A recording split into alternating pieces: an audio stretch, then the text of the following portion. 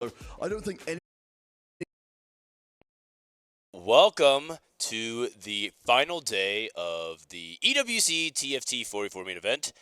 It's been 4 days of grueling 4v4 action, and today will be the last day. So we're going to find out who's going to be the champion. Maybe you heard a little bit of the preview going up into it, but we're going to have a. Excuse me, wow.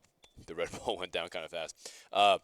We're going to have a new champion today, no matter what, because Wolves got eliminated yesterday in the quarterfinals, and now we have a new team that's going to be crowned as the 2025 World Champs.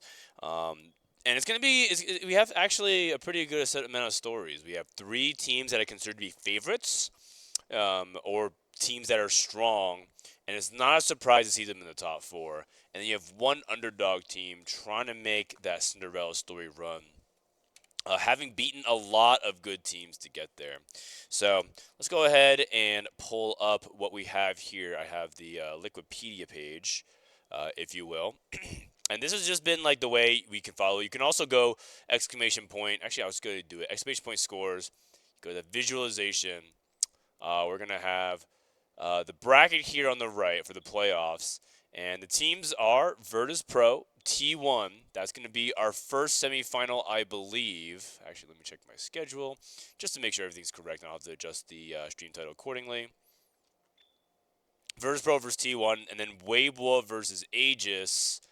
And then the finals will be the winners of those two semifinals. So we have AEGIS featuring Opale, Haribo, Lyris, and Gobostur. They're the last Western team. It's a it's a French team that I think a lot of people were not actually pegging as like the number one team from France going into the qualifier, but post qualifier and now post EWC, hard to suggest that there is a better EU team. I think Aegis has looked really clean. They 2-0, 2-1 their groups. Looked really strong all throughout. They haven't dropped really many games. They only dropped one game all tournament, and they've looked really, really clean so far. So I currently peg them as number one overall in the top four. They just have looked the best at the moment. I think a lot of their game plan makes sense. I think they are playing clean. They're coached by Le Coco. It all looks pretty good. So that stuff has been pretty good so far. And then over in the other side of the bracket, I had to peg T1 as a favorite. Bintum, SCSC, Dooney Zuni, and Crazy Movin'. Are we sure that we're going live, by the way? I just wanted to make sure everything, because I don't see it live on my end. Okay. Okay. Copy that. All right, so the Crazy Movin', Bintum, Dooney Zuni, and SCSE, they're a team of people that I don't think individually are really strong, but or rather, I don't think they're as strong as the sum of their parts. Some teams are not actually like that, right? Some teams, they're four strong individuals, and there's some synergy there, but it's not really resulting in a huge effect when it comes to 4v4. But these guys have extremely good teamwork. I think T1 has some of the best teamwork out of any team here. I think it's probably arguable that they are just the best. They have the best chemistry, period. Just simply because of the amount of preparation and how meticulous they are about everything. I've talked about it before, but they have like positioning playbooks for almost every comp in the game. They do a bunch of deep dive analysis on stats. And they kind of do it all, right? They play the meta, they go off the meta, they take crazy augments. Yesterday, Bintum took aura farming. That's right, the 5 cost that you get at the end of stage 4, took triple econ, played for a fast 9. In a meta where I think a lot of people just thought fast 9 was not possible. I talked about it with some of the Vitality guys last night. They're just like floored that Bintum would even try something like this, let alone be able to execute it, and which helped lead to a win. I don't think he was the star player in that game, but it was definitely like showing you the kind of strategies that they're willing to implement. And then the underdogs, right? You have some of the underdogs on the other side with Virtus Pro. Maris, Milo, Kian, and NCC. These are the players that I think kind of represents a little bit of like the Aegis factor, which is I think maybe there's one player that you would recognize, right? Maris is the superstar player from Virtus Pro. He's made worlds multiple times in recent times. A lot of people in Vietnam recognize him as one of the best. YBY has actually said that he wants to team with Maris sometimes in the future, right? And that's just really high praise. And he is leading this team of Vietnamese players to the semifinals, and they have really upset a lot of people. They come in as like the lowest seed from ACL, and they kind of come in as like the quote weaker team from Group B. You look at Group B, Mavs and Falcons and Aegis are three strong teams. You would pick those three teams to be in the top 8. They're all in the same group. Virtus Pro is the one that gets out of that group. And in hindsight, Group B is a group of death, right? We thought our group was going to be pretty hard, and we narrowly missed out. But Group B, I think, is the hardest group. Virtus Pro gets to semifinals, and they also kind of do some wacky stuff. They take, I think one thing that's the key about all of these top 4 teams is that they have all gone against the grain and pushed the meta beyond what was expected. Everyone expected Sorks. Everyone expected Gangplank. A lot of people are playing things like Mundo Jin to be safe, play like BA Prodigies, Battle Academia Prodigies. These 4 teams all have done defined things that are different and unique and not exactly what you expected out of the metagame. And I can go into a little bit more once we're into the series, but it varies from being really aggressive, like T1. T1 has pushed hyper aggression to hyper greed, where people have gone fast 9, to people doing unusual augments, taking unique lines. And they all have their own individual pocket techs, although some of it's starting to come out. I can talk about it now, but for example, some power-ups are stronger than intended. Some power-ups are not working at all, right? And so I think a lot of the teams here, they individually have picked up on small techs. I think one of the highlights was I think Virtus Pro thought Fusion Dance Katarina was one of the conditions to play the comp, and I wasn't sure about that because I thought Cat really wants something like over 9,000 to scale. They kept Fusion Dance and would stack one of their units, and it looked like it paid off really well. So that's the kind of stuff that you want to see, some of those techs. Okay, and I believe I usually do like a fantasy segment to kind of show you guys what's going to happen or what I predict will happen. As you guys know, I have a great track record with fantasy, and Esports World Cup is no exception. I've pretty much been lights out. But I believe the last pick'em head-to-head today is closed. If you want, you can sign up for the other games as well. Next week is Counter-Strike, which I think a lot of people will follow, of course. You can play fantasy Counter-Strike. You can pick do pick'ems for Street Fighter. I'm going to be watching the Street Fighter event as well. Probably going to go to the I'm probably going to go, oops, sorry, that is my Tournament Realm account. I'm just going to go ahead and start a new tab here then. Okay, final predictions here. T1 versus Virtus Pro. I think it's going to be hard to bank against T1 here. Finals prediction, right? I think it's going to be hard to bank against T1. I think T1 over Virtus Pro in the semifinal number 2. I think T1 has unfinished business. They made it to the finals last year. I think that they are going to meet AEGIS in the finals. But you know what, man? The thing is, Weibo actually showed a lot of chops yesterday, highlighted by the fact that they actually did some crazy stuff. They pivoted into their own team's comp. It was insane. Like, basically, one player was playing Cassante. He wasn't going to hit, and his teammate ended up hitting Cassante 2 while playing GP. He sold his Gangplank to play Cassante 2 carry, went for all-out fruit instead, transitioned over slowly to the Cassante board, and just sent his teammate 8th. And then Weibo won. It was just insane tactics, right? Like, it was literally, like, if you guys watch Blue Lock, you know how, like, they devour their teammates in order to, like, score the goal? That's what it was like. It was insane. It was insanity. That's what Weibo's doing. They're devouring each other. Absolute craziness. And then in the finals, it'll be T1 versus AEG. And I'm going to have to go with AEGIS as the champions. I think EU wins their first major international title since, I guess, MSI from a year and a half ago, which was won, by the way, by Puddle from Team Aegis, right? If you look at Aegis, Puddle won TSI back in 2024, a year ago, right? He won it a year ago. This was set 11, I believe, where Puddle got first, Malala got, oh no, it was set 10. Malala got second. Replay got fourth. It was a really good performance by NA at the time. Actually, I think this was set 12. Anyways, that would be the first international title that EU has won, and it'd be Puddle with 2 of those victories. So, all right, let's head over to the main stage here and get ready for the final ceremony. Let's get it. Frodan, every time I play Coup, someone always contests me. How do I stop this from happening? First of all, I'm going to say I answer this in 5 minutes. But the answer is stop playing Crew. XD.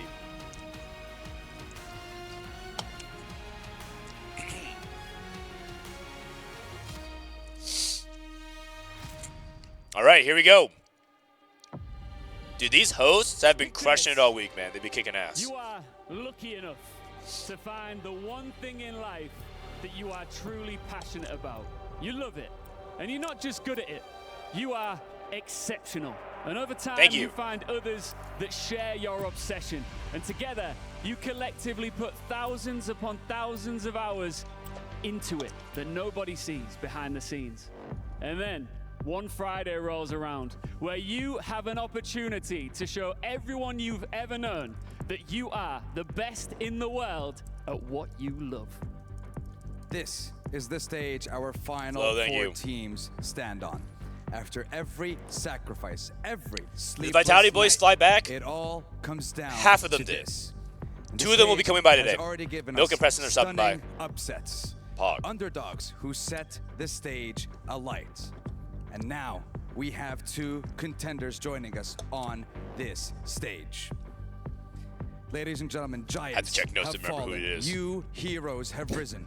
The stage and the board is set for the biggest games of their lives. One shot at making the grand finals. One shot at this glorious trophy.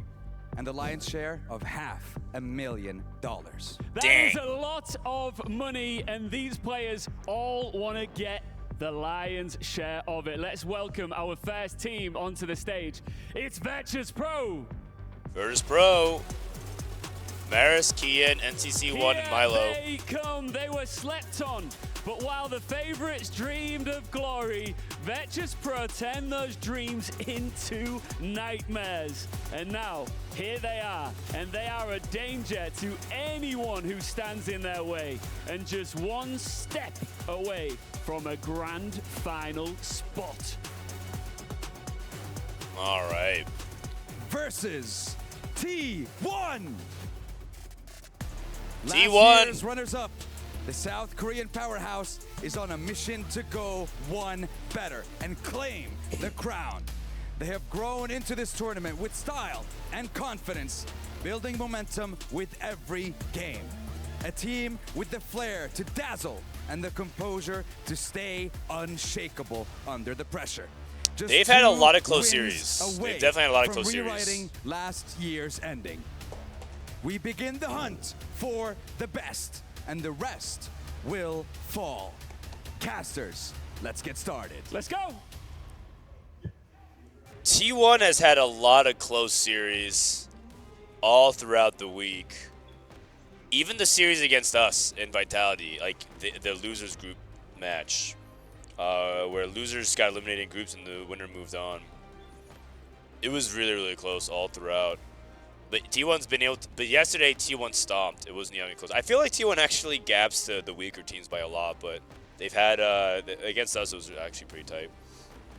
And then another thing that crossed my mind is today we actually could get T1 versus Weibo, which is a fun matchup because, as you guys know, that is the world's finals for League of Legends in the past.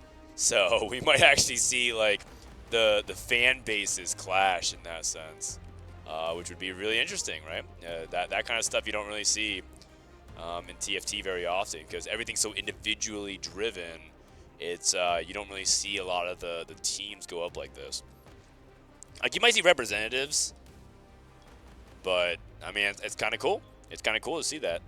It just feels like we're kind of part of things, right? Like we're part of the larger ecosystem. TFT sometimes feels like we're on its own island, sort of, removed from all the other action. Like, oh yeah, like, because a lot of TFT fans are also League of Legends fans, right? So we follow along all this action, but the spirit of Faker can go with the spirit of you know, if I mean, I don't know, I guess Gen G isn't here, but I'm just thinking about because Faker versus Chovy is like a big, really big rivalry. But we can have our own rivalries in TFT.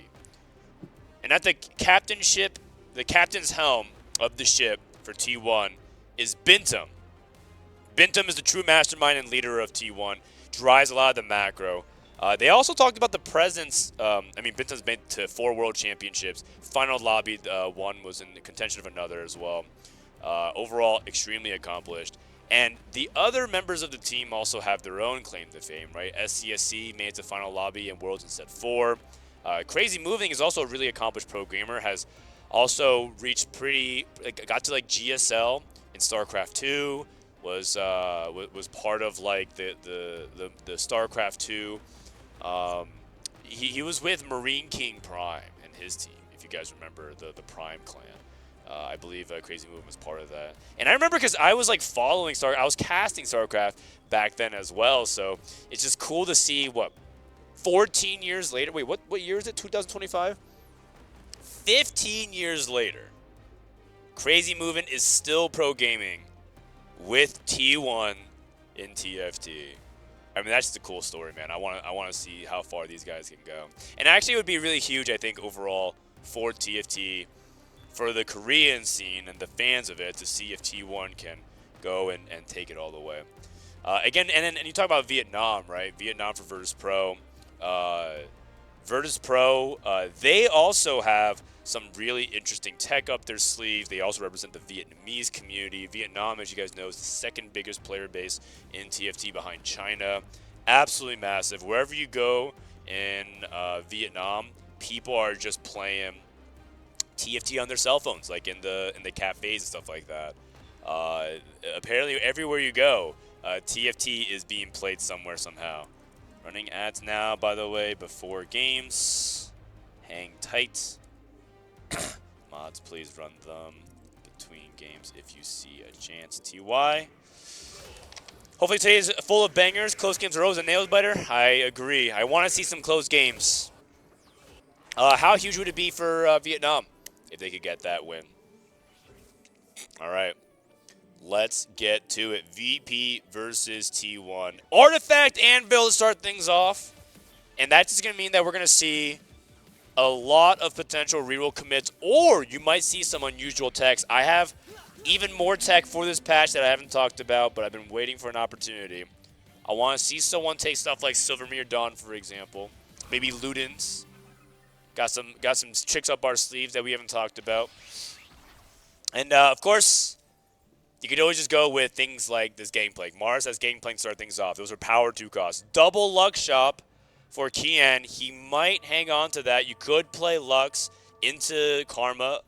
If you have something like Manazine, you also can just play Lux. More on that in a little bit. Caitlyn, nothing too crazy here. Jace. Ooh! Silvermere Dawn Jace. Put that out there, the Caitlyn Jace. I think a lot of people know about this on current patch, but this is something that we discovered even previously about a week ago for a lot of people. Kale. Kale could also see some gameplay too as well. What does we have? We have Double Strike Kale. That's not exactly the Kale that you're looking for, but Double Strike is pretty solid. I think it's a good power up on Kale. It's not her best, but it's a good one if you want to play for it. The issue is gold generation and rerolling for Kale 3 is problematic. Sometimes if you miss and you're a little bit behind. Okay.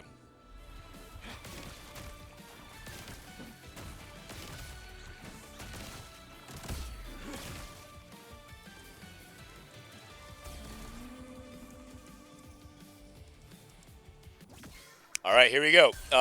Let's go into 2-1. Gold Destiny is linked to Heroic Grab Bag for Dooney Zuni, so he is going to be very much in a good spot. For reroll, we have Vi Hero Augment. Hero Augments historically have always gone really well with artifacts. Now, the thing is SCSC's POV. He's thinking about solo leveling instead. Does not... Oh, he's going to go all that Shimmers. I guess he doesn't have a solo leveling unit, unfortunately. He must have something in mind. He's going to go for the Mogul's Mail is the safe pick here, but he doesn't have 2-star frontline. He can go Indomitable. Oh, no, he can go Talisman Ascension with Mundo. He goes DFG instead. Okay, so he's probably just committed to the AP line. Someone on his team may have committed to the Mundo. Bintum takes too much value. Has the early Kaisa. Gold Collector is not that good on Kaisa because there's redundancy to the Supreme Cells. He could take Luden's Tempest and play towards Jin Mundo. He could take Light Shield Crest just to be safe and generic. Tough choices already. He's going up against NCC, and he's not making a choice right now. I'm actually surprised that he's taking so long. Sure, he's not going to random this. He takes Mittens. That was the option I was considering the least. Mins is really good for some of the melee carries, right? You can put it on. You can put it on a lot of the fighters, like Viego. You can put it on Darius.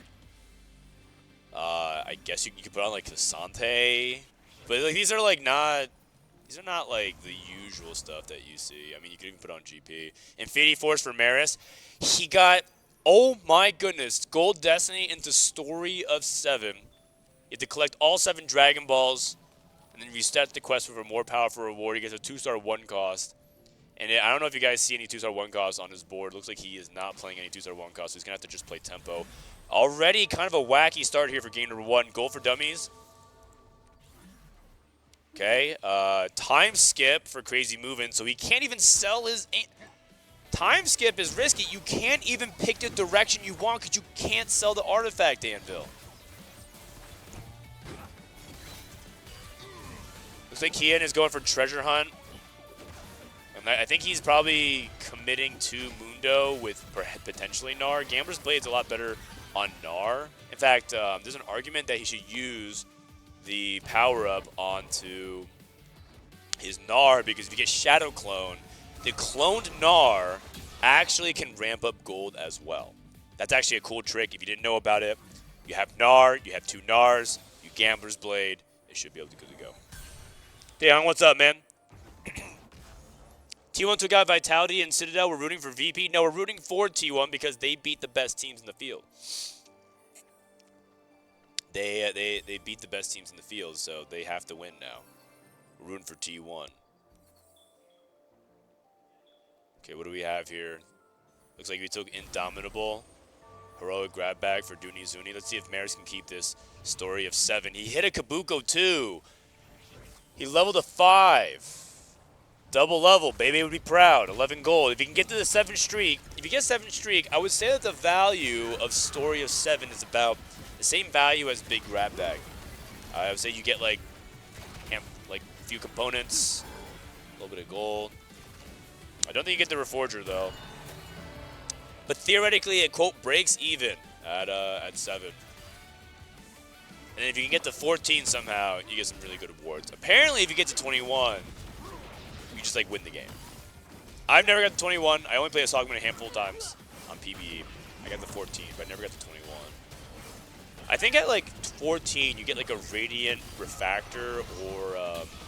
like a Masterwork upgrade, or you get like an Artifact Anvil or something like that. Like just basically a really powerful swing. But it's gonna be really hard to get that done in 4v4 because a lot of times, by the time that happens, the game's already over. But you know what, Maris is a tempo savant. He's really good at playing the win streaks and tempo, put himself in good positions because he's really good AVP on ladder. If you look at the Vietnam ladder, Maris is usually a top 5. With really good AVP, in particular top 4 rate, so he is very comfortable. Went for a sword for his GP. All right, let's take a look at who was the player that had time skip. Was it Dooney Zuni?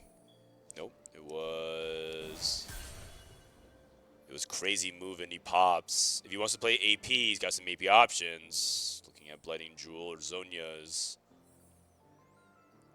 Seeker's Arm Guard is like an item that people have thought it was like fine for Katarina, but I don't really like it that much, and I think that's Defiance. It's just a little bit weaker than it's just like a below average artifact. Takes a Zonia's. Now the thing is, Zonia's is actually not bad if he wants to play GP. He could actually just have that replace. Like he goes Zonia's Rageblade Kraken, and you can just have that replace the Edge Knife. So that's like one way he could go into GP if he wanted to. I don't know if anyone from C1 is actually playing GP right now. Oh. You know, actually, it'd be tempting to slam in Crazy Movie's position, because if he could stop Morris's streak, that's a really big deal for the story of 7. He might just win anyway. He slams a vest on Jace. And that's going to be the win for Crazy Move, and he beats Morris. It's a really, really big deal. Clutter Mind, Wits End. Wits End historically has been really good on Katarina. I don't believe it's that good on Kaisa. So I don't think he's actually going to reroll with Wits End. I've seen a lot of people play Wits End also as just like an AP, because it gives a little bit of it gives attack speed and it gives, I believe, AP. Oh wait, no, they changed. Oh wait, they changed Wits End a while ago to now give resistances and HP. Just kidding. Attack speed, bonus magic damage. It's also theoretically an item that's good on like Kog'Maw, but I don't think people are playing Kog'Maw on this patch. I think Kog'Maw is a next patch thing. So they did buff it. I played one game of 15.2 yesterday, and I ended up playing All Out Cassante because I took expected unexpectedness, and I hit All Out Cassante on 2-1, so I decided to just play Cassante. That's my entire experience of the patch so far. A lot of people were playing Volibear though. Volibear looks kind of nuts in the new patch. He was hitting so hard. Okay, so it is going to be Mittens GP for Bintum, so he looks like he's just going to go into GP, which means that Crazy Movement is not the GP player. So he's probably going to play AP instead. So we have probably like a Kaisa, Jin thing for Dooney Zuni. We got like an AP-ish, maybe Karma, Sorks. We have GP, and then we have... Actually, this may be the Karma Sork player. So I guess I don't really know what Dooney Zuni wants to play. Is it like... Is he going to be forced to go into 4 cost, like play Cassante? He has an early set. Is he going to like try to play around Juggernaut somehow? Over on VP land, we have GP for Maris. Milo has a Smolder early on. I'd be surprised if he commits to that. I think he wants to play Mundo. Mundo Jin most likely. Then we have Juggernaut, oh wait, Treasure Hunt Mundo for Kian, which means Milo is probably not going to be going for that. Sorry, Milo's probably not going to be going for that then. He has Mundo 2, though. So if Kian is playing Treasure Hunt, what is he going to Treasure Hunt for? What's he going to reroll? And then kind of a Wits End open-ended thing that I'm not entirely too sure about. Big roll down for Bintum. Looks like he was trying to go for a GP2. He has not found a GP pair. Has 4 Kaisas instead. And if Wits End Kaisa is tech, Bintum is going to be holding these Kaisas for quite some time. He's got 4 Kaisas ready on the bench already. He has too much value, so he actually is trying to fish for multiple rerolls per turn. Holy cow, that GP's moving really fast. But I believe he only has 3 2 costs. He has Kabuko, Vi, and Gangplank at the moment because he did find the 4 mentor with Rise. I miss your streams, Frodan. I miss you guys as well. I wish this 5-minute delay was not a thing. Where is he reading comments from? The internet. So what is Milo going to play? That is the big question. That is the big question. Not entirely sure. I kind of think he's one of the big X factors here. Blazing Soul, Cloning Facility, Piercing Sight. He might just take Blazing Soul if he's playing an AP comp. I'm not that big fan of Piercing Sight. He's way too poor for Golemify, in my opinion. You can justify taking Care Package just for extra resources, because extra resources is nice. In 44, you can always just help your team just like hold things. Care Package can also give you duplicators, which can be really, really powerful as well. Okay, I'm going to go ahead and pause this because let's go for the roll down because Dooney Zuni is rolling. Dooney Zuni rolling for Kaisa right now and Mundo. Oh, God. Wait, but isn't Bintum holding a bunch of these units? Bintum still hasn't picked his Augment. A lot of slow action coming from the teams right now. Really, like... Okay, GP2 for Dooney Zuni. He's going to skip that. Makes Kaisa 2. Wow. Gold Destiny, double dupe, and this is your 3-2 board? That's got to feel bad. Tailoring his power-ups. He's not slamming Zion, giving SCSC the win. NCC win. Oh, he's going Kaisa. He's going Akali. He's going Cassante Akali from Lose Streak. He's playing open, Cluttered Mind into Cassante. Wits End into Akali. I can see that. Yeah. Okay. Okay, I can see that.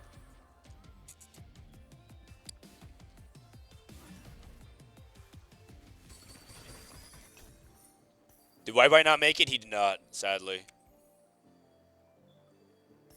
Okay, Zuni's still on the roll down. And Kian trying to roll till he gets Treasure Hunt activated, and he gets a couple of units here. Oh, sorry, he gets an Anvil. I have that mixed up. Frontline items. He has no frontline items. Okay, goes for standalone, which is just a good early mid on Mundo. The thing that I'm really confused about is what is Milo and Kian doing? They're on the same team for Virtus Pro. They both have this Mundo Jhin set up, and they're both not rolling very much, right? Kian is trying to time his sync up with Milo.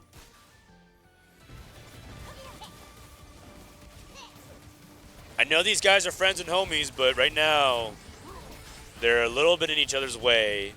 I believe, if I'm understanding correctly, Kian is trying to stay on Mundo Jhin, and Milo is trying to transition to something else because of how much gold they're holding.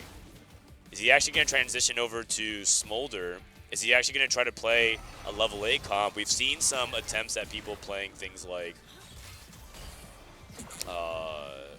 Volibear, but I think he has Blazing Soul, and he has open tier items. I think he's just going to play an AP comp. And if one of his players, he might be playing Battle Academia.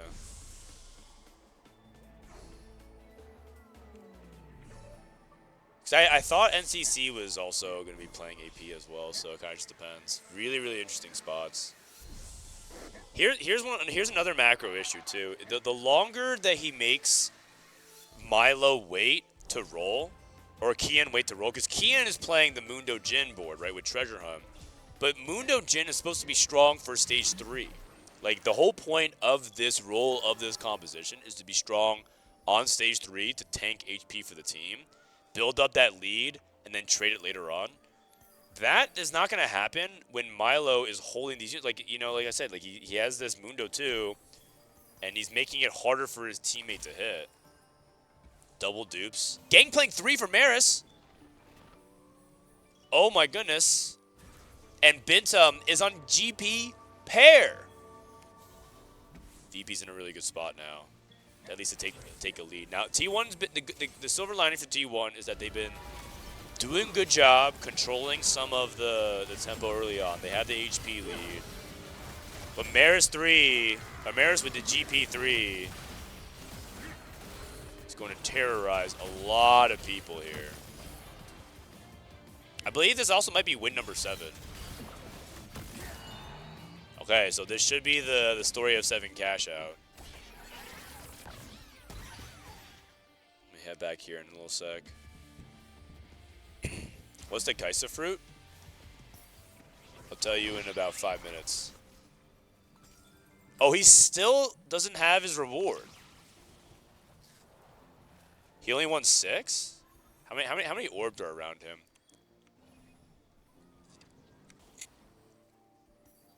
Okay, it looks like Milo is going to head over towards Yumi. He had the BA. That makes sense. There is no fruit on Kaisa, by the way. A lot of them are putting the fruit on front line instead of back line. No stretchy arms as well for Maris. Not yet.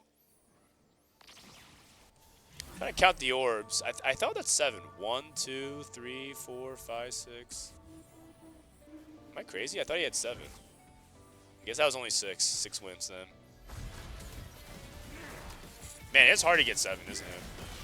Going against Zuni. Can Bintum keep up the streak? He's streaking with 1-star GP.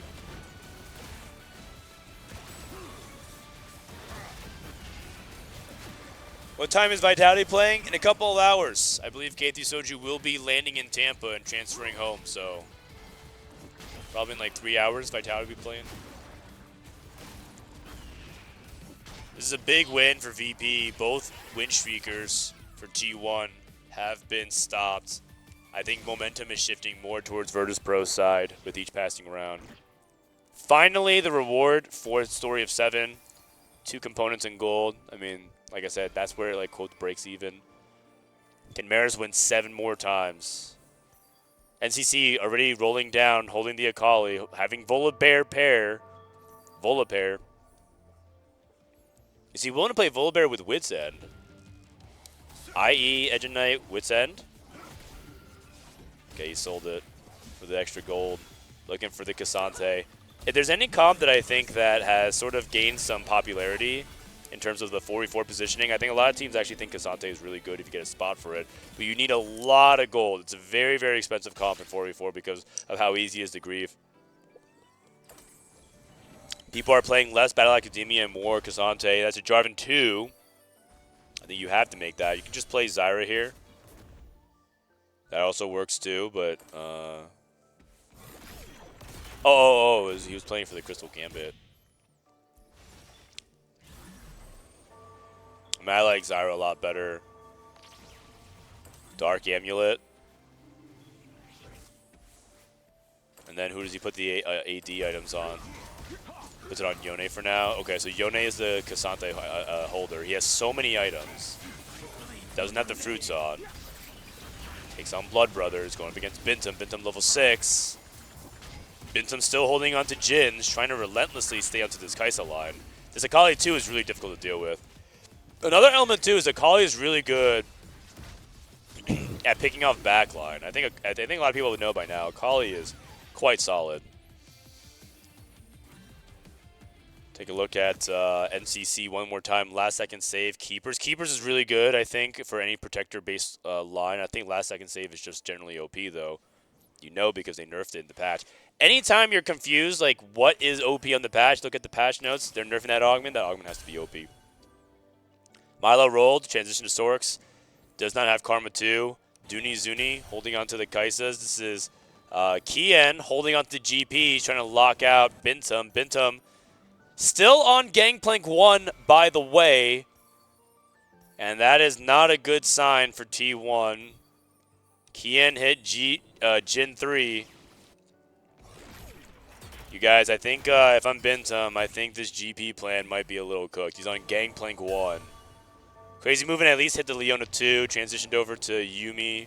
So 2 BA Prodigy, 2 GPs, 2 Sorks. And then we have Cassante versus Mundo Kai'Sa.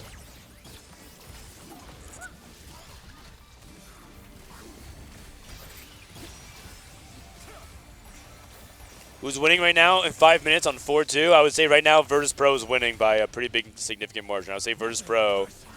I would peg Virtus Pro as the 65-35 favorite just based on their positionings because I feel like T1 is going to start free falling soon, especially if Bintum is just stuck on GP1. I mean, I say that, and yet GP1 is still winning rounds. Granted, it's against his teammates. And also, Milo's losing. If Milo goes 8th, I think T1 has a shot at this. Milo's low roll Sorks, right? Yeah. Low roll Sorks. No upgrades except for his Swain 2, which is just not good enough.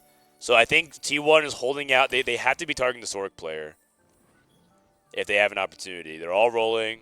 They're not holding anything, though. So actually, it's just a pure miss on... Oh, yeah, they're holding 1 Karma. But if Milo goes 8th, that is the opening that T1 can go for because I think they could play for a tie at the bottom. Milo up against NCC. NCC's not going to slam. Oh, he is going to slam. He's slamming partially. I don't think if... I guess NCC doesn't want to sack either. He's at 24 HP, so neither in the position to sack. So they're saying we have to give lives to NCC if we have to choose between the two. Milo also, by the way, did hit the Karma 2.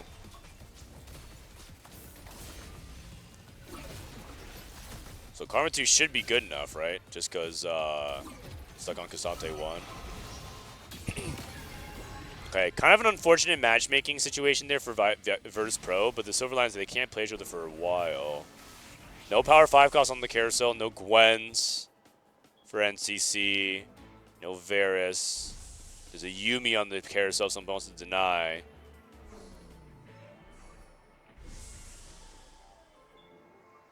What's Kian going to go for here?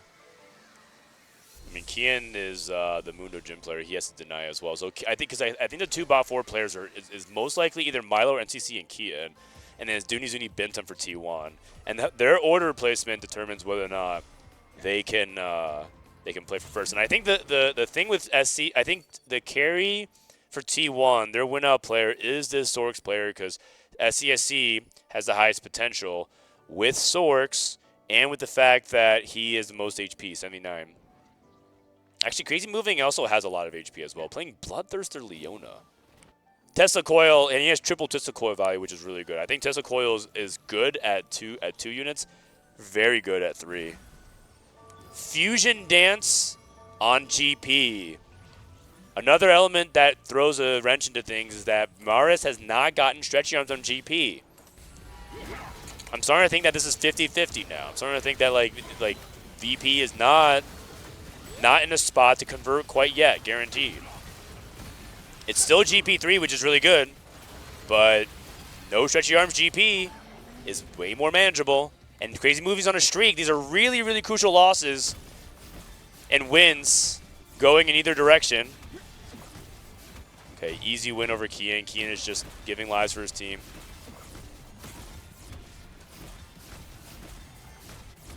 They're playing for AVP and not win-outs. It just depends, right? Because it's 4v4, sometimes you play for AVP because you can go for a tempo victory, and sometimes you can go for the win-out strategies. You theoretically would win every game of 4v4 if you go 1-2, but also if you send the other team triple bot 4, you can also win that way. It all kind of depends. SCSC hit Cassante 2, and he's holding Cassante 2 on the bench, deliberately targeting NCC, who still is only on Cassante 1. No Cassante pair. NCC is actually running out of time. I thought that, at the beginning of the stage, I was looking at VP because they had the GP3. They had the opportunity to go for the fruits. They had an opportunity to go for this Cassante 2, and if they could hit it, they'd be in a good spot. But now it is not working out that way. Tilting ever so slightly in favor of T1 right now. And if NCC loses here, he is the likely player to go 8th. Just depends on this Yuumi with Zhonya's. Zhonya's with Yuumi makes sense because she's a ramp champion. Oh, and the Zhonya's pops. And the Akali is gonna go down. Zuni also lost as well. Bintum, is he still on GP1? There's no way. Is this guy still on GP1? Okay, he finally hit GP2. It's a Christmas miracle. Crazy moving, still on that win streak, holding really strong. If you ask T1 right now, who is the best performing player in T1 this tournament, it is Crazy moving. He has delivered time after time from his spots. He has generally been considered to be the MVP of T1 this tournament. Even though Bintum is the star leader and player accomplishments, a lot of people are saying Crazy Movement is the guy who, whenever he needs to have a big game for the team, he's been stepping up to the plate. Zuni is just as good as dead, so it comes down to who can go, who can outplace whom. Can Zuni outplace NCC? Can Milo hang on long enough to potentially outplace Bintum, because Bintum's on borrow time as well with his GP2. And then you kind of throw some X factors. Kian also in a tenuous position because, Mundo Jin again just gets out capped, but he does have Treasure Hunt, so Treasure Hunt does have high cap potential. 2 more GPs coming down to the bench. He's playing 5 Juggernaut. Treasure Hunt is Artifact. Artifact is Intervening Locket. Remover on Mundo. It's probably Steadfast, and you put Adaptive Backline somewhere else. Oh, he's just puts on another front liner. Okay. Okay, but he doesn't really have that ramp. I guess he does have Kraken, but I'm like, yes, okay, the Mundo 3 should be able to withstand against Yuumi 1. But do we have DPS, right? Yuumi is the Mundo is stalling infinite, but our Jin does very, very little damage. Jin's already dead, and Yumi's ramping. Can Yuumi 1 out-ramp the Mundo? It cannot, and Zuni goes 8th. NCC gets a crucial victory over Bintum. I mean, that's just good matchmaking at the right time. Bintum is very, very weak, and now VP has drawn first blood. But T1 can still play for the tie at the bottom, and Crazy Moving can play for the cap. He's going to 9. SCSC is not going to be the cap player. He rolled down to 0. He's at level 8. And he's holding on to this Cassante 2 with his life. In fact, shouldn't we just be playing Cassante? I feel like we should be just playing Cassante over the Rise. Now that I'm thinking about it, this is something I should have caught on to. But he is not playing Cassante 2 on his board. I think that's a mistake. I think Cassante 2 is way tankier than just 2 strategists. Maybe he feels like he needs the damage though, because he's playing Karma 1. It's understandable, but I think Rise doesn't do very much. NCC going up against Maris. Did Maris remove anything? No, not really. They might be just sacking SCC saying, hey, good job, you didn't get 8th. That's good enough. Give lives to your teammate. NCC lost. Milo also lost against Crazy Movin'. Kian against SCSE. SCSE does not have the DPS. He's stuck on Karma 1 as well. But now that the Karma player is dead, SCSE, this is sort of an issue with like where SCSE was, which is, now he can roll for the Jarvan 2 and the Karma 2. And that's why he stalled out as long as he did. He actually sold his Cassante, and he'd rather hold on to Rise 1. And Milo's holding that extra Karma. Only a couple more Karmas left in the pool.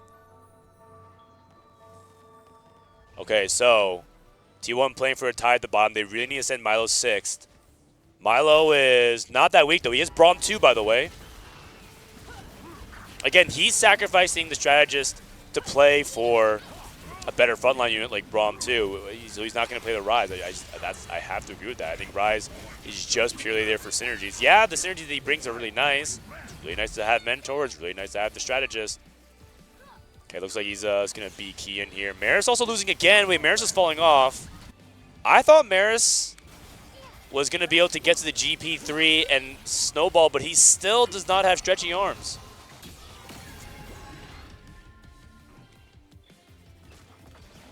The Vitality guys go home. Half of them did. Half of them are showing up later today on the Costream.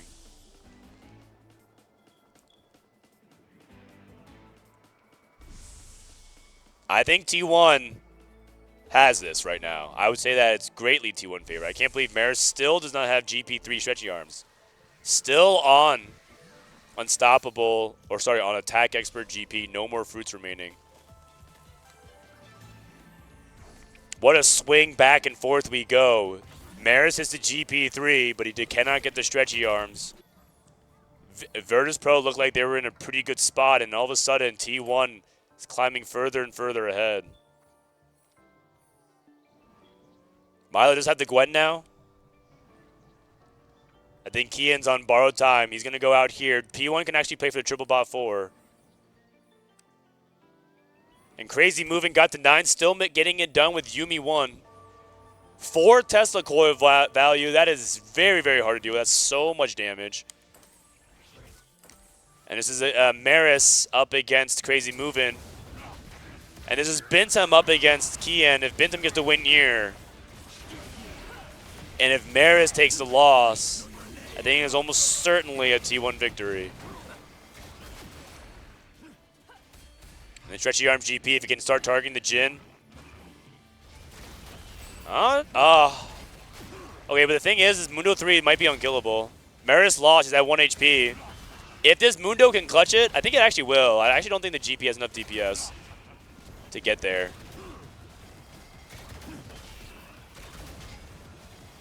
Okay. Dude, this Mundo is so chunky. It's a big time win actually for Kian. The 2 GB players going 5-6 would be surprising, but it would be really big for T1 because that just removes VP's biggest threat. VP's biggest threat is the Mundo player, or sorry, was the GB player, and all they have is Mundo. Now they might have to put their eggs in the Sork basket because they do have Gwen. They do have Braum. How many Portal fans do they have right now? 6? So he's at 24 HP. Milo needs to trade for his teammate. This is Maris. Also, Maris, another thing to pay attention to is how many Dragon Balls does he have? He only has 3. Never mind, it's probably impossible to get to 14. He is so dead. And Bintum, Crazy Movement's also going to be killing Bintum. They're just sacking their players and just playing whoever wins, wins. Okay. Wow, that was actually really, really close. If it was sacked a little bit better, there's a chance that VP could have forced a 1-3 instead of whoever wins, wins. But now, it's a tie at the bottom, so whoever can go first will take it. SCSC hit Karma 2. Crazy Movin' still on Yumi 1, by the way.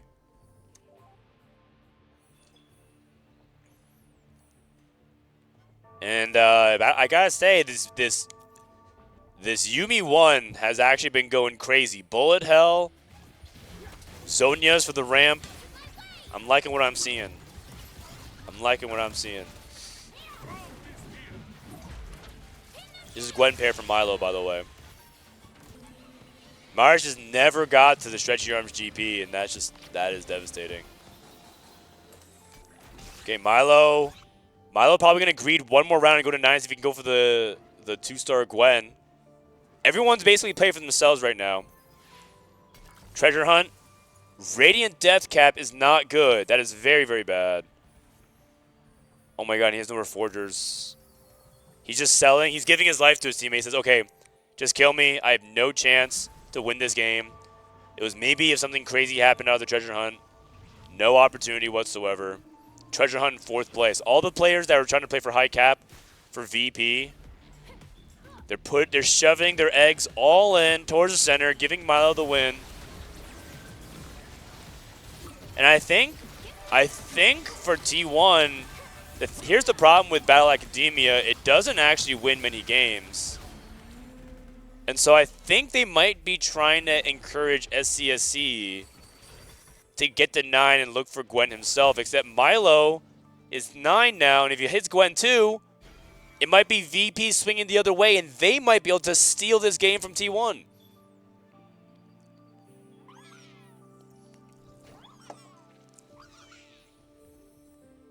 No Gwen 2. Spreading out a little bit, trying to make sure to get to the tank on the right side. I don't think you want your weak side to be on Karma, because it has an opportunity for the Discus to move around. SCSC versus Milo, level 9 versus level 8. I give the edge to Milo. Just because of the Gwen. Also, he's level 9. Also, he has combat augments, plural. It has to be Milo favored. I think SCSC... Hold on a second. Oh! Oh my god! How much HP is that? That was like 1 HP, man.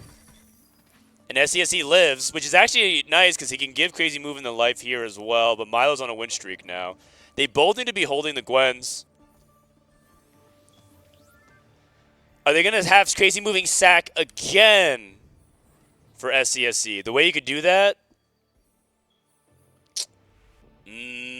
How can you do that? You can remove her off of Leona, the fruit, and then re-enable it for when the fight starts. So that way it doesn't go into effect against SCSC.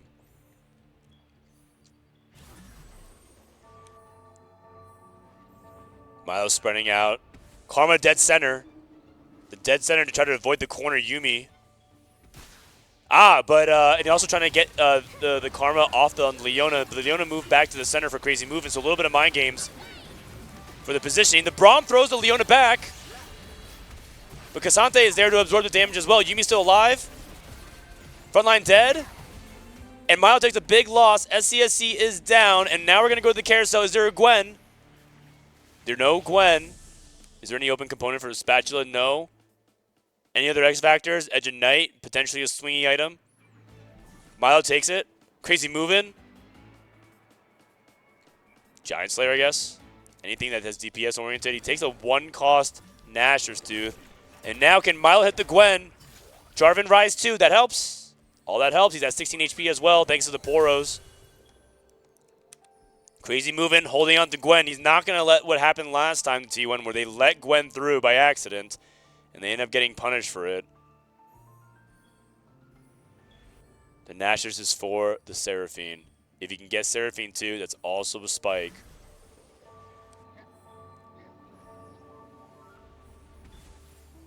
Right side lean from Milo. Braum in front of the Cassante. Is that going to be the X Factor? Karma on the upside of Yuumi. That gives Yuumi all the time to ramp in the world. Cassante thrown to the back. And Karma now starting to work on everyone else. Yumi's getting a reset. No Zonias. No Zonias left remaining. The walk up. Oh! The Yuumi getting the Zonia's reset early into the fight, I don't know how that happened. I think it's because the weak side from Rakan somehow let Yuumi get aggroed upon, and she ended up taking a little bit extra damage. And that didn't give her the stall that she needed in the late game part of the fight. This is as close as it gets for game 1. Living Wall Stars doing selfish. Gwen 2 in the shop for Milo. He can't afford it. He's locking it. If Crazy Movement doesn't kill him here, he can't die, though. He has 18 HP connects to the Poros, right? Wait, he has 5 Poros? Oh, Milo can't die. Oh, he's going to hit Gwen 2 guaranteed. Unless Crazy Movement like wins by not losing a single unit, I think we're going to go to stage 7. No matter what here. And that's going to be Gwen 2. I think VP is back in the driver's seat. I can go up and pull up the mainstream fight here because I want the cams. So Yumi once again activated early. Oh! Oh my god! It's so close, and Crazy Movement loses again. And this is what I'm talking about. Battle Academia has a hard time closing games. That's a Gwen 2 over from Milo. Battle Academia has a hard time closing out games. That's why I think they wanted to power load SC. That's why I think SC rolling at 8-0 was kind of a surprise. I don't think that this was the late game macro that T1 was hoping for. That is why sometimes forcing the 1-3 or the triple bot 4 has to be the priority. Because Source just outcaps. Milo got to the Gwen 2. Is there anything that Crazy Moving can do? I'm going to go ahead and pull my POV real quick. I don't know. Maybe a Seraphine 2? He's trying to pick the best item for Seraphine. Just maybe Jewel Gauntlet or something. Maybe thinking about 3 items on his front line. Seraphine 2 in the shop! Okay, okay. This is it. The head-to-head. Everything has come down to this. For the game number 1, he's going to go for Shadow Clone on Seraphine. Is that a thing? He's removing it off his front line, hoping that the DPS from the Seraphine 2 is going to be enough, but as we know, Seraphine is not exactly the most reliable carry. And to make matters worse, is Gwen 2 is going to AoE the entire board. Big DPS, here comes the bombs. No, didn't hit backline. Yumi, Zonia's activated. No! And it is going to be game 1 to Virtus Pro. Huge clutch by Milo and the Sorcerer player, and perhaps a giant lead in this best of 3. Because who's going to actually take the series? Mathematically, you have to favor Virtus Pro. And T1 came so close to closing it out, but in the end, the inevitability of Sorix, because Sorix closes out games and BA does not, and you have to point towards whether or not T1 needed to build a contingency plan and sort of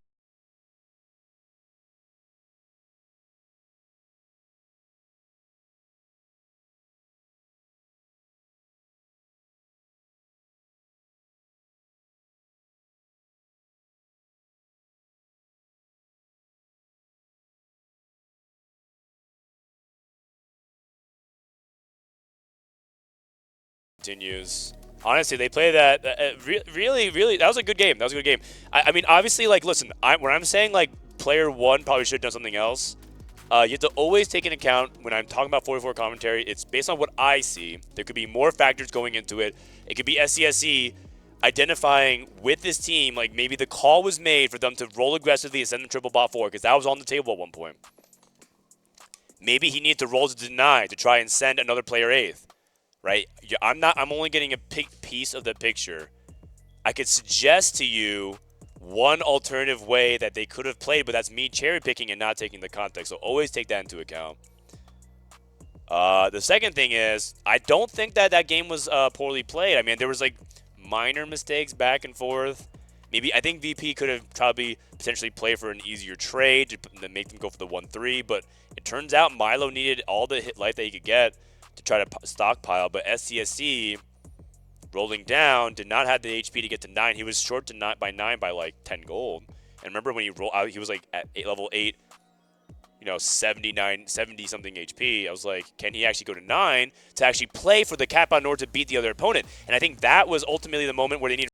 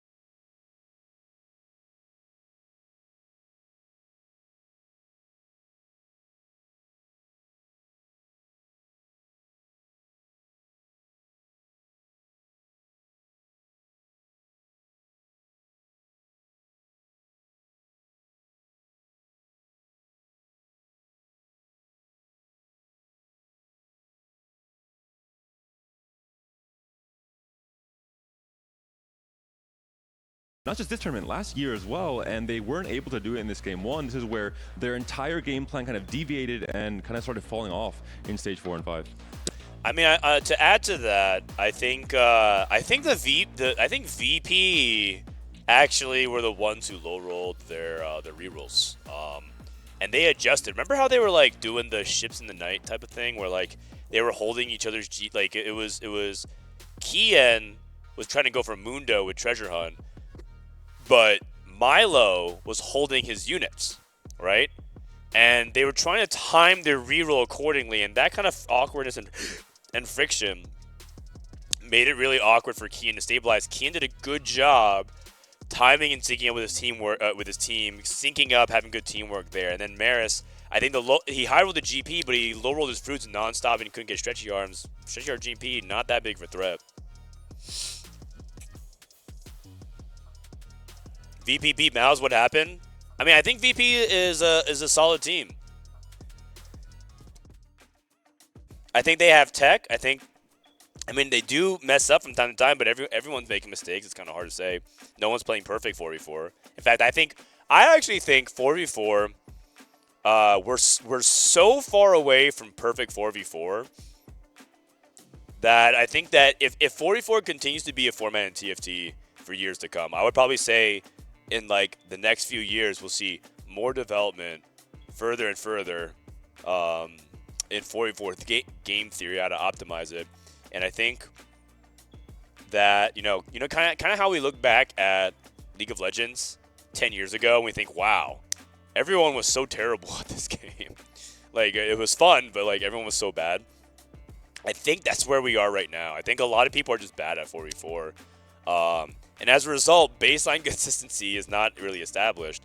I mean, look at Vitality. I think Vitality, we're a team that I think understands 4v4 some of the best, but our execution wasn't there this weekend. Our execution wasn't there this weekend, so it is what it is.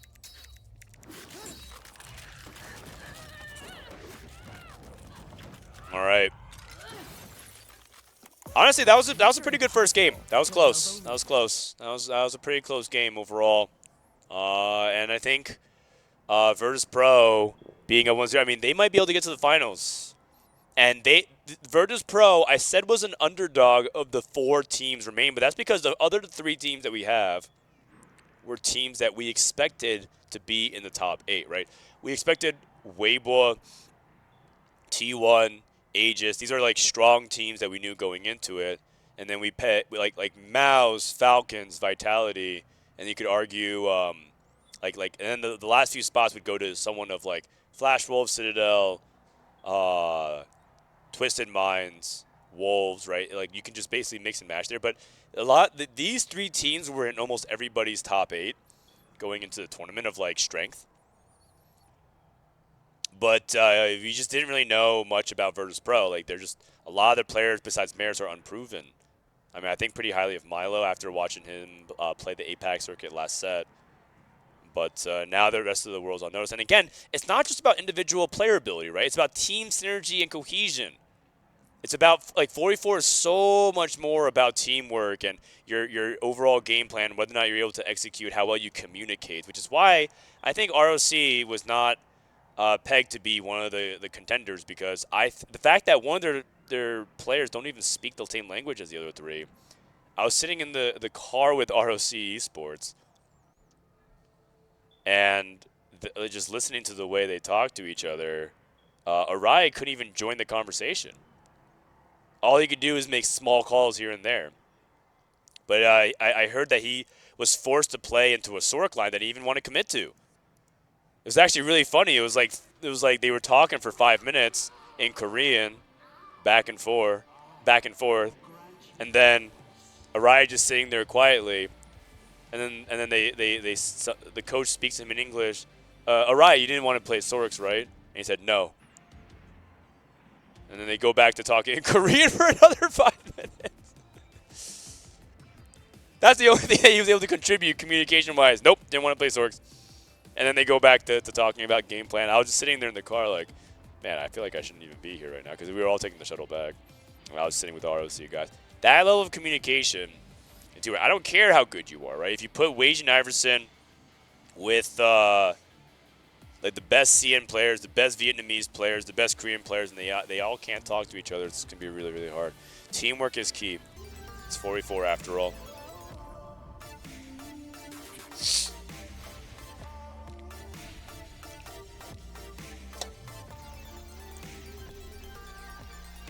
Brandon, I can't run ads? Okay, no worries.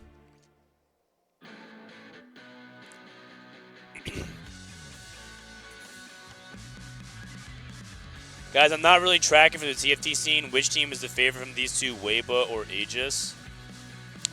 It's probably AEGIS, I think. Is today the finals as well? Today is the finals. That's correct. We're going to play 2 semifinals and the finals afterwards.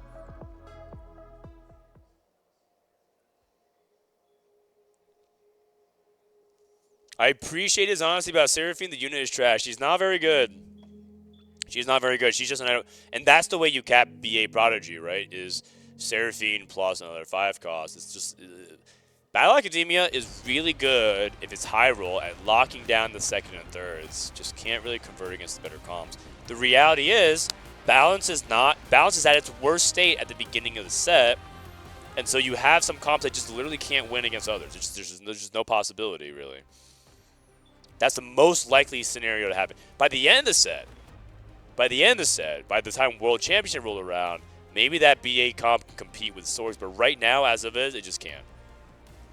Unless you're obscenely high roll, right? Like the BA project went to 10, playing like super high cap, and Sword player has, you know, level 9 Gwen, but the moment he Gwen 2, I felt like it was over.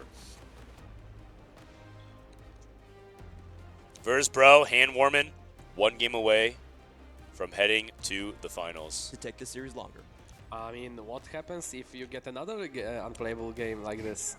You are just going 0-2, and we see 2 component Anvils, so not anymore artifacts. So, but maybe less rerolls and maybe more of the fast 8s.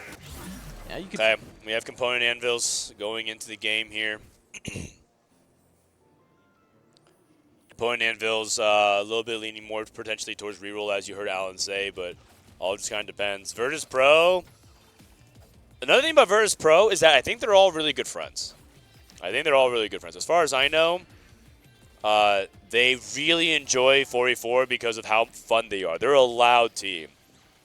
And that's in big contrast to some other teams, right? I actually think that, like Vitality, for example, is not a team that's very vocal and loud and rowdy. They're old guys. All of them are pushing 30, right? They're all just there, professional, taking care of business. Whenever they win, there's no like let's go. They all just sit there and you go, nice. And then you just have Milk immediately starting to yap. Because for them, their eyes are on the finals. They don't want to like get all emotional. They don't want to get disrupted by that ebb and flow. All right, let's head over to our POV here. Wait, why do I have the Windows bar here? Okay, sorry. Not sure what's going on. Okay, we have early Kai'Sa with attack expert for Maris. We have Ari, early Katarina for NCC. NCC probably going to test to see if he can get some of the Katarina power-ups to test if he can play for it. He actually has decent items if he can go double glove. This is one of the situations why... Oh, Max Arcana I think is good. Hemorrhage. Okay. I bet that means he's probably not serious about Katarina then. Gold Destiny into. Aura farming was something that we picked yesterday, but not today. Calculated loss, massive amount of econ. Who is this? This is Bintum.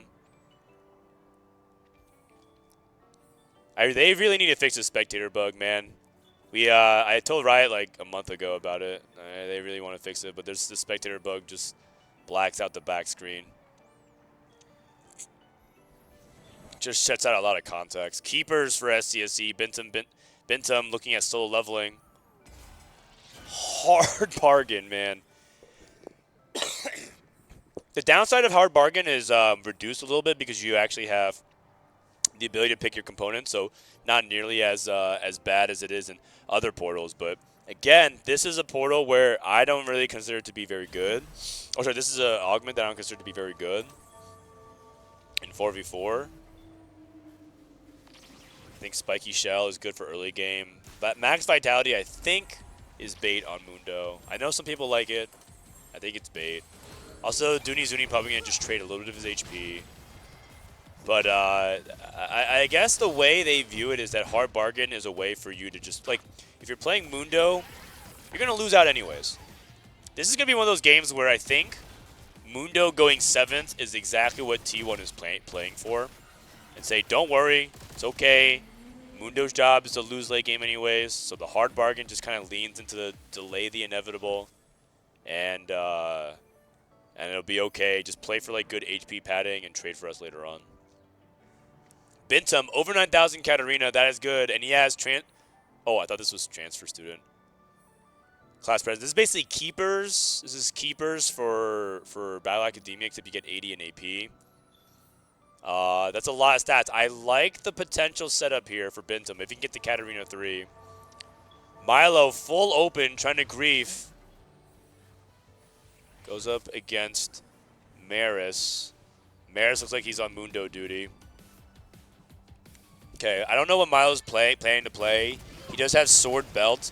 So, with that, we've seen people play Calculate Loss into Cassante. Because Cassante is one of the more reliable Loose Streak comps. Although last game we saw Loose Streak Cassante go 7th. That's okay. That was sort of that was just what you expect out of the Cassante. It's kind of a coin flip. Bramble, Declaw, Kian with an early Ari pair. He's 100% Sorks. And then this is Battle Academia. Looks like VP is just playing pretty standard. They have Mundo, they have Prodigy, they have Sorks, and then what is Milo playing? Oh wait, Milo's playing, I think he's playing Cassante, which means that he also could play GP though. He could play Calculate Loss GP. Yeah, that makes sense. Just take Bow Vest, Cloak. Bow Vest, Cloak, Bow.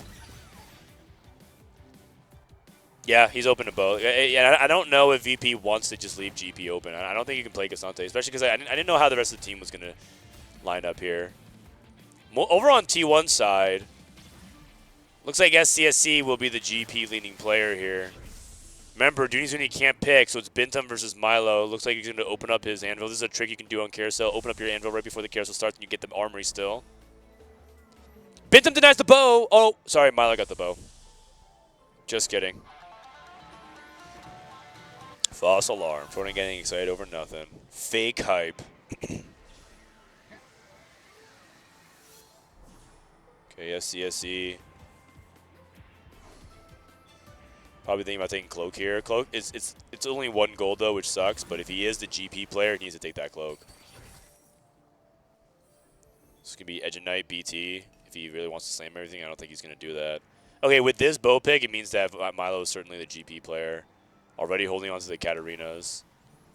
Open to GP. That's definitely a viable strategy. He theoretically could play other stuff too, but I think with that bow pick, he almost certainly is going to be going GP. So T1 has Katarina, Gold Destiny into, I think this is Piercing Sight. Okay. Probably going to be going into Sorks then. Some AP. Dooney is the Mundo, and SCSC is a GP. So we're mirrored down the middle, except Bintum's playing Katarina, and I believe VP has the Prodigies.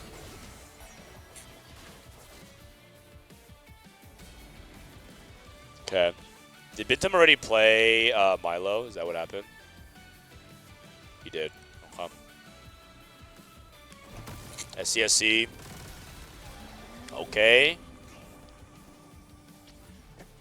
If SCSC gets to play Kian here and get the streak, that's really big for him. Because Kian actually sacked some of his econ to hold all these 3 costs. And so it's going to be really expensive for him if he loses here. He finds it early Cassante. But it's going to be expensive for him if he loses the streak, because Sorix kind of really wants the econ to just be able to hit, since it is a relatively expensive board. You want to play for 3 to 4 costs. You want Jarvan, Ryze, Cassante, Karma. So it's kind of hard to hit all that. Plus you want to hold it for your teammate. Easy guaranteed win versus Milo and SCSC. Going up against Crazy Movin'. They want this win to go towards SCSC. Oh, God. Oh, God. And Crazy Movin' did not give the win to SCSC. I guess that's like okay, because at least you gave it to your teammate, but that was not the coordination that you've come to expect, and that is VP, I think, takes a slight lead from that. That is not what you want to see if you're a T1 fan. I think that might be a really big impact economically, depending on what happens, because SCSC now loses that econ, right?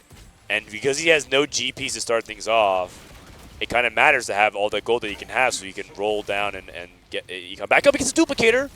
Oh, all's well that ends well, I suppose. If he gets one more bow, he is fully back. Bow. Nope, did not get it. Milo. Also, Milo can miss on his components, another thing too. Milo has no GPs, and he also does not have his Anvils popped. It's entirely possible he gets like Rod tier, belt, cloak again. Twice in a row.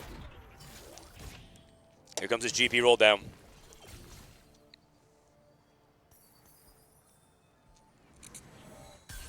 Two GPs.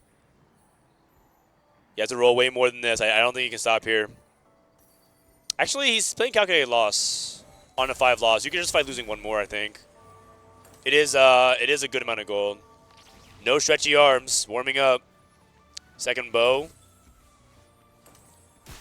Rage Blade. So no miss on Milo's items. Pretty good items, all things considering. Going up against Crazy Movin'. And again, Crazy Movin' should have been on a 4 loss, but now he's actually winning. Actually, you know, if he can 2-win and beat Milo here, that's actually a good thing. This is Bintum. Bintum about to go down on a big roll down as well. Maris. Fries in the bag, Mundo Jin. Actually, he does have Cluttered Mind. This is Bintum's POV. Roll. I think he's looking for rolling for days. Oh, climb the ladder probably. God, he took double combat. If he could get to his board, his Katarina is going to be unbelievably strong, but he's going to be kind of poor for a while. Okay, those were some good shops. He has 5 Rakans. Rakan is secretly the true X factor. Oh my goodness. Dooney hit a Volibear. Is he going to actually pivot? No, he sold it. Okay, good. Level 6 rolling, he can't get there. Stretchy arms GP for SCSC. Okay, Maris took Duplicator. Second win for Dooney Zuni. Just trying to get HP tank for his team. Another roll of the GP. No stretchy arm. We got Fusion Dance instead. But Keepers, good combat augment for Milo. But no stretchy arms. No stretchy arms means that Maris might be able to actually win this. Because GP is actually just taking the aggro. And I guess that's okay because he's on 6 loss, so he can keep his lose streak. But here's the reality of the thing. Milo can't really justify losing all of Stage 3 as well. Because if he misses stretchy arms, he could just go 8th. I've seen GP players from here, good items, good theoretical setup, like Gold Collector or Gold Destiny into Keepers, right? But we've seen the GP players flame out in 8th place, and that is a disaster for Verse Pro if that ends up happening. So keep an eye out for that. And if you're T1, you have to hold on to every GP like your life depends on it. In fact, T1, knowing how aggressive they are, might even just start rolling a little bit more as well at the moment. But it kind of just depends on their scouting and whether or not they feel like it's worth pulling the trigger. Also, another really big key factor here. We talked about crazy move and snapping his lose streak. He's on a 3-win. If he can win a couple more fights, get to level 8 with a Sorg board pretty healthy, that is huge. He has Efficient Lux. Efficient Lux is very, very good. That's been probably the key of why Crazy Weibo was able to win.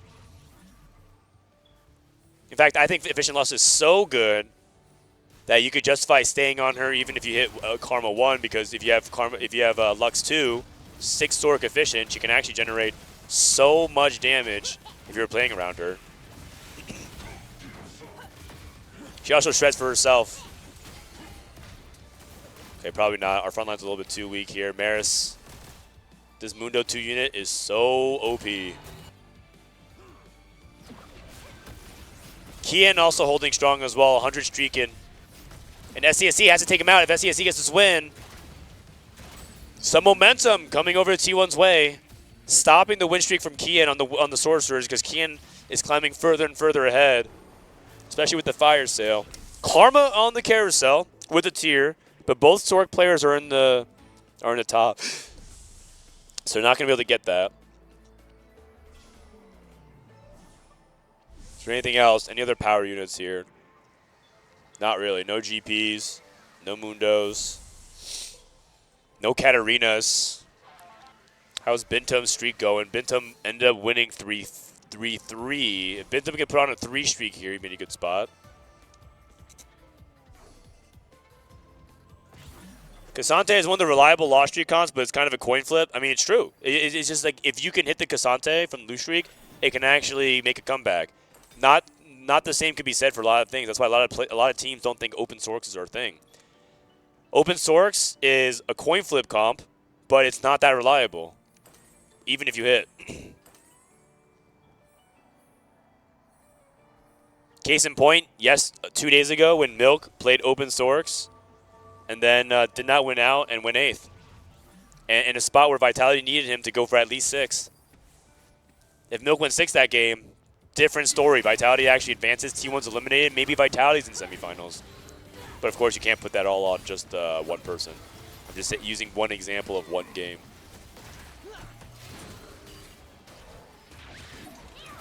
Okay, NCC found the early Karma. Oh, wait. Is NCC? Oh, NCC might be Sorgs, and Kian might be playing Battle Academia. But the thing is, he has Shojin Slam. You know what it is? NCC is just playing Karma right now to just try, or play. NCC is playing Karma right now as a rental, but is going to sell later on. He's going to go back into Prodigies, I think. Bintum hits another Rakan too. I like body change. He's rolling for Unstoppable though. Resistance. Okay, looks like he missed. Resistance is fine. Resistance is really good against things like the Karma if you can get like Declaw on it. Milo also winning too. So we said Milo can't really lose all stage 3. Ever since I said that, he's been able to put 2 wins together. Zuni holding another Gangplank too. Can Maris keep on his win streak? Maris and Zuni both playing fries in the bag Mundo, just tank for the team. And if Maris can finish on a 6 streak, that would be huge for VP. Bintum's Katarina can get to the back line. This is really scary. Oh, the Unstoppable. Katarina dashed away from Jin. Oh no, she did not. Oh my god. My Katarina doesn't do that. Big, it is a huge win for T1 again. Wow, both teams trading blows back and forth. Wait, I mean, I'm assuming Katarina wins this, right? Unless Mundo him. I mean, he kind of is.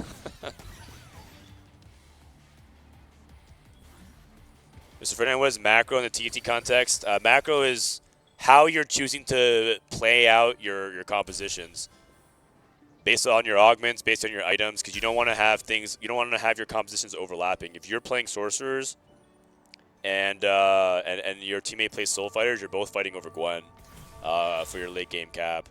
Or if you're playing Crystal Gambit and someone else is playing Open 4 GP and someone else is playing Calculated Loss or Scoreboard Scrapper and a Cassante, you're playing 3 lose streak. It's like what it has to do with your meta read and how you're actually playing. It's kind of like the pick ban phase draft portion of League of Legends. Gold orb dropping.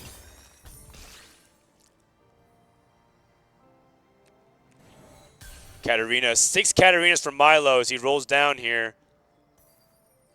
He's also going to try to roll his fruit for Stretchy Arms GP, but Milo is he's in a very crucial juncture of this game. Can he hit GP? The answer is no. Can he get the Stretchy Arms on GP, or is he stuck with Fusion Dance? Repositioning because he's trying not to eat his own ally. Going against Crazy Moving. Crazy Moving hasn't rolled yet. This is NCC. NCC holding Karma pair.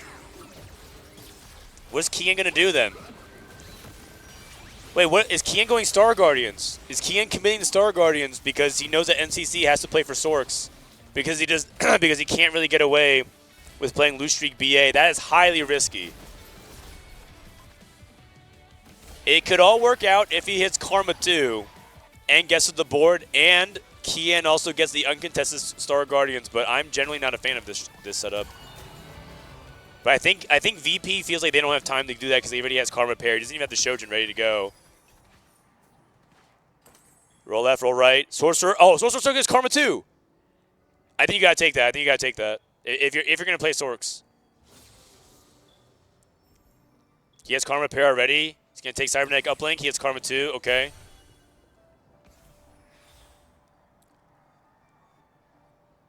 What's the plan?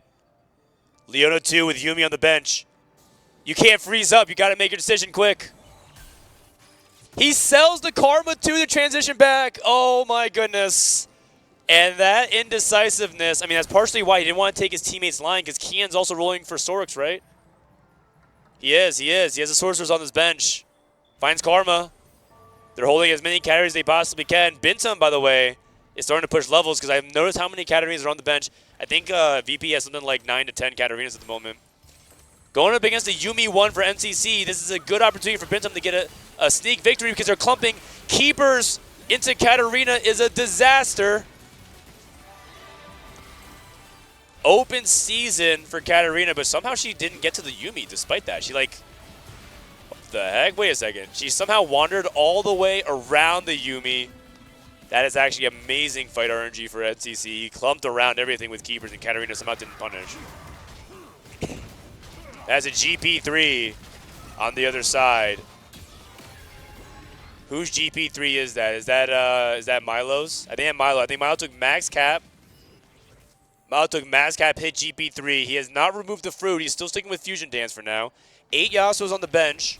Ready to transition the moment he finds Rise, but he does not want to play around this Yasuo right now until he finds Rise. But he's playing 2 Mentor. No Stretchy Arms. VP cannot find the Pirate King. No Stretchy Arms. Karma 2 for Kian. Somehow he found his way into Karma anyways. This scramble, the chaotic scramble for Virtus Pro seems to be working out for now. Radiant Relics into Radiant Blue on Karma. I actually think the stats on Radiant Blue are actually pretty good on Karma. But he has no actual crit damage. A lot of mana gen on this Karma, but the fact that he has Karma 2 might be good enough. 14 mana regen. Getting a win over Maris. Dooney Zuni. Getting the win over Bintum. And now T1 is starting to struggle here because I think they were hoping that this chaotic scramble would favor them. Like NCC wouldn't be able to get online, which looks like he lost. I think they were hoping Kian wouldn't be able to transition to Karma 2, but somehow he found it anyways.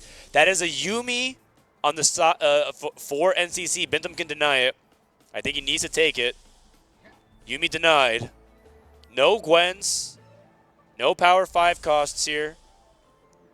Crazy Movement was probably looking for that glove. Glove for Sorcerers are really important here. We haven't checked on SCNC. How's SCNC's GP board doing? He has GP3 with the Stretchy Arms, with Bronze for Life, triple combat GP. So I think they're going to put SCSC as the win-out player for T1. Triple combat GP3. The issue is that if he can't really hit the other 3-star units, right? He's on Yasuo 2, Kabuko 2. Compared to Milo, who's going to hit everything. He's going to be slowed down a lot. Bintum has 4 Katarinas. Looks like he's going to be rolling 7 for the rest of the game. And I think Bintum's going to be likely going 8th. There's going to be a race between Bintum and NCC for 8th place. This is Dooney Zuni. NCC, every win that he can grab to avoid 8th is huge for the team. He knows he's doomed. But it's about whether or not he can stall just long enough for his teammates to get the HP buffer.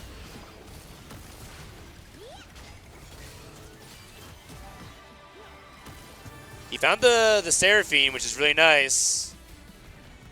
Big win again. Bintum loses again. SCSE, a 4 loss for T1 this round. Things are starting to look really good for VP. Things are still looking really good for VP right now. The fact that Maris was able to get a win, right, with his Mundo Jin versus the opponents. T1 is looking in a really difficult spot at the moment. Call the Chaos, by the way. The Chouse is 3 Thieves' Gloves.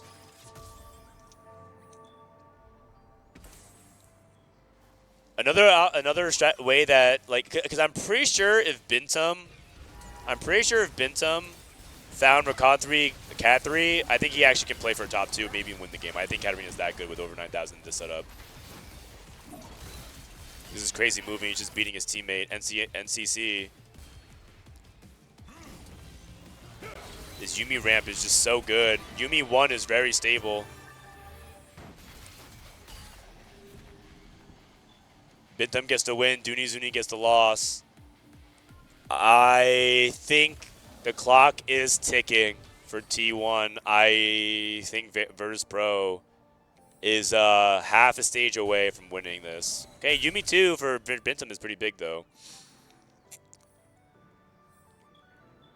I would say that the next 2 to 3 fights is how Virtus Pro locks it in. Milo successfully got the win streak going for him. And Vietnam might be able to do it, man. Get to the finals. How huge would that be for them?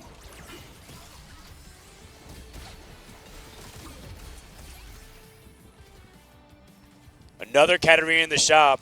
Selling Katarinas. Kian's he's going to try to cap. He says, I'm going to give up and focus on Econ. Sell the Katarinas into the shop. I need him to pick an armory here. That's actually allowing Bintum to roll. Please pick, man. I need to get off this, okay? 1 off for Khan. Sells his Katarinas. He's giving up on Cat 3. That means Bintum is just playing purely for placements. He needs to not go 7th, because I'm pretty sure Dooney Zuni is 8th. Hard bargain, Jin. I said the goal was to get to 7th. I don't know if he's going to get there. Crazy Movement did not even hit Karma 2 as well. I can't believe 2 members of VP hit Karma 2. And Crazy Movement still can't get there. Going against Milo. Same side as the Karma, but he's only on Karma 1. If he was on Karma 2, did Milo get the stretchy arms? He did not. He got warming up. But he's just way too powerful compared to the Karma 1. SCSC needs to win this fight. He cannot lose. Okay, looks like SCSC should be able to get this win. Kind of close, though. Oh, my God. The all-out Cassante did so much damage. Oh, my. Oh, my. Okay, if Dooney can outplace NCC, it's playable for T1, but I think if Dooney Zuni goes 8th, it's really, really tough. Milo is now focusing and shifting direction to targeting the Jays. This is really good. This is really good adaptation from Virtus Pro. Right, they target the cat, they start to shift it.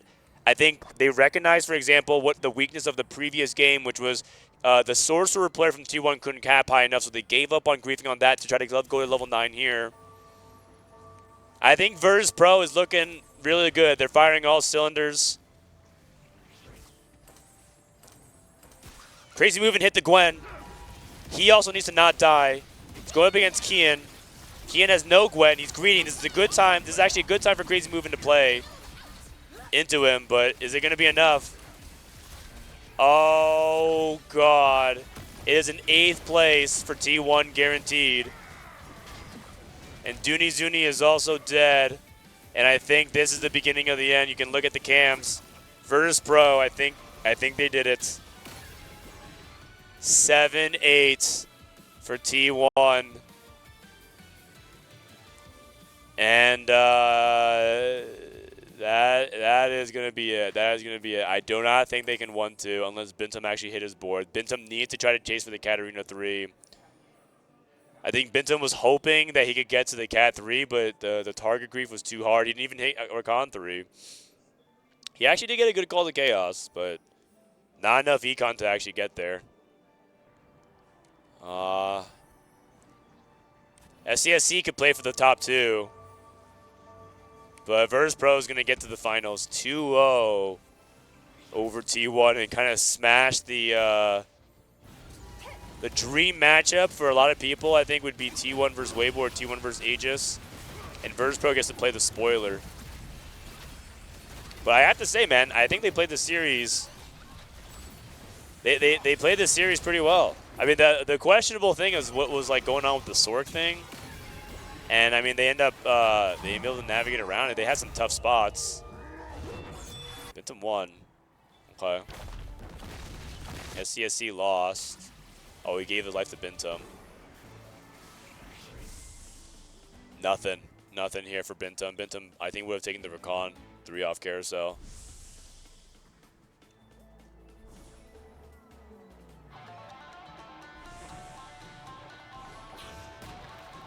Can anything happen here? I think Bintum would have to somehow defy the odds and hit Jace 3 anyways. How much was NCC holding? NCC going 6th here is so clutch for the team because his spot was looking really doomed. Nah, I mean, Bintum would have to somehow hit.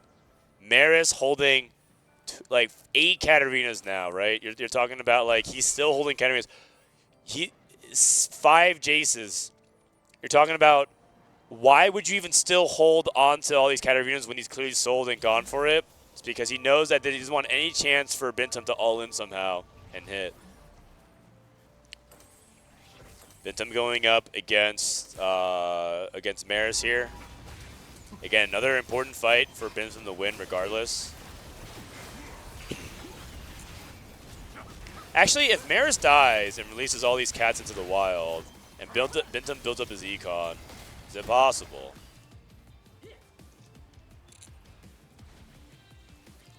Okay, looks like Maris takes the loss here. SCSC loses again.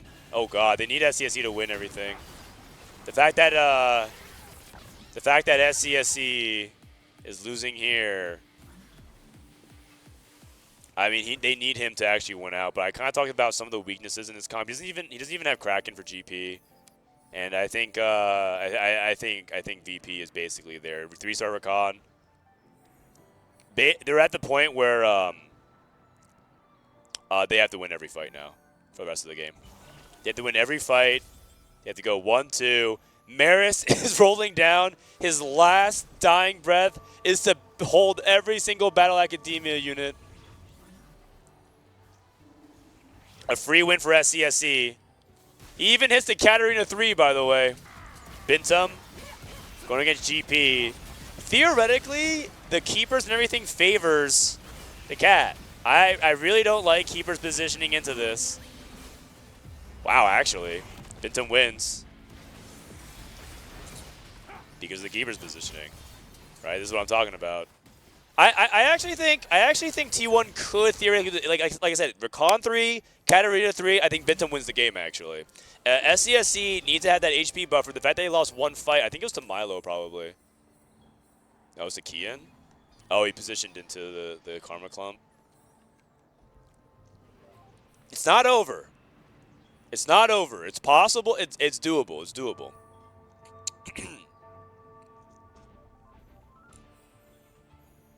It's doable. Guess what? All the Katarinas are back in the pool. I've seen crazier things happen. But this would be one of the biggest comebacks You'll see all tournament long if T1 finds a way to win this somehow. Void Staff. He doesn't have any Shred. I guess he has Recon, just kidding. Trying to coordinate with SCSC. Both of them are playing each other. I think it depends on who they believe they need a sack for. Who's the player they need a sack for right now? Gwen 2 for Kian.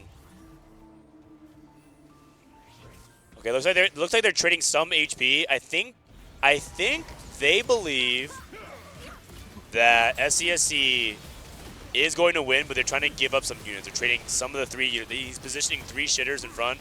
Item removed from Bintum. They're giving the life over to SCSC. No items on Katarina. Okay. So Bintum's going to go down to 1 life. Kian loses here. Still targeting the Jace.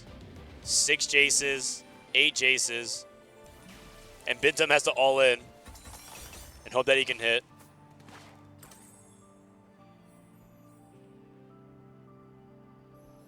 Bintum not going to roll. Skipping the Jaces. Kian rolling. He has Gwen 2. I guess he's just rolling for final upgrades. But Gwen 2 should be wrapping this up. The moment Bintum loses, it is game over for T1. Let's take a look and see how this last fight potentially is going to go. Can Kian end it right here, right now? Oh, the Unstoppable keeps the J4 there, and the Katarina can go to the back line. If he can, oh, the Rakan's onto the Karma. If Karma dies. Karma's dead. Oh, Bintum. Oh my God, he survives. Hold on. Hold on. VP. SCSC loses. He could that can't happen. That might be the thing that pushes the other way. SCSC needs to get that win. But if SCSC beats Kian, Bintum is greeting again. Okay, Bintum needs to beat Milo now. Milo's trying to clump away. He doesn't want to get the keeper's value. He doesn't want to greet the keeper's value. How much have we had? Over 9,000 onto this Katarina. 28 AP, 32 attacks, just so many stats. Can Bintum clutch once more? He's positioning bottom left away from his comp, trying to have Rakan get maximum unstoppable value.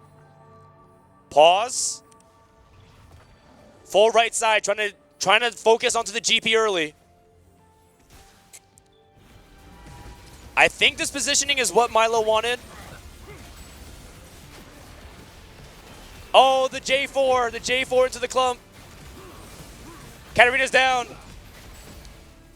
And I think that might be it. Oh, the Yubi! Oh, looks like SCSC is down and Virtus Pro is through. SCSC needed to clutch it out.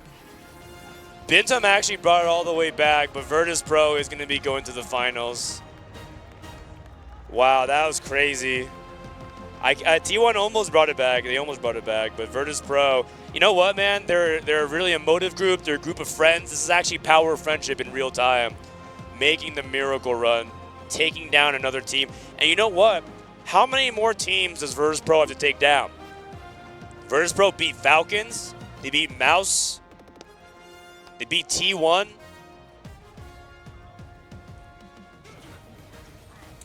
What more needs to be said?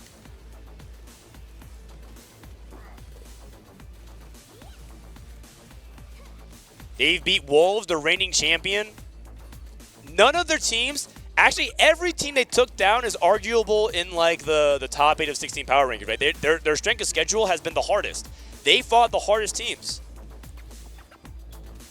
They actually beat last year's champions, the entire roster. They beat Falcons, which is half of the winning roster from last year. And half the other roster from Wolves stayed. They beat Wolves and Falcons and Maus, the best German team, the German powerhouse team, and they beat T1.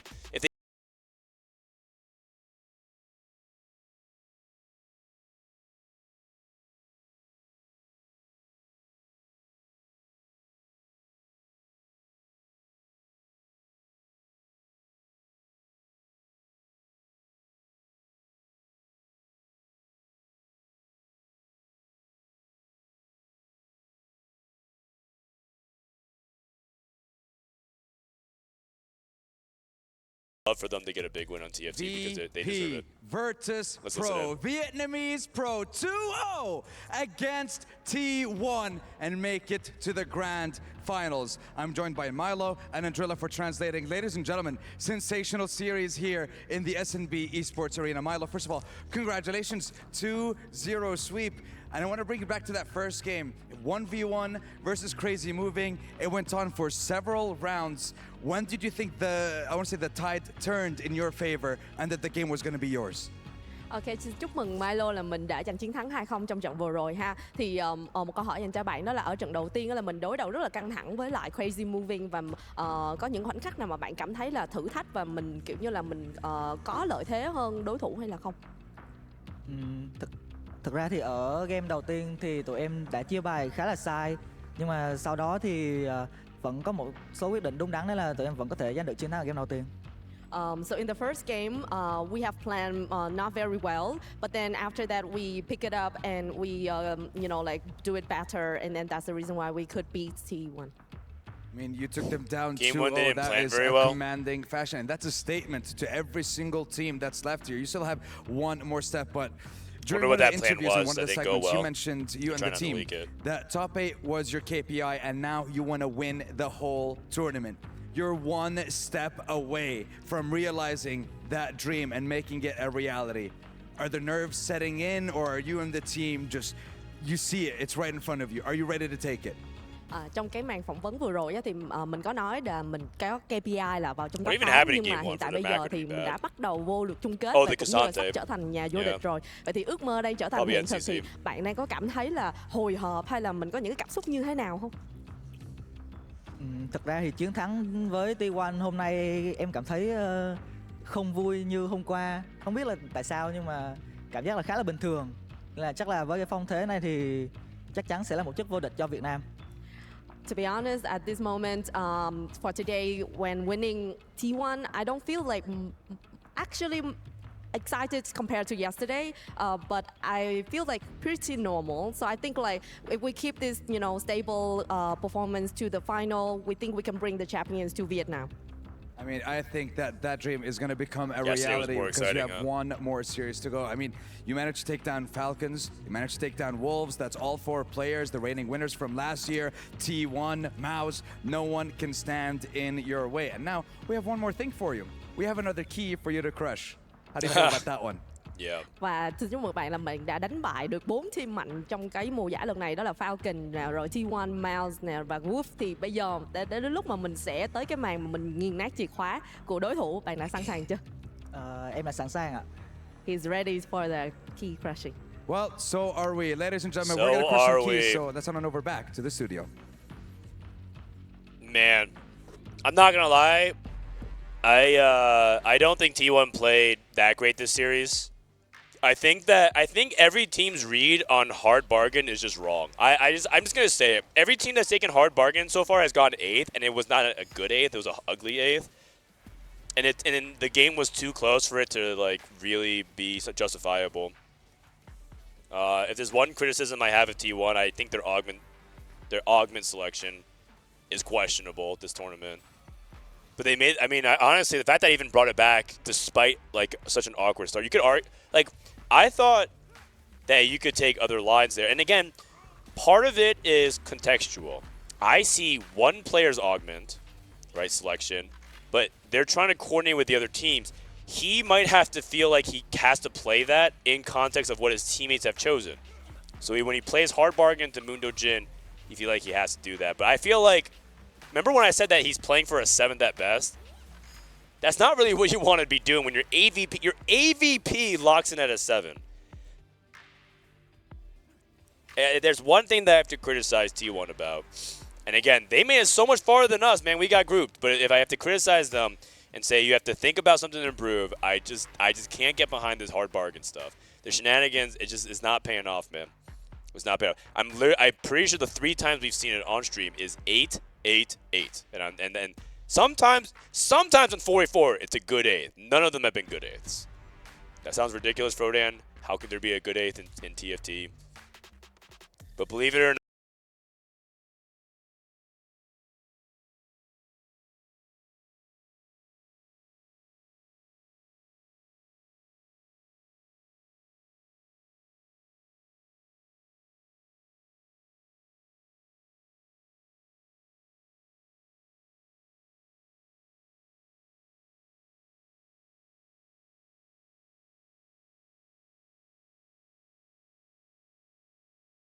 Absolutely. Like who else? What more do you really want?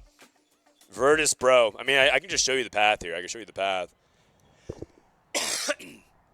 Virtus Pro in the group of death beat Falcons, the favorite of the tournament. Everyone's pegging Falcons as the #1 team, even us. You know, as much as we're confident, we're saying Falcons looked the best. They went out 0-2. Virtus Pro then loses to AEGIS. And I mean, they're the only team to beat AEGIS in a single game, by the way. AEGIS 2-0, 2-1, 2-0. AEGIS looking really good. And then had to go up against Mouse, right? Mouse, who narrowly beat Falcons. Virtus Pro able to make it out. Then they beat Wolves, and then they beat T1. That is a hard-ass path. And then they have to beat the winner of Weibo versus AEGIS. I mean, I'll say it, man. Virtus Pro looks like to be one of the strongest teams here so far. And that is what makes it exciting, right? The thing about these 4v4 tournaments is that we can only go off of what our knowledge is in solos, right? We only can make extrapolation of strength of teams based on their solo performances. And there is an element of truth to that. Like, if you are good at solos, you have a high baseline to operate off of in teams. But how many times have we seen in other games, in other sports, and other competitive activities where good individual play doesn't translate to solos and vice versa? Someone who's not as good in solos can be like a much bigger team player for 4v4 in a format where communication and chemistry is really key. We have 1 year of 4v4 to base off of. In hindsight, in history, this could be the beginning of a Vietnamese powerhouse team, and everyone could be like, Virtus Pro's the team to beat. It's almost, we have like nothing. We have 2 tournaments. We have last year's EWC and we have ACL. That's the only 2 tournaments we have to judge our entire like knowledge of how good teams are, right? And then we have scrims, and then we have like past world championships and regionals. And so we have to keep an open mind of that, like, who are the actual strongest teams. On the other side of the bracket, Weibo versus AEGIS. Weibo versus AEGIS. That's going to be the next team. And I think AEGIS is favored versus Weibo. As predicted by Frodan, VP 2-0 over T1.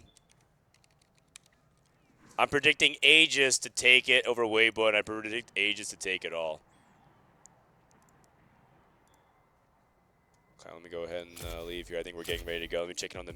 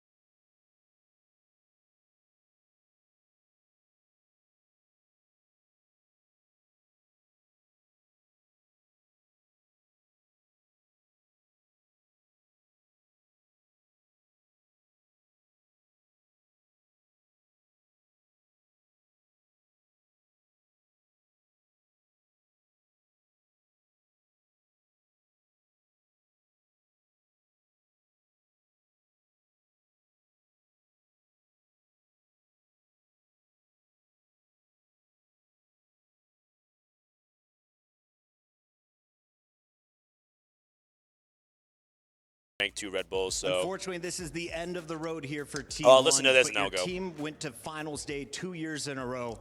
It's something that no other squad was able to do. What makes your team so strong? 너무나 아쉽게도 저희는 이제 여기까지 이제 여정을 끝내지만 그래도 유일무이하게 마지막 날까지 끝까지 2연속으로 간 팀은 저희뿐이거든요. T1이 강한 이유를 좀 알려주세요. 제가 있는 한 T1은 계속해서 파이널 데이까지 올 거고 다음 해는 우승을 노리겠습니다. As long as I'm here, T1's always going to make it to the final day, and I'm going to make sure we win next year. I love that call out, and we like see, that. of course, that there is some RNG. There are some rollings that happen in TFT. Do you feel that luck was on the other team's side, or were there some small mistakes in game 1 and 2? 아무래도 이제 운이 이제 달린 게임이기도 한데 이제 순수 좀 저희 운이 버투스 프로의 편을 들어준 것 같나요? 아니면 저희도 좀 짜잘한 실수를 한 것 같나요? 저는 TFT라는 게임이 많은 사람들이 그런 운의 요소, RNG에 대한 요소가 많은 게임이라고 생각하는 걸 알고는 있지만 저는 개인적으로 그렇게 생각하지 않고 단순히 저희가 VP 상대로 첫 세트에서 부족한 모습을 보였기 때문에 두 번째 세트까지 기세가 밀려서 진 거라고 생각합니다.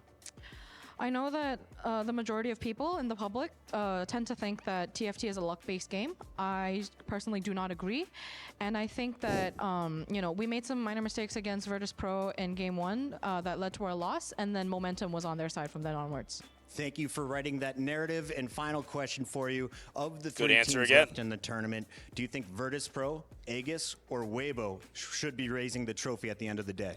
이길 것 같은 팀은 누군가요?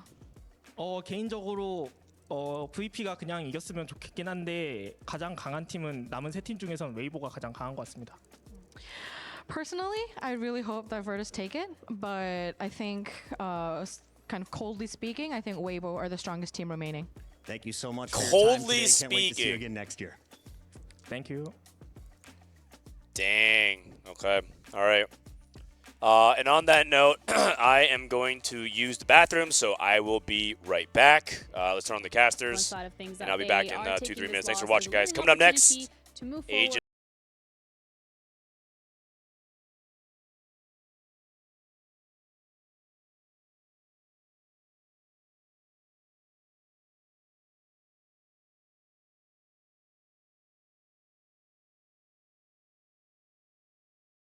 Can't say I agree with that one. I think it's going to be a very, very close matchup. I'm incredibly excited, Counterfeit, for this upcoming semifinals. Well, I mean, of course, I think one of the reasons why T1 were giving respect over to Weibo, who definitely have very big, final boss energy at this point, is because Weibo were the team that beat T1 right back at the beginning of the competition. So I'm fascinated to see how this one goes. Certainly, again, as we mentioned before, for EMEA, this is the furthest any EMEA team has ever gotten in the EWC. I think it's all upside from here. He just certainly put on a hell of a performance before, so I don't know, I'm so fascinated to see how it matches up into Weibo.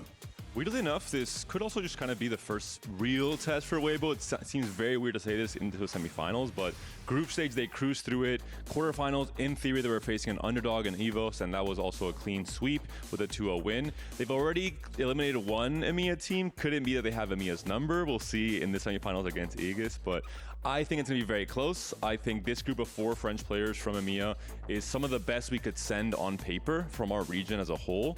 And I mean, CNTFT has been CNTFT since the very beginning. They always have that clutch factor when it comes to big events, especially when it comes to the end of these events, when it comes to grand finals.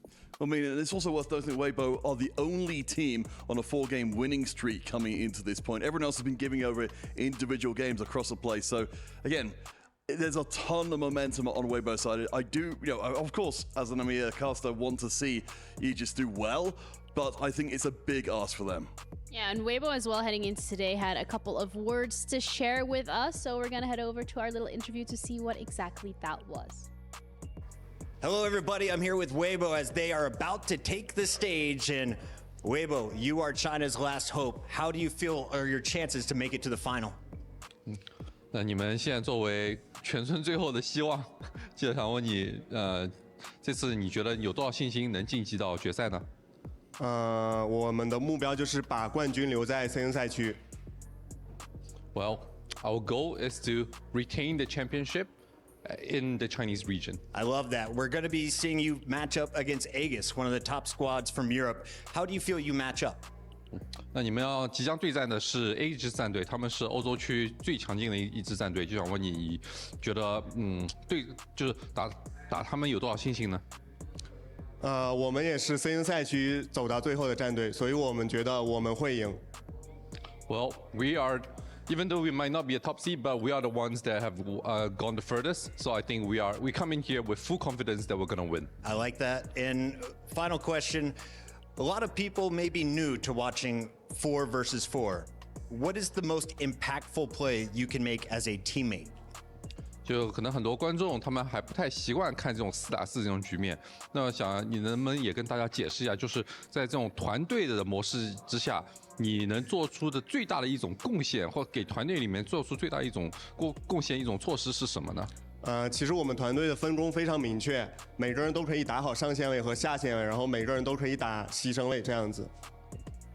I'll say it's a lot about like team coordination because in our team everyone has very defined roles, but in each role we can all play for the top place, or we can play like a sacrificial role for the last place. So there's a lot of flexibility involved, and I think having a good strategy, a good idea of how the game, or rather having a good plan to adapt to wherever the game has to offer is what makes it key. Adaptability is key. Best of luck in your next match. Back to you guys. Weibo Gaming going up against Aegis, and we heard it from the man himself. Flexibility here, Clement, is their strength and is the key to winning. Yeah, Weibo is such an interesting team to look at because they are the counter meta kids. They are the team that has played the least Gangplank. They prefer to pull the chair from under you, while other teams are overcommitting on that reroll. They're saying, you know what? We can take these items. We can play the Cassante. We can play something else like the Jace Caitlyn. So very creative team coming into this one.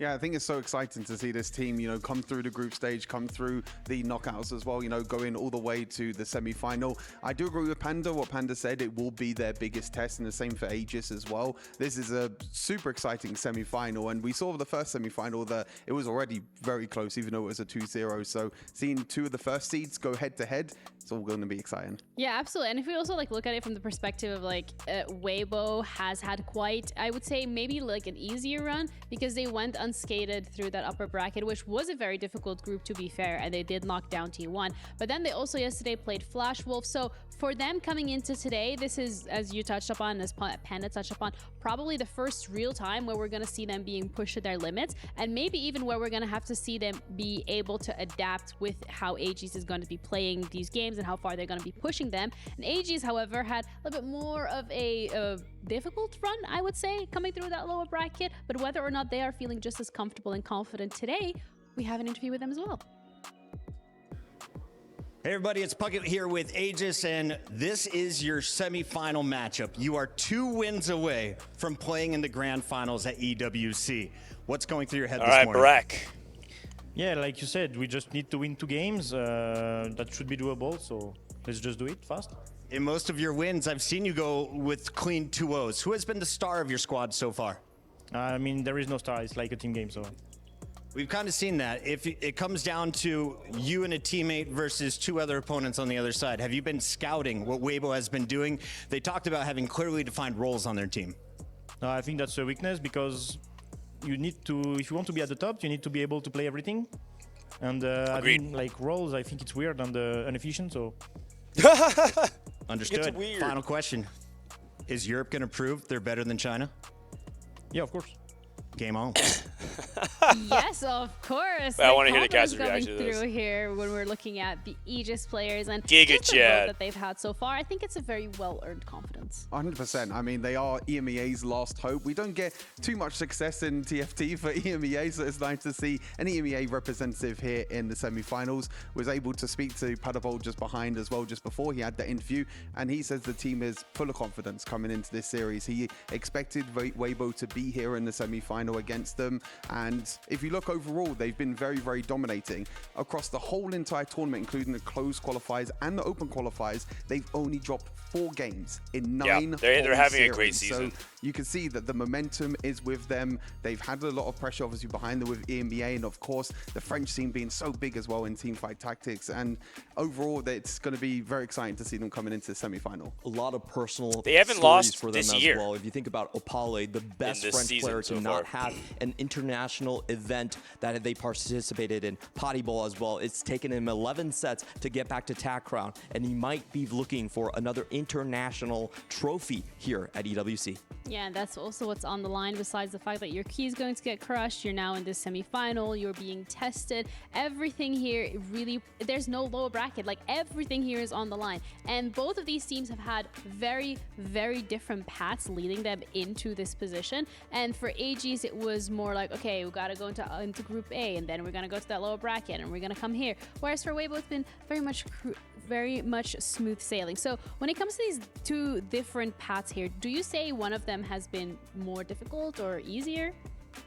I would say overall they've both had very similar paths in a way of the teams that they've actually played against as well. Maybe Weibo has a bit an easier time against EVOS, you know, one of the big underdogs. In general, though, I think these two teams are very neck and neck, Clement, I would say. I think they're very even in terms a lot of teams want to play EVOS in the quarterfinals, just put it that way.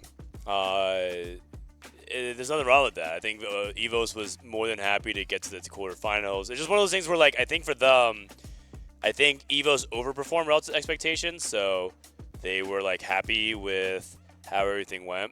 So like if you look at the top 8, EVOS does stand out because you look at the top 8 and there's like, okay, like a lot of these teams you could argue some of them are like the contenders, and some of you can argue are like top 8, maybe top 8, and then EVOS is like power ranked towards the bottom. So they overperformed relative to expectations. I think part of it was that Group D was the easiest, or like the weak, like definitely. There's 3 teams that I think people were like, oh, you know, I don't think they're like as strong as the other teams.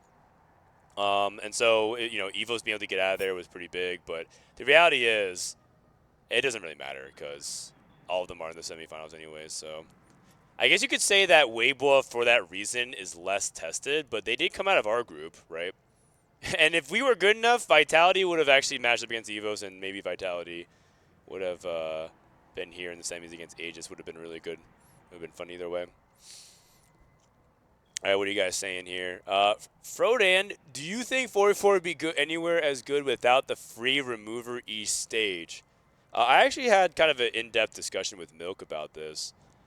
Milk actually thinks that the amount of free removers you get is a bad thing for 44. Whoa, shocker. Milk not liking certain mechanics that gives resources in the game. He thinks that his argument is that he thinks it creates a dynamic where if one player high rolls so much, because you have so many removers, you can sack for your team a lot more often, and it like spreads the high rolls. So basically says like if one player high rolls a lot, it's like it just influences the team too much, and so the amount of removers.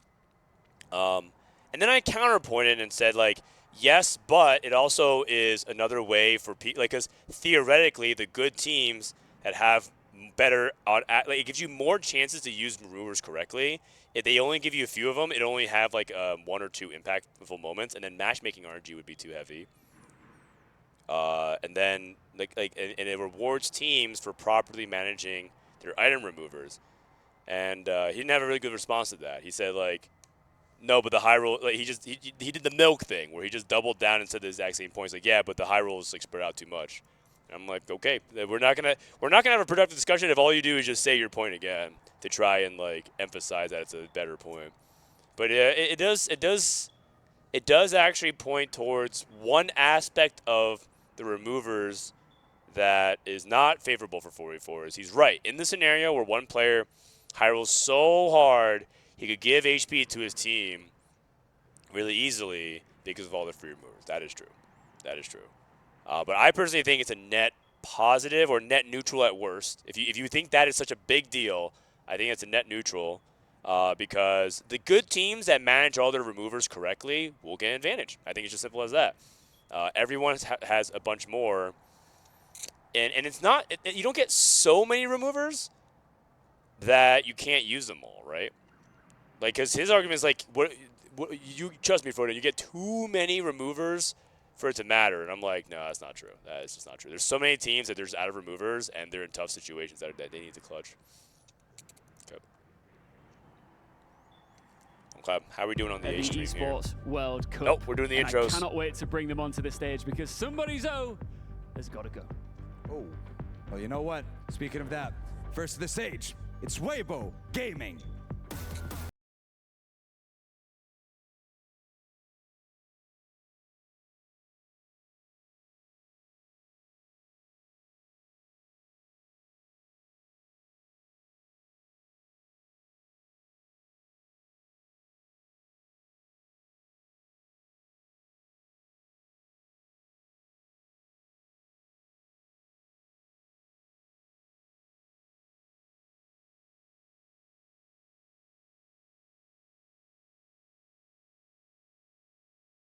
AEGIS.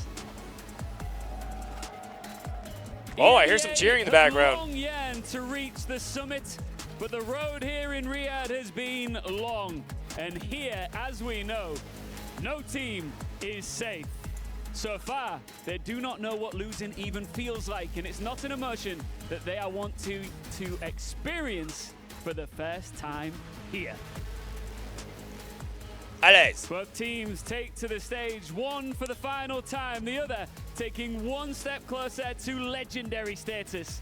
Casters, let's get into our second semi-final. You know, the last time that Europe had won an international competition was Puddle a year and a half ago for the set 12, or set 11, excuse me. The set 11 TSI. TSI is TFT's MSI. It's like the Summit Invitational where they invite all the champions and stuff. Puddle was the representative from Europe. He ended up getting first over Malala.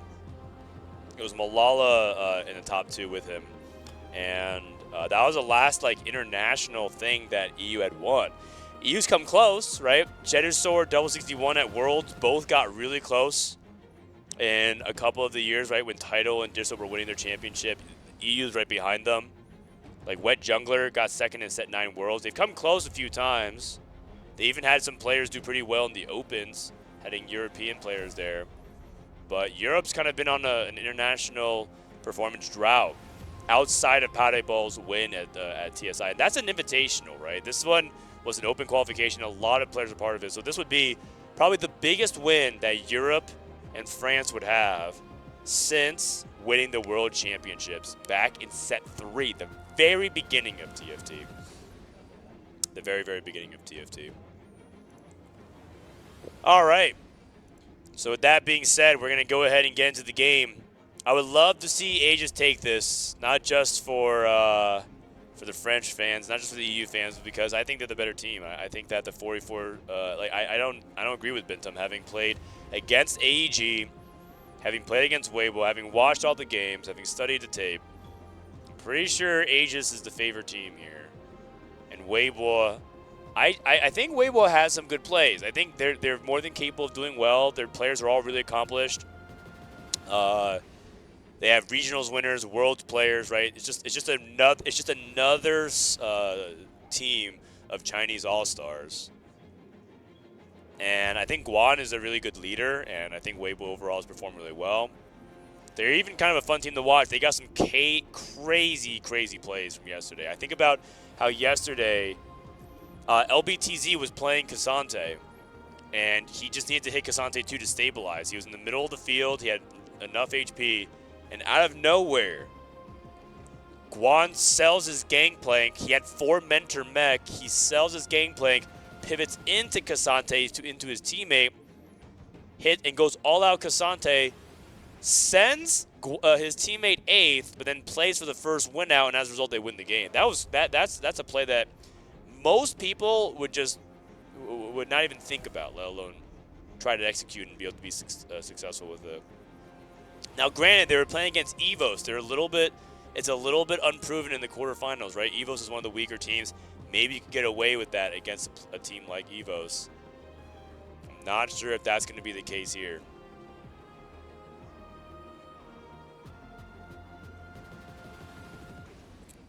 If AEGIS wins, Mao's only lost against the finalists. If AEGIS wins, Mao's only lost against the finalists. Oh, you're saying because Virtus Pro and AEGIS came from Group. Yeah, that's true. That is true. I mean, I think we can safely say Group B was the hardest group. It's a group of death. All 4 teams were stellar. Prismatic Party to start things off in Game 1. Let's do it. Okay. Prismatic Party definitely has a lot of chaos to it. You're looking at things like the early commitment to GP reroll with like 9 lives, and maybe you'll see some crazy transformative stuff. You know, maybe you'll see the wandering trainers come out, things like that. I don't expect a lot of risk to start things off though, because it's best of 3 compared to the finals, which is best of 5.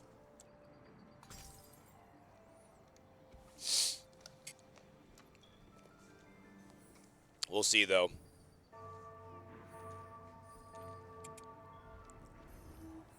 All right.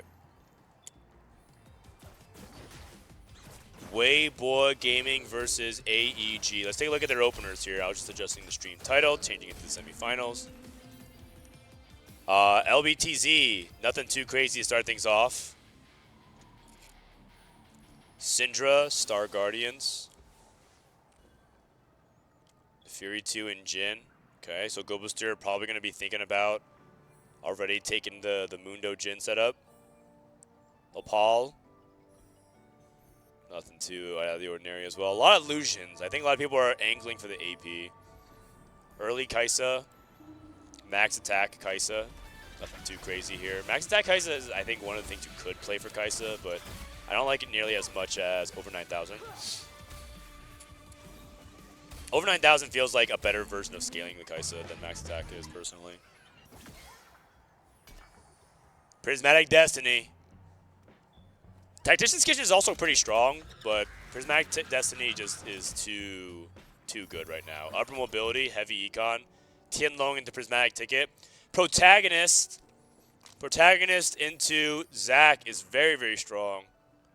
I think Protagonist in general, you saw the nerfs to it on the current patch. There's a reason why it's getting nerfed. It just gives you the game plan. It gives you the tempo. It gives you a powered up 1 cost. It's just, it's super strong. Parry Treasures versus Tactician's Kitchen. This is Guan trying to see if he can get away with taking Tactician's Kitchen. I don't think he can. Radiant Relics into Radiant Gunblade. Probably means he's going to play into Prodigies. Hedge Fund for Pade Ball. Do we get everything? I think we're missing one more. Oh, and then 9 lives, the 2 9 lives players. That's pretty common. You actually, you tend to see one team picking 9 lives.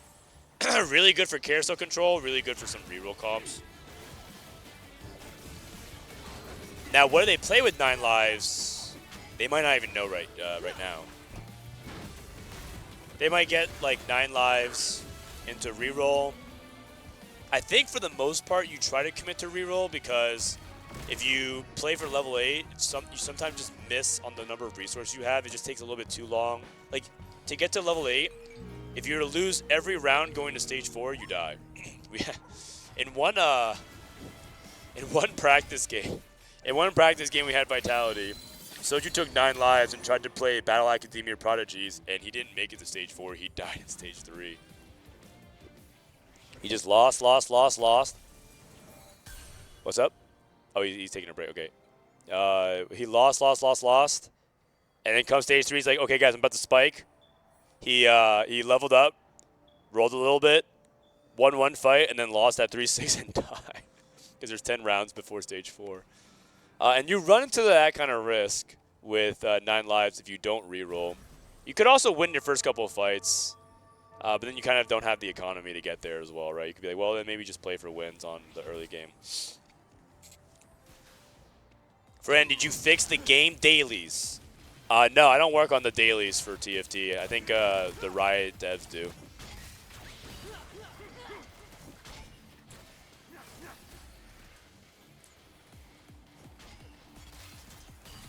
Okay, see LBTZ with his. I think he's playing AP of some kind.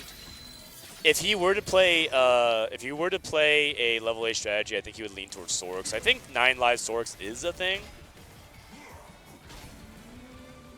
I think it's a little bit.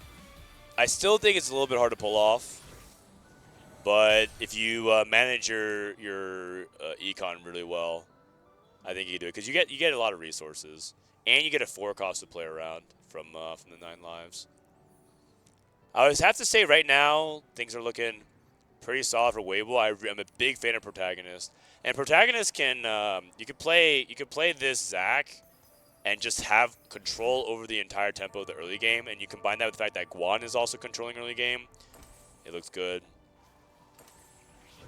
I thought Guan was going to be angling for Mundo plus AD, but it looks like he's slamming some AP items. And I think that purely just has to do with his buried treasures. Pade Ball is going for Crystal Gambit. Pade Ball playing Crystal Gambit plus Hedge Fund, 50 gold.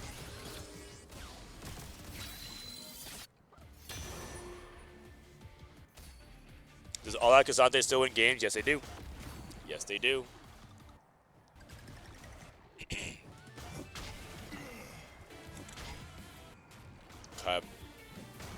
I would say that. Oh wow.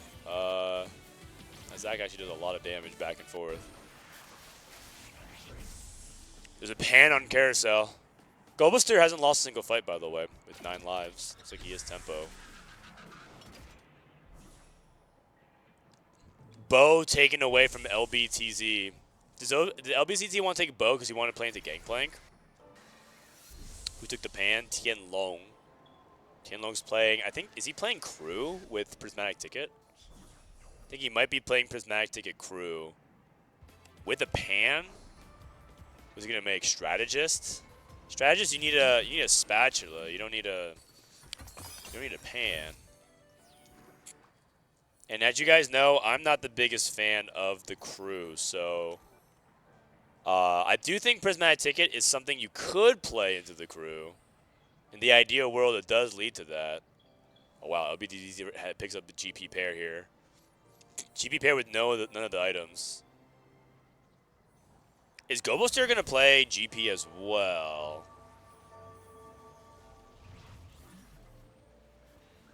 Hard to say. LBTZ is so much richer. 44 gold versus 12. And remember, this is the 9 lives difference, right? Like these guys are both playing 9 lives. LBTZ has 30 more gold in the bank right now. Although I think Goboster can make 20. 1, 2, 3, 4, 5, 6. Oh no, he cannot if he wins. But it's a pretty valuable win. Oh. You know, that puts more control back into Weibo Gaming and their setup here. He's not collecting his resources because at this juncture of losing, you get a bunch of 2 cost, 3 cost, 4 cost. But I guess he's trying to avoid pulling from the pool. Trying to avoid giving his opponent intel. Not sure.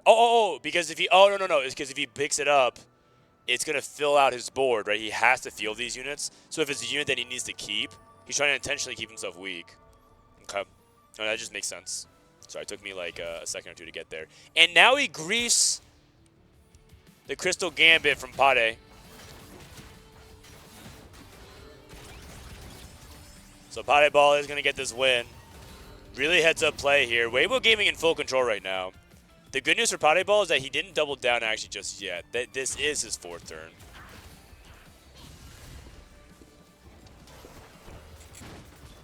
Does Ally Casante still win games? It can. You just need to hit like the mega setups. Okay, so now he can pick up all these orbs and try to actually win against all the units. Okay, so it didn't really matter, but if he did pick up, say, Rise, he would have to like hold on to that Rise. If he picked up the Udyr and the Kabuko, arguable that he needs to keep them as well. Picks up Hodge. His items are not very good, though. He has Final Boss, GP. So I would say LBTZ has all the econ, but he doesn't have good items, and he doesn't have the fruit yet. Salpimi on a 5 streak. Guan ended up losing. Guan lost to Salpimi as well. Pade Ball did double down, by the way, on his Crystal Gambit.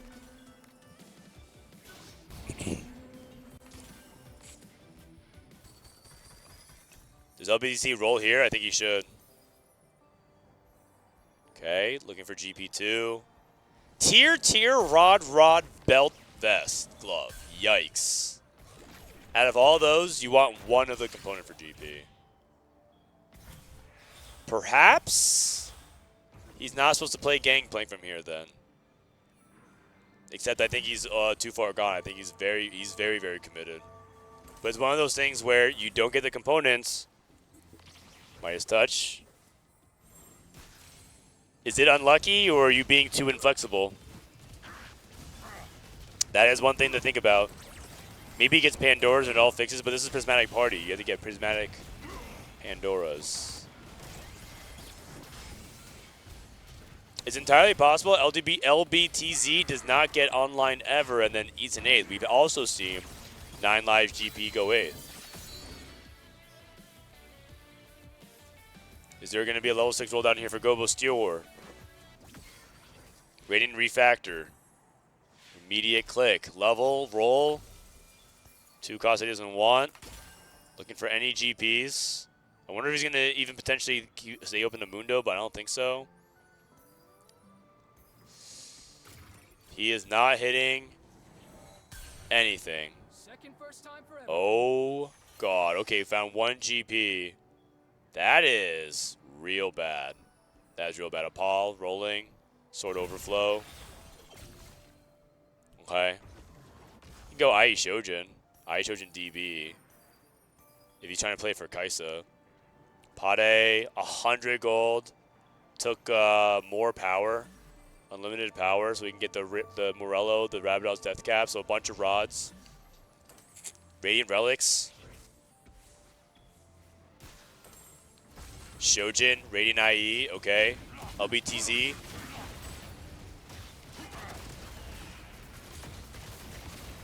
LBTZ trying to make the best of the bad situation with his items. He's going to slam Hodge that he got off of the free item, and he's going to slam Guardbreaker, but these are not the items you're looking for with GP, but the fact that he has so much tempo is good, and Gobo Steer loses again. Lyris took Isekai. Isekai is a strategist +1. I think Pade is the Sork player, but he might be playing B. Actually, I think he's playing BA with his slam, so I think Lyris is the Sork player then. And the strategist probably just is okay. It's not as good as Sork. Tianlong rolling for crew. He already has the Malphite, and he's trying to see if he can go for Sivir 3. He's 1 off. I think he's going to keep sending until he hits. The aggro is important. Ziggs 2.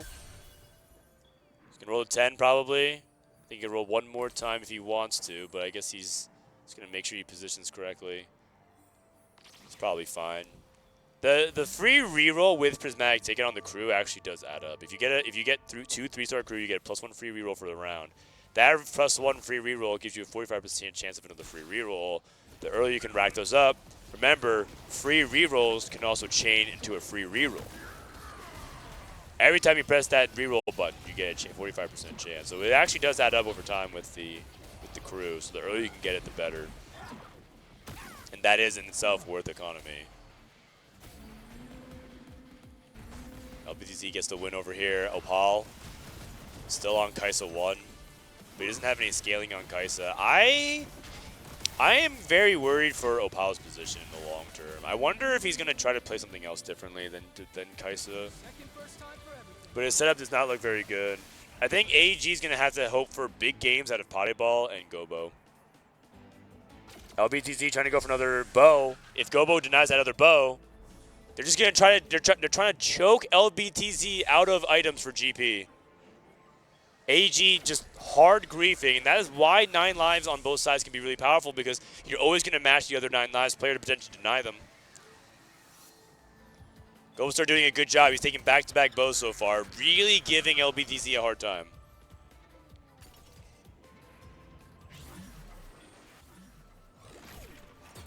Blue buff GP, right? That's where we're at right now. No stretchy arms. Tianlong hit the Sivir 3. Okay.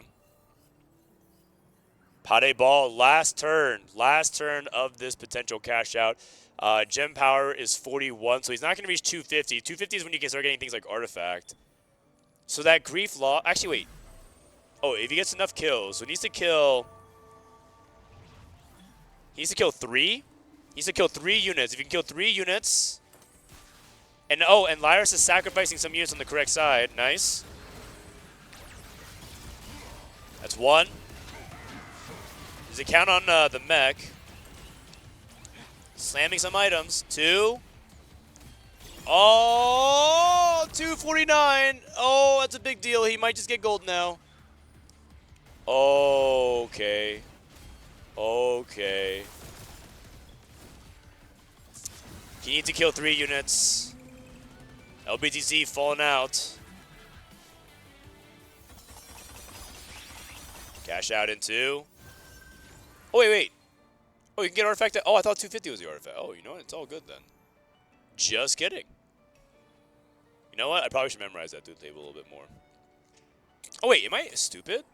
I thought it was 250. Okay, no, I'm dumb. I'm done. Sorry, just kidding. Yeah, I think it's 300 is the break point that I'm thinking of. Sorry. You know what? I have no educational value adding to this stream. Go watch Box Emily Wang. I'm retired. Frodan's washed. My bad. I mean, that's actually still a really big high roll for Bade Bowl. I don't know why I thought 250 was important there. I gotta brush up on my my pools. Man, I can really see why they didn't hire Frodan as a caster. Just stuck him in some back room closet and ghost stream it.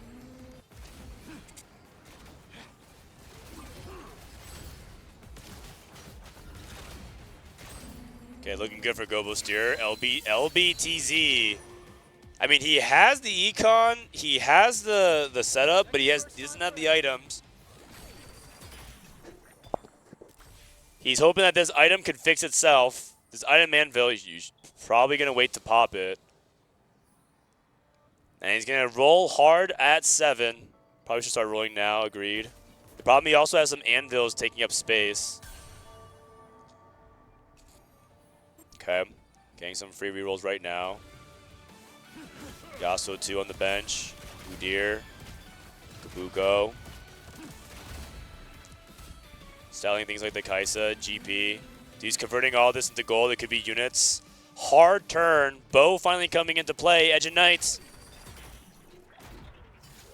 He needs to make some sacrifices. Big roll down. Another Udyr. Another Yasuo. Another GP. They're all coming. They're coming in.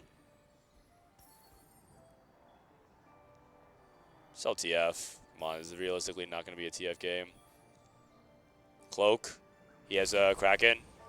Dude, he's going too slow. He's going too slow. He can't get the thing on time. The fruit. He just settled for no fruit. He goes Rage Blade. Okay. I was under the impression, because he wants to make Even Shroud. He wants to make sure he has okay. No, I guess that makes sense. That makes sense. He feels like he can't do this without utility. That was a really, really hard turn. There were so many things to go on. I'm basically nitpicking to see if he can optimize there. But I personally think Crack's a little bit important, but I think his item economy made sense there. Max cap. Bronze for life. Ooh, are you taking max cap or bronze for life? Takes max cap. He wants to just hit everything now. It's a level. He can go for 3-star everything. Okay, and as soon as he hits a GP3, he can just fruit. Another Udyr. He can just roll for everything, and there it is. There it is. And what does Gobastor take? Gobastor took Lucky Gloves, has double TG, no stretchy arms, rolling, no stretchy arms. Last chance.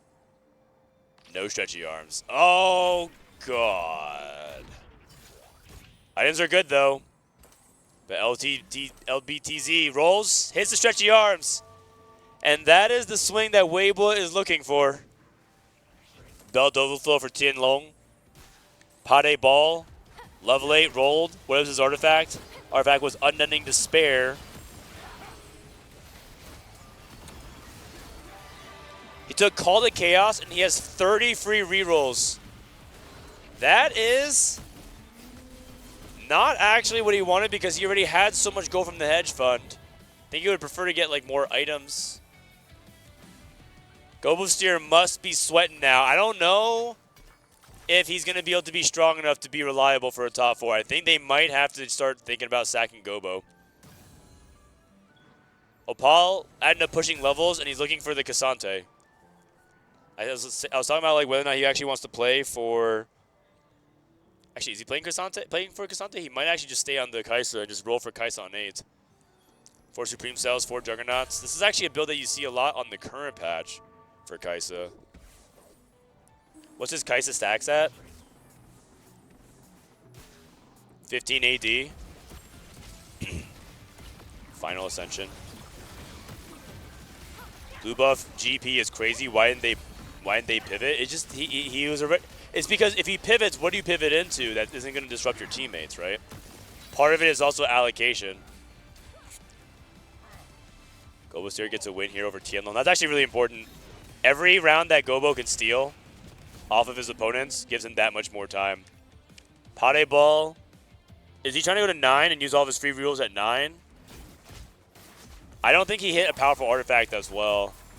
Oh my god, that Akali. Nice. It's a good trade to Lyris. Lyris looks really healthy. Braum and Varus. Is there any item that they're trying to deny off the LBTZ? Glove on the Varus. I mean, LBTZ was probably looking for Kraken components, so he just takes a cloak. That's totally fine. Opal is probably just looking for a Kali item. Just probably take bow then. Take red buff, for example. I think he has Void Staff on her already as well, but Kali actually used bow items pretty well because of Void Staff, and I don't think he has it. Void Staff and red buff. Another Zac 3 for Salpimi. He's 9 turns away from getting a Zac 4, but that means that he hasn't actually collected that many Zacs. Lyris holding strong, a lot of HP for the team. LBTZ holding the Kaisas. Rolling, he's playing max cap, so he can just roll anyways. Gobosteer removing, see if he can give extra lives over to Pade Ball. Pade Ball needs a lot. The strategy for AEG, have Gobo play for placements, Pade Ball get to 9, he plays for a top finish, and Lyris caps out. That's their win con, I think. And they outplace 2 members of Weibo in the bottom 4. I think they even could tie the bottom, but I think that if they tie the bottom, it favors Weibo. Opal gives the life over to Pade Ball. Should be easy. Oh, wait. Oh, my God. Is Crew going to win? Oh! Oh, my God. They put LBTT down to 1 life. I don't know if that's what they wanted. I guess at least the life didn't go over to AEG. They gave it technically to his own teammate. I wonder if that was intentional. Radiant Rageblade.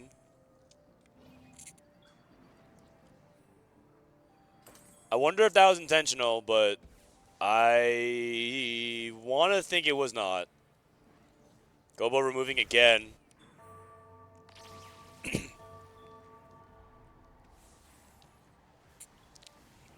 Okay, Tianlong playing against Pade.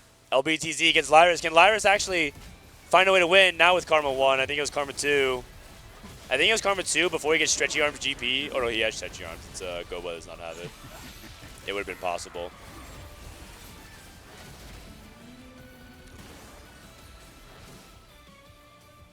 And that is going to be Gobo getting the win as well. Tianlong down to just 1 HP with the crew. You know what? In hindsight, I think they probably wanted Tianlong to get that life, but the reality is AEG was not in any position whatsoever to actually be able to play for not 8th. Because, or I don't think Weibo, I think Tianlong just has to go away. I think the crew's setup this year is not particularly very good.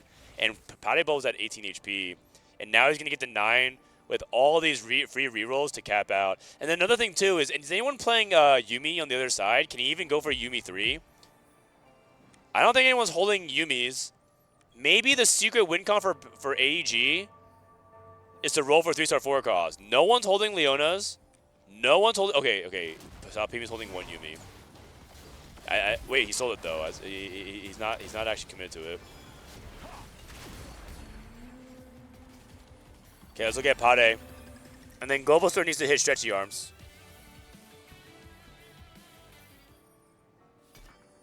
Rolls. Is he not rolling? He needs to roll. Oh, wow. Here we go. Unfruit GP. And try to roll for the Stretchy Arms here for Gobo. Lyris makes it to 9. Gets to the Gwen. Oh, I guess like Gobo is trying to give a life to his teammate. He has Lyris, Opal, and he has guaranteed. Oh, this is why they have guaranteed teammates in the matchmaking pool. So they're trying to give lives to their teammate. Lyris is gonna sack for Pade Ball. It's an all AEG matchup, which means Weibo's playing each other. this means that this is a little bit of a down period for teams to rearrange HP. They need to keep Tianlong alive, right? Salpimi did not slam his items. LBTZ takes a hit off of Guan, and it's going to be really close. This is going to be a barn burner. Kind of a close fight here. A little bit scared, actually, that Gobo actually wins by accident. Okay, no, it's fine. It's fine, and here we go. Pade Ball now is going to roll. Twice. A little bit slow. A little old. Holding Yuumi. And now I think he needs to find Yuumi. 5 Yuumis. 6 Yuumis. And now the team is on the other side for Weibo is notified. They have to actually respond. Is anybody responding? No. LBTZ. Stretchy arms going up against Salpimi. Did Gobostor get the... Gobostor's giving the life once more to Pade Ball. He has 3 lives to give. Guan also at 1 life. Going against Lyres. Lyres can take the win here and send Guan 8th. And it looks like that's going to be the case because it's only Karma 1 on the other side with terrible items. Guan is dead. Tianlong. Tianlong holding up against Opal. Crew is terrible. Confirmed. Akali actually killing everything. Shen has to just hold out, but I think that's not going to be enough. I think it's a 7-8. It's a 7-8 for Weibo. Big moment here for AEGIS. And really, really well done, honestly, by AEGIS to manipulate their HP. I think their teamwork is on point. And now we roll for the potential benefit here. LBTZ has to win out. Salpimi does not have the HP to do this. I think this was masterfully done. AEGIS, I think that's it right there, right here, right now. I think AEGIS has won the game. They don't have the HP to do this anymore. I think this crew in a Prismatic party is just asking it punish unless you're just super high rolling. I just cannot get behind it, and they just played their spots immaculately. I mean, honestly, was there any even slight mistakes there?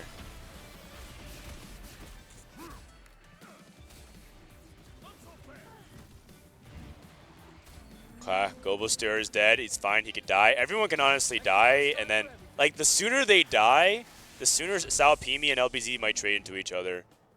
Although I will say that is it mathematically impossible? It depends on how recently LBTZ played against Salpimi. Oh, he played 2 rounds ago? They need godlike matchmaking. But it is possible. It is possible. He played very recently. He cannot play his own teammate now. And so what happens is all members of AEG lose, except for 1, and Salpimi and LBTZ win. Salpimi is 3. Okay, if Salpimi gets to 6-1, he's going to get Zach 4. Okay. Okay, technically doable. And he has Stretchy Arms GP. If he kills Gobostir, does Gobo have Stretchy Arms? He does not. I think Gobo's dead. The 1-2 is what makes it so hard. If it's 1-3, I think Weibo can actually do it. 1-2 is just so hard, though. They need really good matchmaking. Gobo's dead. Parebo is dead. And Salpimi wins over Opal. And so now, I think right here, I think it's actually the matchmaking right here. If Salpimi and LBTC play each other right now, I think it's over. And the verdict is 50-50. Oh, no. Oh, no. Because, okay, and if Lyris, if Lyris wins, it's 100% over as well. It also could just be Lyris winning right here, right now. Weibo is bringing it all the way back. If they had 1 more life, if Salpimi had 1 more life, I think it's actually doable, but Lyris does have Gwen too, 2 items. Going against LBTZ. Karma on the opposite side of GP. That's what they want. LBTZ is happy about that. Unstoppable Kabuko rushes in. Gwen only has 2 items. Also, don't forget about the X Factor and Echo. The time freeze. J4 with the big stun. GP reset. And that's going to be it. AEGIS takes the first game. Kind of close at the end. Kind of close. Weibo made me sit up from my chair. A little bit of a relief there because I think AEG, really good teamwork all throughout the game, and they had that major advantage, but it was possible. The way it worked would be Lyris loses there, and then Salpimi and LBTZ play.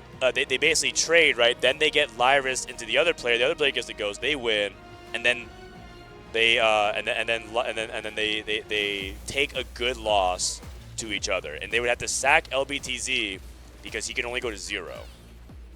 LBTZ had to go to 0 because when you're 9 lives, you only can lose -1, right? You only go to 1 to 0, and then Lyris loses and goes into the negatives. That was the only possible way, I think, for Weibo to win. But it was possible. But Lyris even let it get to that point. Excellent game by AEGIS, and once again, just a clean, just like it was. It wasn't like clean in the sense that they like won very one-sidedly. That actually was a little bit closer at the end. But a lot of the stuff that I saw, execution-wise, was good. And it wasn't even like they super high-rolled, right? Gobo Steer didn't even hit stretchy arms. He was stuck on GP2 the entire time, right? He didn't high-roll that. Poteball's Call to Chaos was not particularly good.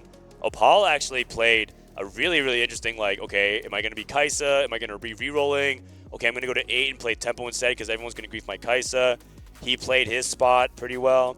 I think where Weibo really fell is I just do not think this crew spot from Prismatic take it from there was particularly good in a Prismatic party lobby, just because I think crew just gets completely swept up unless you are really far ahead. You basically have to be hitting Malphite 3 Cipher 3 at 3-1 type of thing. Bro, crew is so trash. I mean, I don't think the thing is crew is playable, but it's in the 1 out of 20 range, and a lot of teams are playing it 1 out of like 6, 7, 8 range, and I think that's just way too often. I think you can play crew. I just don't think it's as playable as many people thought. And the thing is, Weibo was playing crew a lot to get here, right? That was one of the things. They were willing to play crew and give up GP. That was like one of the games that stood up to me when we were playing against them in the group stages. When Vitality was going up against Weibo, they played crew and gave up GP for a game, and they held the GPs, and that worked out for them. And then combine that with the fact that I think we as Vitality made some crucial mistakes, and we didn't trade correctly, cost us the game, and Weibo ran away with it. Very, very close game. And then you have also combined, yep, someone said that LBCT took lives off his teammates at stage 5. That wasn't that big of a deal. It was more that, like, that crew player took a life that he shouldn't have. That crew player took a life that he shouldn't have. It wouldn't have mattered because Lyris would have killed off Salpimi anyways. But a little bit of the strategy didn't come together, right? In terms of like the late game of how they're trying to power. They kind of misappropriated the HP management there, because LPDZ needed the lives. He needs a tank there.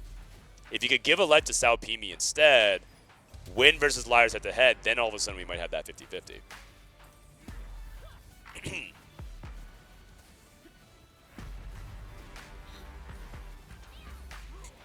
All right, kind of a good game number 1 here. But in the end, I think AEGIS is just playing a little bit better right now on that first game. We'll see though. Game 2, anything can happen.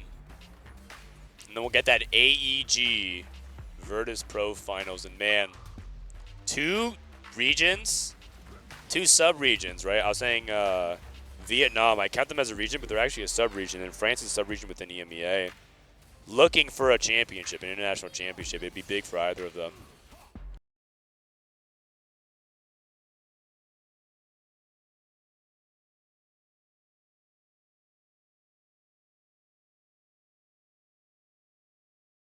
Fist bumps all around. That's what we want to see. Good emotion. Overall, good stuff from Aegis. Going to turn on the casters a little bit. And now in the 4v4 Take a swig of environment, water. I think it just shows the team synergy and the flexibility that they've offered in this tournament so far has been a huge advantage. And these players are familiar with each other. We had Salpimi going into that set 4 Tactician's Crown, going up against Lyris and Potty Ball. So this is going to be revenge. Best served cold after 11 sets. Can he finally find the outplacement against these French players? I mean, we were going to have to wait and see, but I'd also like to touch upon Weibo a little bit here when it comes to how they've been performing and how this is going. Because this is, like, we were like, oh, what kind of demons are Weibo to be able to knock T1 to this lower bracket and make everything look so easy every single game from their end? So what went wrong here? For me, it's like kind of a flip in terms of strategy with both these teams. You know, I think, Clement, you were mentioning how Weibo normally play this fast level 8, fast level 9, you know, with Aegis normally going for more rerolls. But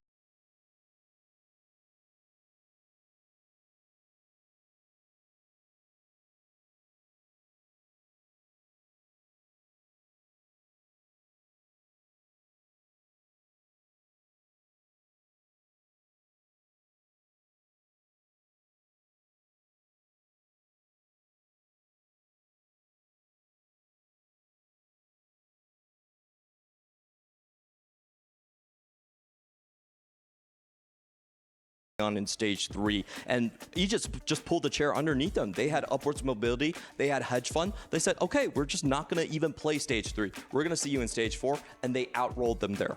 It's really funny actually that you mentioned that, because that's kind of like similar. I actually think like it's even more simpler. Perhaps I'm overcomplicating it, but I just don't think you play crew there. I think you play Prismatic ticket. The issue is that his teammate was going to play GP already, but I think you play something else. I think you just play something else. They went 7-8. They went 7-8 with Protagonist and 9 Live GP available to them. Your strategy from there with Protagonist, you basically feel like you have top 3 on lockdown. Protagonist is really hard to like go 5th or 6th, but sometimes you can if you low roll. But Protagonist is like you low roll items. But Protagonist and 9 Live GP are gonna get the job done. They're gonna be getting like 5th or higher. So your job is to avoid the 7-8, and you play crew, you play Sorks, and you go 7-8. There has to be something there. I think if I'm Weibo, I would go back to it. But yeah.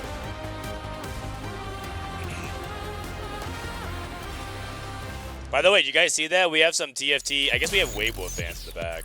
4 minutes, huh? 4 minutes. Over on Aegis Land as well, they also did the Crystal Gambit, which I thought worked out pretty well as well. You know what? Now that I have an opportunity, I should probably just look it up. Little Buddy Bot. Before I forget, Little Buddy Bot for Teamfight Tactics, because I messed up on the systems tables. Dude, there's so... Look at how many augment tables there are, right? And look at how many like system tables and unit table. Just come on, man. Where's Crystal Gambit? Encounter Rod, Shot Boss, Loose Cost, Scuttle, Player Damage. Here it is. Crystal Gambit loot. Okay. So 250 is where you get rating item. Okay. 250 is not the artifact. 210 is the artifact. 250 is 300 where you get the word as well? Yes, you get an artifact. Okay, so 300 is where you get artifact and you get... Alright, looks like we're going in the game. 250 is where you get artifact and you get 3 costs. Okay, so I guess that's it. So you actually don't want to. Unless the rating item ends up being really good, you get 2 Reforgers. I mean, rating item could be really good too. Just kind of depends. And then 350 is where you get 6 duplicators. Oh, you get 3-star 1 costs. Right. Sorry, I'm misunderstanding. So this is 2-star 3 costs, 3-star 1 costs. And you get 2 item anvils and a fruit. Oh, you get a 3rd fruit. Oh, I haven't gotten that before. I haven't played that much Crystal Gambit. Okay, you know what? I need to probably like go through this one day. What the what? 1, 2, 3, 4, 5, 6, 7, 8, 9, 10 plus 3 fawns. Oh my god. What the heck? Okay, anyways, Little Buddy Bot, good stuff. Thank you for putting that all out so that we can know. That's what we use, and you can also put as a Discord bot for you guys if you need that. You can always just like type it. This is the second semifinal though. Aegis up 1-0. If they win this, they are through to the finals against Virtus Pro. And by the way, the finals is at 3 p.m. So if this game ends here, we have to figure out what to do for 45 minutes. maybe we I don't have the League of Legends client here installed, so I might have to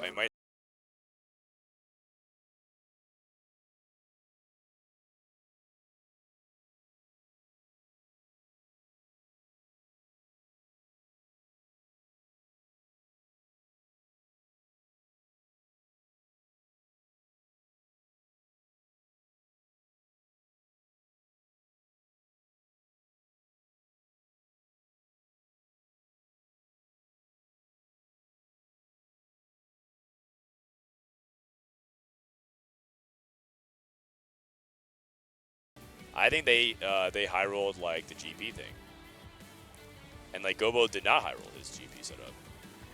Okay. The setup here for some reason, sorry if you're photosensitive, but like they don't let me get into this game unless I like alt tab like 15 times. It probably has something to do with the display. That's why I switched over to here. The problem is if I play this music, I get DMCA'd. So. T1 win? Nope. T1 lost in the semifinals.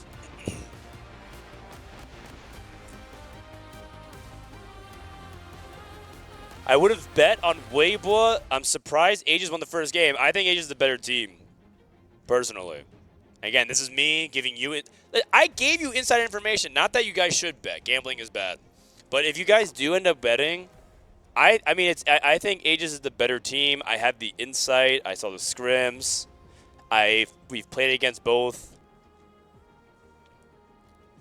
I think Aegis is firing on all cylinders, and the reason to pick Weibo is because you think that like you would think that their crazy strats are gonna work out, but in reality, I think that was an example of some of their bold plays not working out.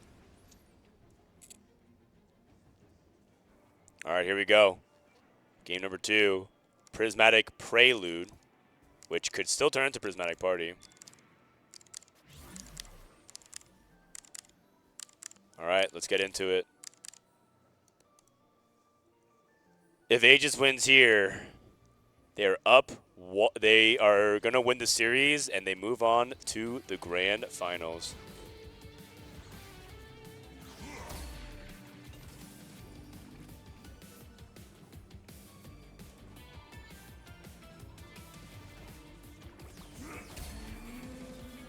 Okay, already early GP for Paddle. Let's go ahead and look at other people's POVs here. LBTZ with a Katarina. Gobo Steer with, looks like a Lucian 2. Malzahar, not particularly good. Ziggs, nothing really good outside of that early GP that I see, because I don't think like Ziggs or any of these 3 costs. Oh, it's a gold opener. Do you make 10 here? He does, because he already has his direction with GP. So AEG with the early GP. Max Arcana. So that is one of the ones that I think you can play on Cat. So it looks like LBTZ going to be angling for Katarina for Weibo. Any other direction for Weibo? Mundo Jin for Salpimi. GP for Tianlong.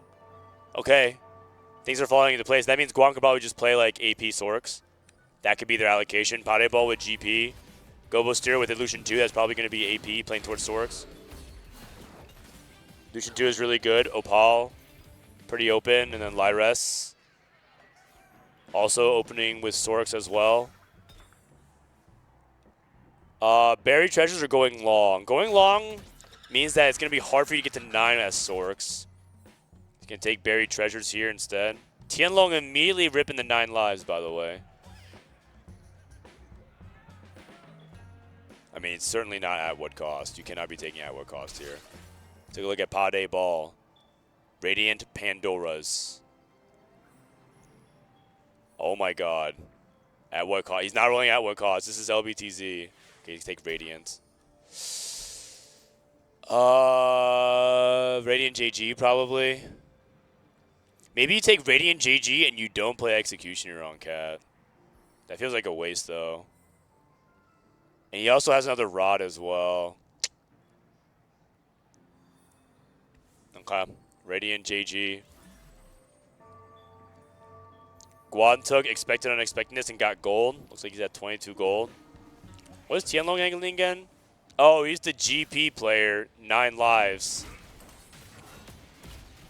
And the reason why 9 lives is so good for GP is because it just gives you so much econ early, and you're able to get to those radiant items and artifacts. It just uses all the cash outs really well. Gobo steer with upward mobility. Okay, a couple of really good power openers. For both teams. A couple of mid openers, I would say, as well. I would say like LBTZ on the Katarina is not very good. He doesn't have like the insane stuff, but I mean Max Arcana could be pretty good. Opal's opener is also pretty eh. I used to think Malzahar off of an orb was really good, but that was like on the A patch, and I think on the B patch, this Malzahar opener is like, one, it's expensive because it's 3 gold and you can't like sell it for econ, and you don't win that many rounds. He does have Shadow Clone, but he has no slammables. Oh my god, wait, Weibo got protagonist again.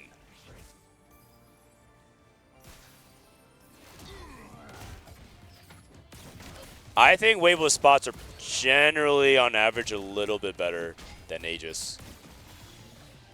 I missed that. And he has JG immediately. So, once again, protagonist and GP 9 lives. Like, I mean, I think Weibo has a good opener. I think if they can't convert on this, then they don't deserve to be in the finals. I think this is a really good opener for them so far. Because I think their openers are better than AEG, personally. Short of the Radiant JG on Katarina. And even then, I guess you just don't play Executioner, you just play Cassante instead. It's not that bad. It's not even that bad. Because the whole point of Executioner is that your abilities can crit, right? And you get crit stuff. If you have Radiant JG, then you just like drop it.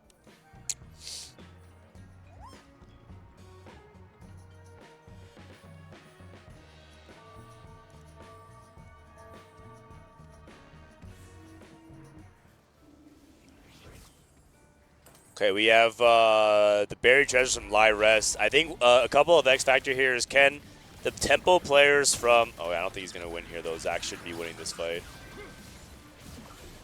Once Zach kills the Ahri... Jeez. Boo! Oh, wait, he didn't kill it. Either way. Too much. It's just that the Zach is too tanky and does too much damage early. So AEG lost all their tempo.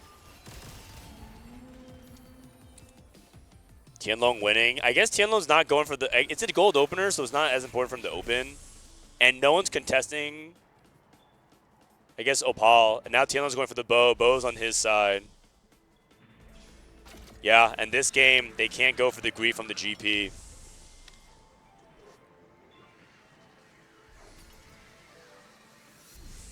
I'm trying to stay optimistic here for Aegis. I'm not really seeing too much that I'm liking so far, though, at the moment.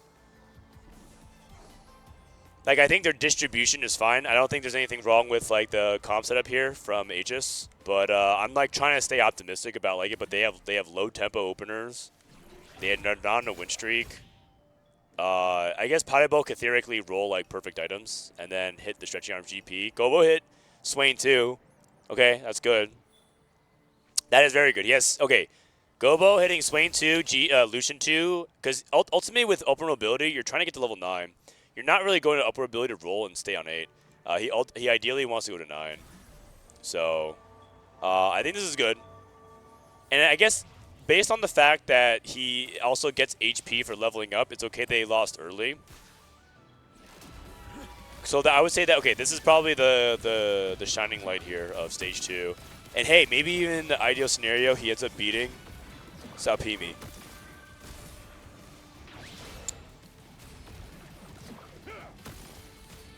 It just all depends on whether or not we can take out this Zac before the Lucian. No! It was actually really close. Hold on. Maybe Swain? Oh! Wait. Oh! That's a really big deal. That is a okay, we're back. Oh, wait. Swain, Salpimi actually didn't even win his first fight. But still, that interrupts Salpimi's win streak flow. Because if he wins that, I mean, I'm pretty sure he beats everyone else, and then he gets a 5 streak going into it, and then that's how Zac just gets really far ahead with the protagonist.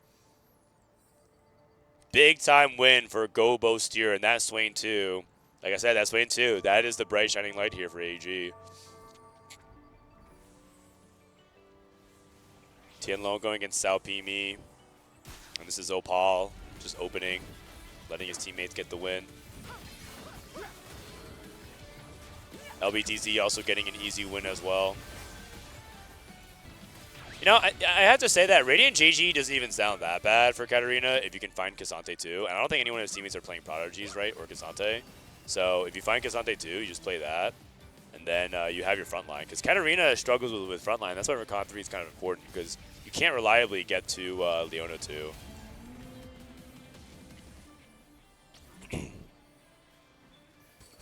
Is Frodan rooting for anyone? I'm rooting for AEG. I think they're the better team, and also, I think. Listen, man. There's the NA-EU rivalry, but when it comes down to it, we can't let China win over us. We have to unite against that. Also, because we practice and we talk a lot with the EU team. Like, we know our team is friends with some of the members on AEG, so. What's this Max Arcana at right now? Oh, he switched it actually. He went to Star Student. Oh, he went to Star Student. Oh. Oh, Gold Orb. Pan for Opale.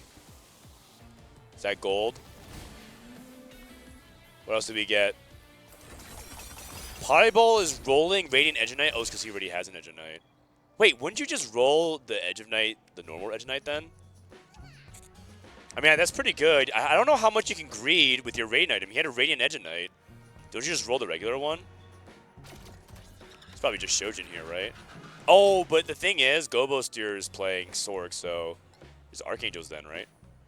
Oh, he takes front lung. That's fine. Pre-leveled. LBDZ levels to 5. I'm actually really curious if LBDZ is going to stay here on this Katarina. I think he is, based off this slam, and he has a duplicator. Tianlong went to 6, rolled a little bit, slammed Last Whisper.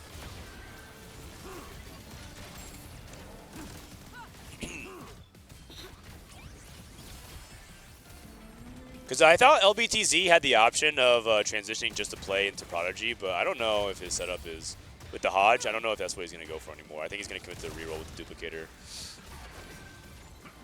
Okay. Couple of interesting decisions here. Like, it's not strictly wrong that Paddable passed the Radiant item, but also if he ends up getting punished and this Radiant just keeps rolling like AP items, it could be something that he's going to wish that he actually committed towards. Second wind. I think combat here makes sense. Roll. Radiant TG, I think that's good enough. And he has Kraken, half of a bow. I think this is good. That is very good, actually. Okay, he's going to stop here. He has GP2 already. How's Tianlong's roll down? He rolled a little bit further. Has 6 GPs. He has Band of Thieves. Opal has infinite items. He's rolling at 6. Is he going Mundo Jin? He's going Mundo Jin. He is playing Caretaker's Chosen. Caretaker's Chosen gives you the Radiant item on level 7. But he's rolling on 6.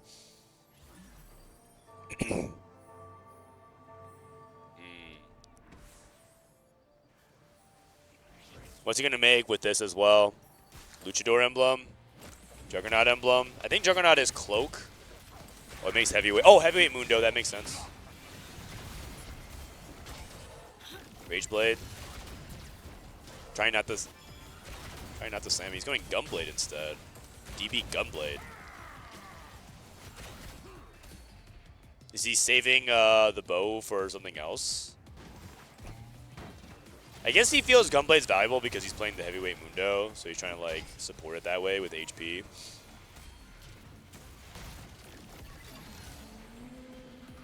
Okay, Tianlong takes another loss. Good win for Opal. Guan continuing to push. He has 2 more losses for the push. Stretchy Arms GP for Pade Ball. And he ended up keeping that Radiant TG. Yep. The Spat turned into a Sork, or the Pan turned into a Sork for Gobo. Tianlong on 7 GPs. Colossal GP. No Stretchy Arms just yet. And then we got a Wraith emblem for Salpimi. So you can go for 6 Wraith GP, or 6 Wraith protagonist Zach, and then go for the Varus cap, and that's going to make him really strong. He can actually win the game. I've seen Zach win the game from here. LTBT going for Fusion Dance Katarina. That is so scary. Okay. But Tianlong is getting the win here. How's Gobosteer doing? Okay, trading his HP. Tianlong. Taking a while to clean up, but that's totally fine. He has another TG on the bench to even slam it. Rise with the pan on Carousel for Tianlong. That is a very good outcome. Because now you can turn that, with all of his extra items with 9 lives, you can turn that into a strategist +1. You can turn that into a bunch of different things. And he gets the Rise for his mentor. No. LBTZ hits the Udyr. That's for his Edge of Night for his Katarina. Guan with the tier. Guan still has 1 more round on his Crystal Gambit, I believe. 1 more round, and he should cross the 200 threshold. If he's trying to get to 250, which I'm under the impression that I think 200 is better than 250, but maybe that's only because I'm thinking about the high rolls. If he wants to get to 250, he needs to kill 4 units. That's not going to happen. I think he's going to hit 200, or 210 rather. 7 GPs, but he has the 4 mentor in. This is Guan versus Heavyweight Mundo. He might not even kill a single unit. Salpimi trying to see if he can go on a 5 streak here up against Gobosteer. Last time these guys matched up, Gobo actually ended the streak, which is pretty huge.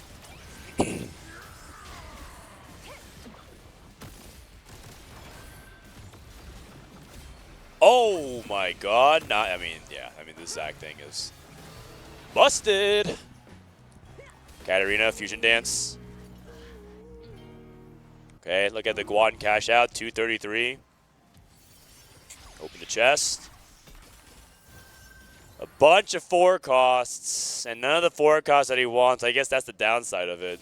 So yeah, 250 probably is better. He's gonna go ahead and roll. Cassante pair. Oh, if he's playing Prodigies, then the Leona is good. No, he's not though, because his teammate's playing Katarina, right? Shouldn't he just sell that? He will. Karma pair. He's rolling right now. Play Zyra for a round if you want. Oh, he's playing Braum for the HP.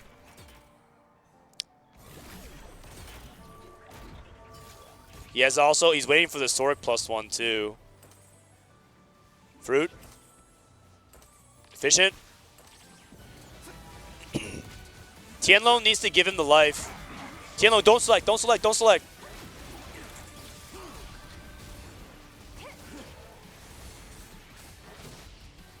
Okay, I guess they're saying they'd rather Guan just take the loss here. They don't want Tianlong to give the life. They think they'd rather stack the lives onto the GP player.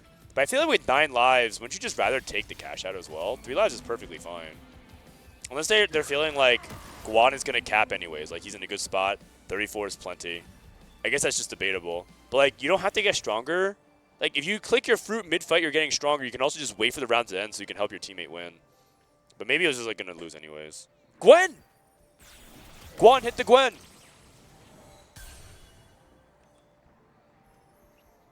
One off GP. How's Gobo doing? Gobo racking up for the all-in. Opal. Opal is just going to bleed out. I'm still thinking it's Weibo favored. I'm not seeing too much out of AEG. They had a couple of good moments this game. Puddle still doesn't have 3 item on GP, but he does have stretchy arms. That's a 3-star GP for Tianlong. And now he can push levels. Guan is a Lux too. He has a Gwen pair. His expected unexpected game at 5 cost. He didn't hit the Gwen 2. He also doesn't have Sorg +1. You can go strat instead. That's perfectly fine. I like that, actually. And then if he get the win, he can stack the HP. That's probably why they were okay with Guan taking the win, because, or taking the loss, because he has Braum later on to make up for the HP as well. LBTZ is on 3 cats. I mean, AEG is holding 2 cats, 1 cat, cat 2. They're holding 7 cats, 10 cat arenas. Oh my god. That is dedicated griefing. Okay, Tianlong taking a bite out of Sao Pimi. Sao Pimi has all the HP in the world to give to his team. Opal against Lyres. Lyres is not looking too strong right now. He's about to go for a big roll down. Same thing with Pade. It's invested. I think he needs the gold. Levels of 7. He's going to roll here. The thing is, I don't think he's going to hit the cat. Gwen. That's funny. He's going to... Oh, he's staying here for the extra rerolls. Lyres. Water Lotus. Lot of transition. Hard turn. Shoot. Bullet Hell. Trying to go for his fruits first. He has 3 more rerolls. Trying to make sure he gets all his items first so he doesn't miss it. I agree with that. Not the biggest fan of Selfish, but I think you have to go for it. You go Star Student instead. Okay. Couldn't even finish rolling. You wanted to prioritize itemizing first. I think that's smart. But is it going to be good enough? Going against Tianlong. Did Tianlong get stretching arms? He did. He did. And I think Weibo's spots are just too good right now. Especially if Guan hits the Gwen 2. Guan lost. That's a Gobo steer? Oh. With Gwen? How did that happen? Opal getting the win versus LBTZ as well. I mean, LBTZ is the weak point, right? They're targeting him. I'm surprised Guan lost. Well, I guess he doesn't have utility. No anti-heal. No shred. And he went up against Gobo.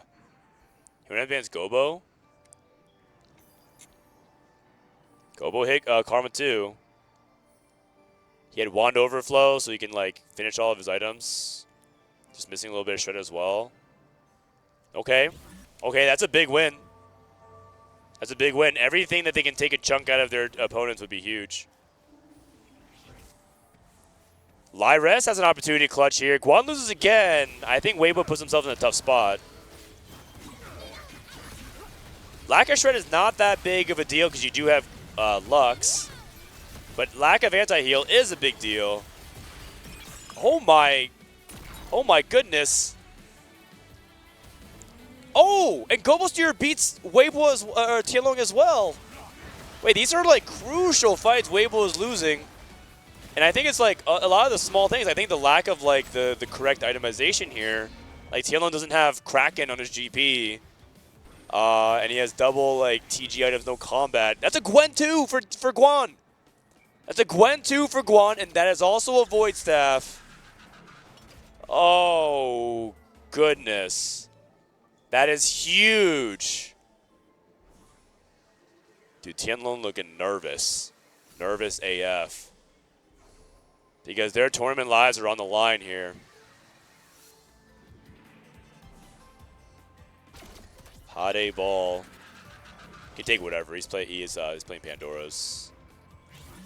AEG is having a great stage 4. These are crucial fights because now, yes, Guan hit the Gwen too, but he just finished playing the AEG members, so he should be rotating back into his own Weibo teammates and taking a chunk out of their life as well. That is why it's crucial when they won when they did. Katarina again. I don't know if it's worth targeting the Mundo Jin player. Rakan 3 is big. Okay. Did Mundo 3 come for Opal? Nope, he's on Mundo 2. Okay, these are really important matchups to win. Thing is, I'm not so sure if Katarina can win this. Another loss for LBTZ. And if Tianlong loses here, he's not. He looks like he's going to win. Okay. Big damage to Opal. Guan ended up getting a crucial victory as well. And remember, he's racking up those Braum portals again. And the reason why like that protagonist is so good is Salpimi can trade for his team, right? Radiant Guard Breaker.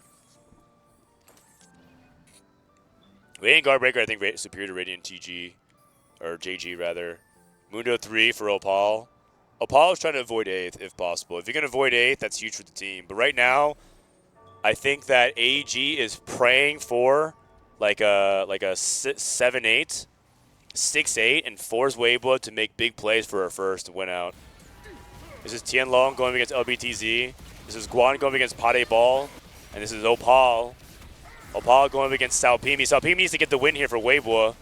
If Opal, oh, nope, not even close. Guan, if Guan loses here. Oh, what was that?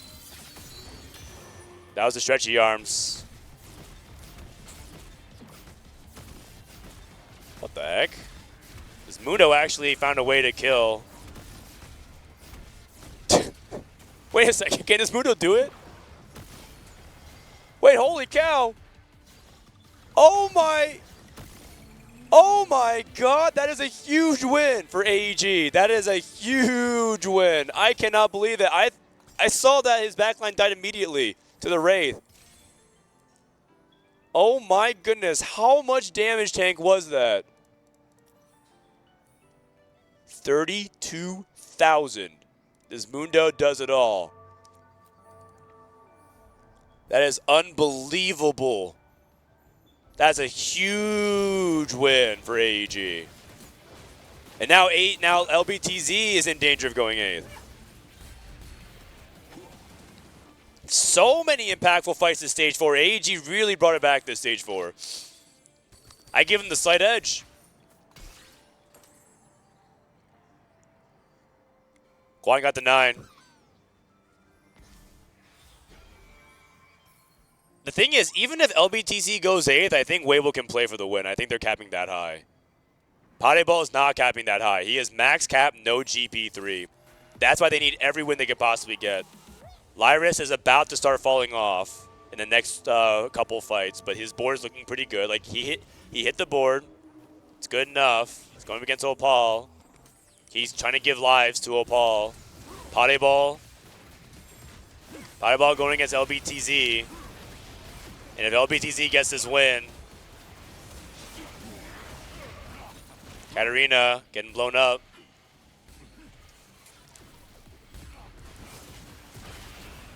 Oh, Rakan actually died. And LBTZ loses again. Wait, Tianlong lost? Oh, he gave the life to Guan. Okay. Okay. Anything can happen. Guan hit Braum 2. And that life manipulation is giving Weibo a little bit more wiggle room. Salpimi falling off. No Varus yet. The big issue is he doesn't have that Varus. He's playing that okay, Varus instead of the Kale now. Oh, sorry, instead of the Malzahar. That makes sense. Not positioning.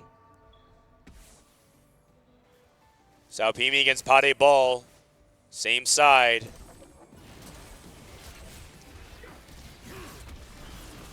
Trying to roll Pandora's once more. I think he needs to get a third item on Varus.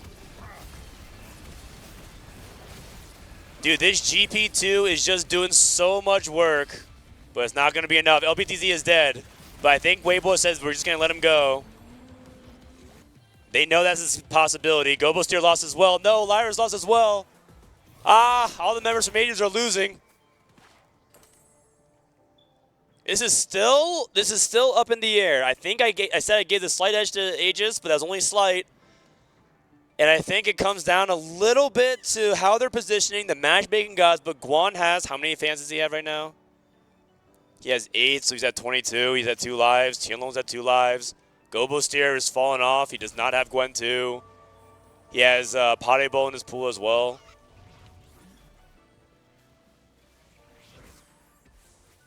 Okay. And then this is Guan versus, this is Opale versus Tianlong, and Guan versus Lyras. This is really crucial matches across the board. If Aegis can steal any of these fights, I think they might be back in it, but all of Weibo looks so strong right now. Massive one-sided victory, massive one-sided victory. Oh, man. Not good. And if AEG ties at the bottom, I think it is Weibo's game to lose. I think Weibo is now favored. Oh, no. Man, despite the fact that Weibo had better openers, AEG played such a good stage 4. But I don't think it's enough. I think Weibo is now back.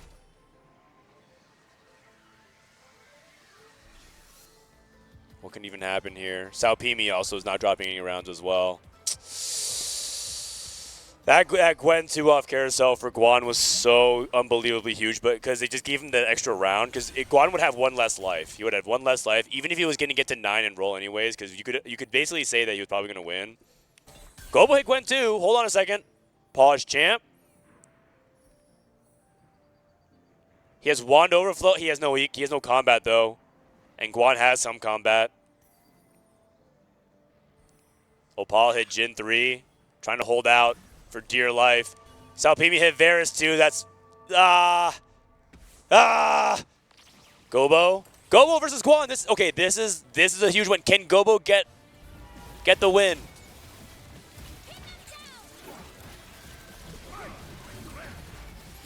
Big J4 ult. The Gwen was tied down. No! Gobo's losing. Tianlong against Puddle. Lyris is dead. Opal is dead. Oh dear. If Gobo got that win, because now they're in danger of triple bot 4, because Tianlong's at 2 lives, and now Pade and Gobo, they need to somehow send someone bot 4. They can't do that though. Now AEG is gonna get triple bot forward. Tempo victory. No, Weibo's hitting everything. They hit everything. They hit every 5 cost. It's Gwen 2. It's Varus 2. Now they're adding luxury stuff like Lee Sin 2. Braum 2. It's just too much, man. The win out pressure is just too much. Okay,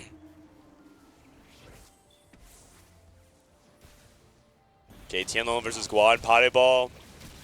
Power versus Stampede. Powerball needs to win this, but he's just stuck on GP2 max cap. It's just not going to happen.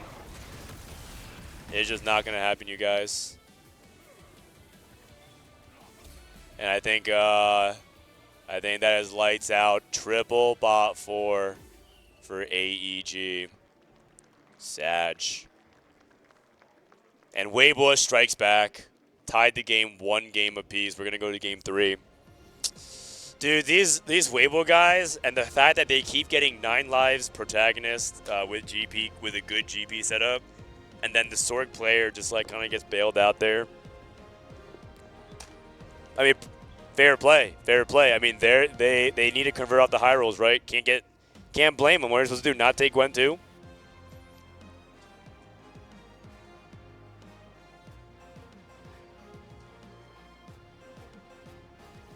Man, that's rough.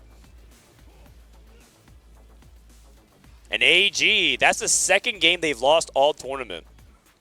They've been looking pretty good so far, but that was the 2nd game they lost all tournament long. stopping Paddle from being able to cap pretty high.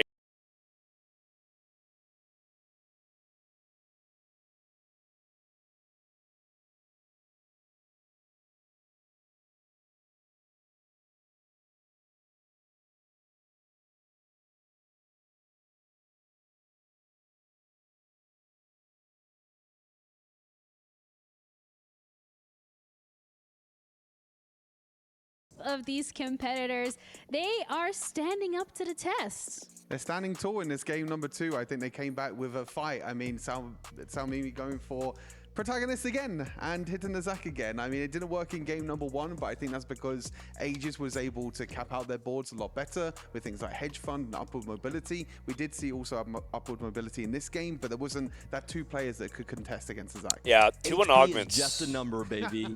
Is there anything they could do with 2-1 augments? This matchup. Throughout most of our matchup, it has been decided by tempo. But in this series so far, we saw just then, Aegis had the HP lead in every single mirror matchup. But in the end, it was still Weibo that came back and won against all of these ones. They had the extra value coming in from the augments. I think that was the decider. Protagonist again for Salpimi and 9 lives coming in. Also, crucially, one being able to stabilize by rolling on 3-6.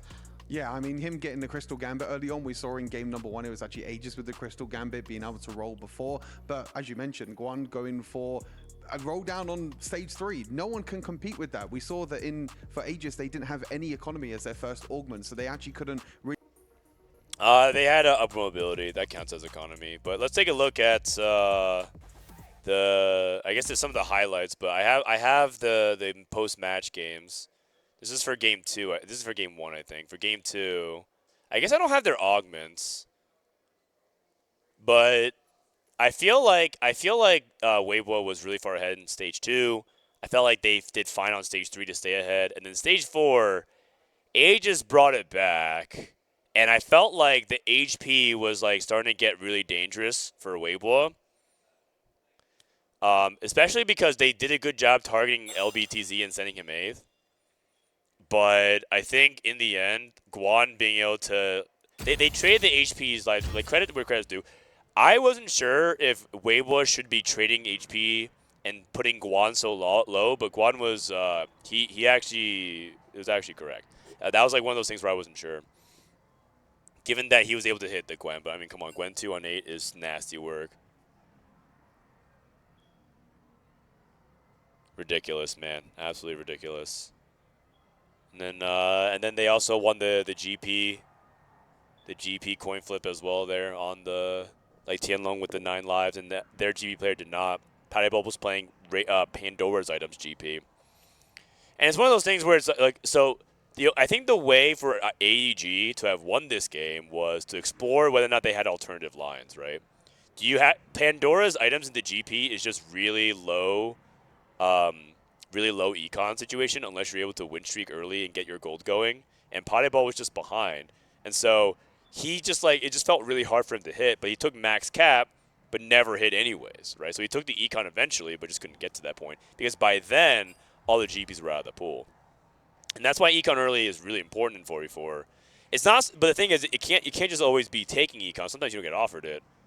And that's why I'm saying, like, for AEG, if you maybe that second game was unwinnable. I didn't see his augment choices, but the only thing they could have done differently was whether or not they would pick a different augment series entirely.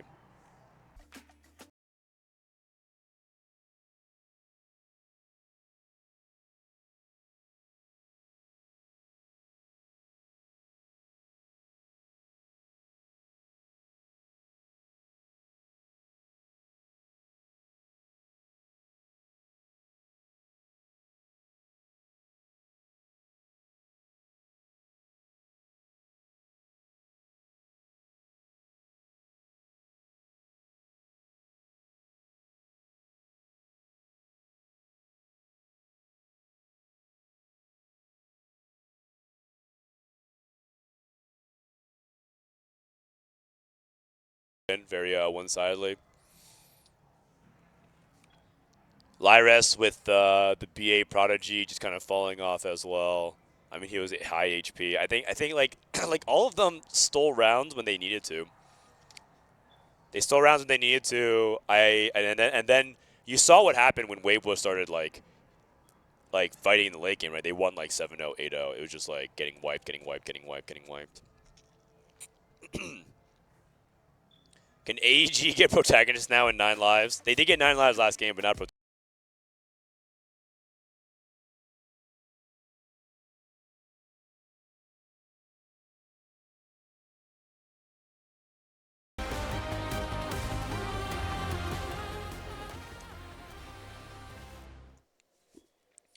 When the world of business is constantly changing. Okay, we got 5 minutes until the next game.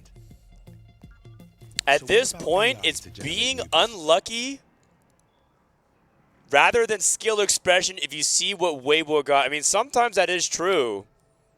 But at the same time, that's just what TFT is, man. Like, I would say that AEGIS played the first game well, and that was a game where skill expression did matter. And it's just one game. You can't take I do think that Weibo high rolled really hard that game, but they're not going to high roll every game. And then on average, AEG high rolls next game. It's still fine. It comes down to the last game. From the future, can you start cursing Weibo instead? No, I'm holding faith. I think AEGIS wins from here. I'm holding the faith. AEGIS. Like, look at what happened in the previous game, right? In the previous game, Weibo didn't even, like, die with Karma 1. I mean, they played Crew. That was on them.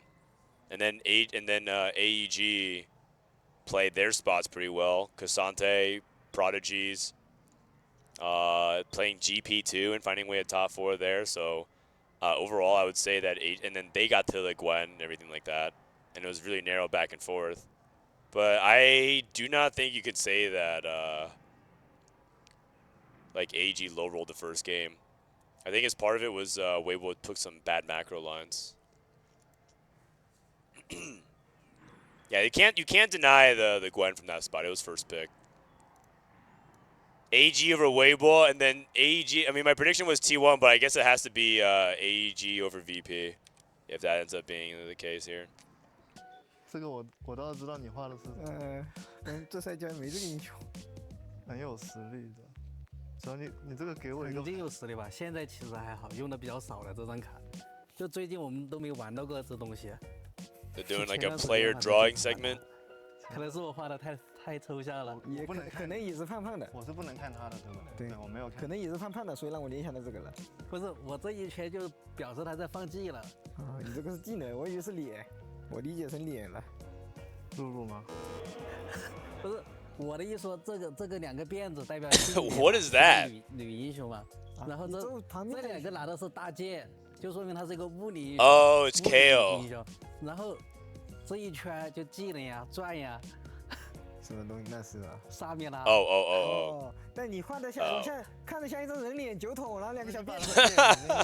你是看着像人脸，眼睛。Greg is with 2 braids。辫子呀，我就没画其他。哦。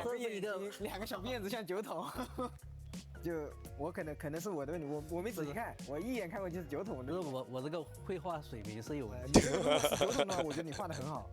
你主要就画个眼睛。That's funny。不是，我是画的辫子呀。 我这里看过像眼睛，很像，给镜头看一下，很像眼睛，它这个。This matchup, this champion wins, so it's a free game. I can't believe you missed a free throw. Poker is just luck. The same fight is unlucky for AG. I mean, it is. It's a combination of both. The thing that we have to remember in TFT is that it's not just purely luck and it's not just purely skill. It's not just it's a combination of both. It's both. It's not just luck, and it's not pure skill. It's both. And it's not mutually exclusive. The sooner you can accept this, the sooner you not only will enjoy TFT more, but you'll drastically improve as a player.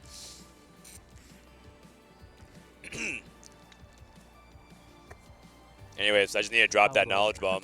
你想好了？拉克斯吗？拉克斯技能长条吗？他不是大招呀，光波呀。他说的是R技能，不是说那个。哦，不是说丢的技能，我不知道怎么画丢的技能。就画一个圆，画一个圆。I always feel like they do these like drawing segments with players, but they don't know what to do with them. 丢个圆， but I think it's fun to get their personalities out. 就一个语言，然后周围。 Also, this is Kurl, Sudowoodo, aka Kurl. He was a League of Legends pro player for EDG 10 years 结 ago. 束了，看样子我们的配合和默契不是很好，但是我们在云里方面的默契，相信还是能够做到更好的。希望大家在 EWC 多多支持我们。 What if I don't want to improve and just bitch? I mean, it sounds like you would be a really good TFT streamer then.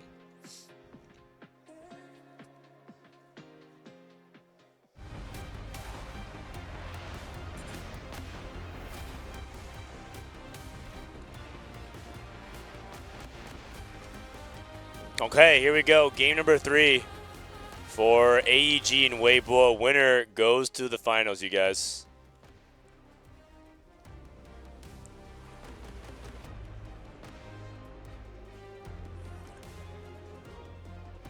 Two games, 2 times where Salpimi gets protagonist. Zach is kind of lucky, but doesn't provide a free win. Game 1 went AEG's way, and Game 2 went Weibo's way. I mean, yeah, it does really matter both ways. That's Evos in the crowd watching the semifinals on the stage. I mean, I don't think the crowd is that big, but I think there are people in the crowd as we're getting ready for the game.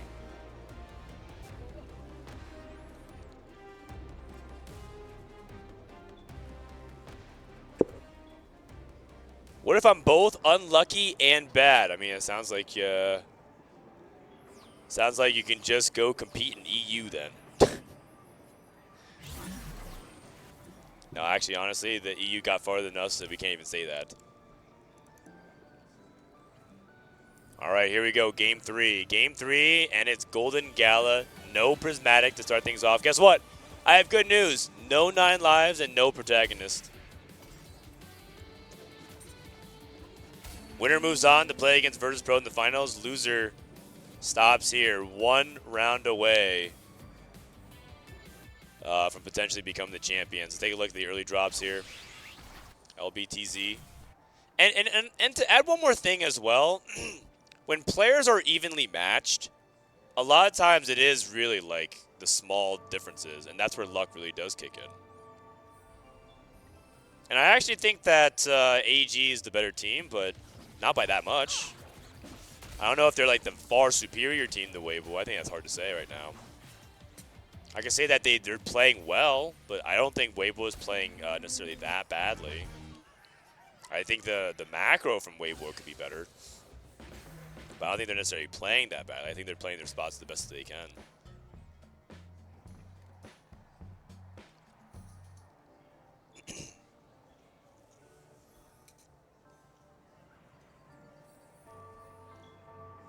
Okay, we have Guan here with Malphite 2. Is he gonna actually think about crew? Uh-oh. Another potential crew opener. Nothing here, nothing here. Katarina. Katarina with Hemorrhage. Lyres. Cloning Facility or Tower Defense? Immediately rolls to the left. I think you might go Cloning Facility and try to go for a maximum tempo. It's a 5-item opener. And I don't think this justifies you going into crew. So I think for Guan, he's already off to an awkward start here. Do you know why World Cup is doing 4v4 and not just using double up? Because 4v4 is better. Okay. Hard bargain. I mean, I don't know. I just can't get behind it, man. Hard bargain. That's good for AEG, I guess, if you were to believe that hard bargain is trash like me. Now, I think hard bargain can work under one circumstance. Okay, and I was gonna say it. It's that you have something like Crystal Gambit to be able to make up for it, because you get the HP and you buffer. And so Guan, okay, you know what? This is actually like one of the situations where you take it. Oh my goodness. Gold Destiny into Aura farming for AEG. Oh Lord. That is not good.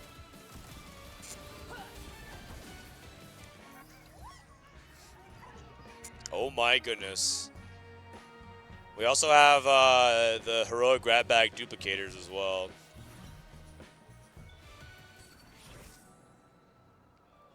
Okay, so let's take a look at the allocation here. LBTZ, Salvage Bin, Shojin JG, Quicksilver. So it's probably going to be Sorks. Although Guan could also play Sorks. The thing is, he has LBTZ has Salvage Bin, so he can play anything. But I think there's 2 AP players. Tianlong has duplicators, probably Mundo, thinking about just like playing steady here. And Salpimi has Pandoras. Don't tell me this guy's playing crew, man. Pandoras with a duplicator. He's going to play crew. Okay. 8 in Lyris. Lyris has Rageblade, Guardbreaker. Lyris took Wandering Trainer. Okay. Gobosteer took Portable Forge. We already saw that. What was the Wandering Trainer here? Was it something good? Star Guardian, Soul Fighter. Okay, so 2 verticals. Two of the verticals that are not really played very often. I think he's probably going to lean into Star Guardian +1 because it actually buffs the whole team, even though you prefer to have the stats on the unit. And then Gobosteer with Mana Zane and Kraken. So Gobosteer are going to be trying to play what for that GP? Opale with the Mundo. Or is it Pade Ball? Pade Ball is going to be playing Sorks. So it seems to me the big question mark is how will how will Gobosteer and all of them fit around the aura farming from Opal. Opal with aura farming, I mean, if you're AEG, you probably have to feel devastated about it. That is rough. Gold Destiny is such a good augment, but aura farming is one of the worst augments you can get because of how committal it is. It's so difficult.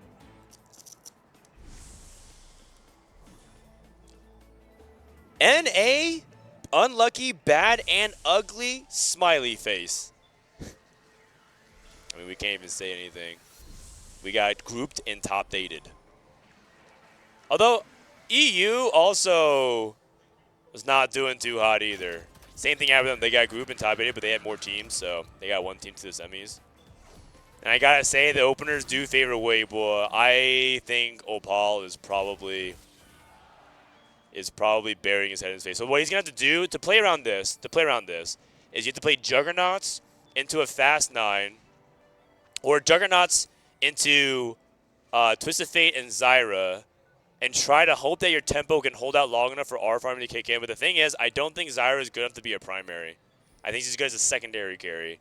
And what Opali has to do is probably fish for the Frost Touch Ash, Juggernaut, Twisted Fate setup here as his end game destination. So he's slamming right now to try to get the Juggernaut Ash.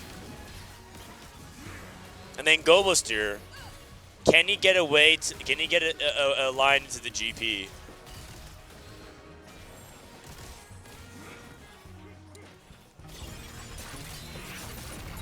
Salpimi continuing to lose as well, playing the crew. I think the caveat is, I think Weibo has set themselves up for tough spots, mainly because I don't think crew is very good. So I think they have that going for them. I think crew with no econ, no combat is really sus. I think crew can get away with like combat augment, like a hefty rolls, because of how it scales, but I just don't think it's Pandora's into crew. It's entirely possible, by the way, that Salpimi is not playing that. Maybe he's playing open into something else, or loose streak into.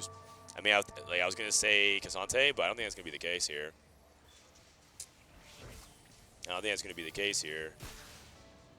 Okay, going up against Gobosteer. That's good. Gobosteer's going to stop his loose streak here and continue his.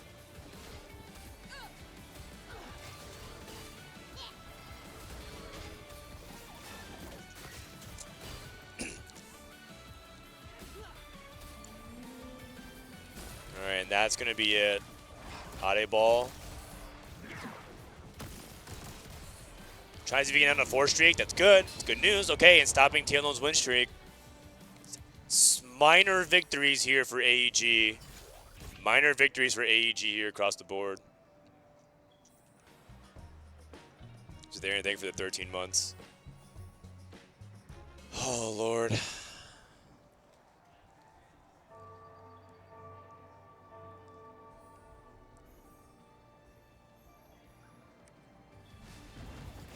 Okay, what can Weibo or what can AEG do to bring themselves back? I need a tier here for Puddle. Oh, tier's good. Okay, that's good. Lucky items. High roll.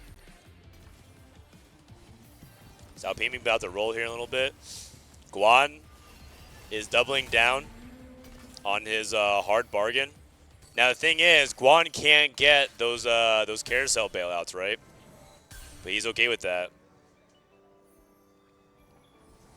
Dude, he is not even close right now. 5-4. Okay, 6 Malphites.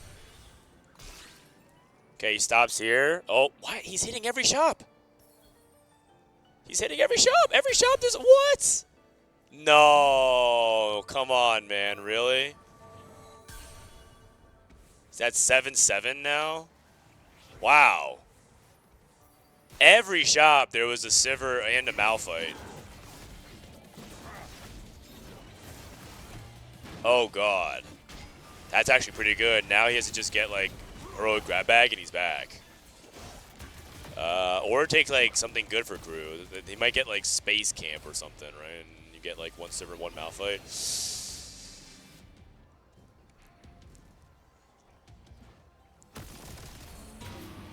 Okay. Dude, this is unbelievable. Raining gold. You can also take combat here.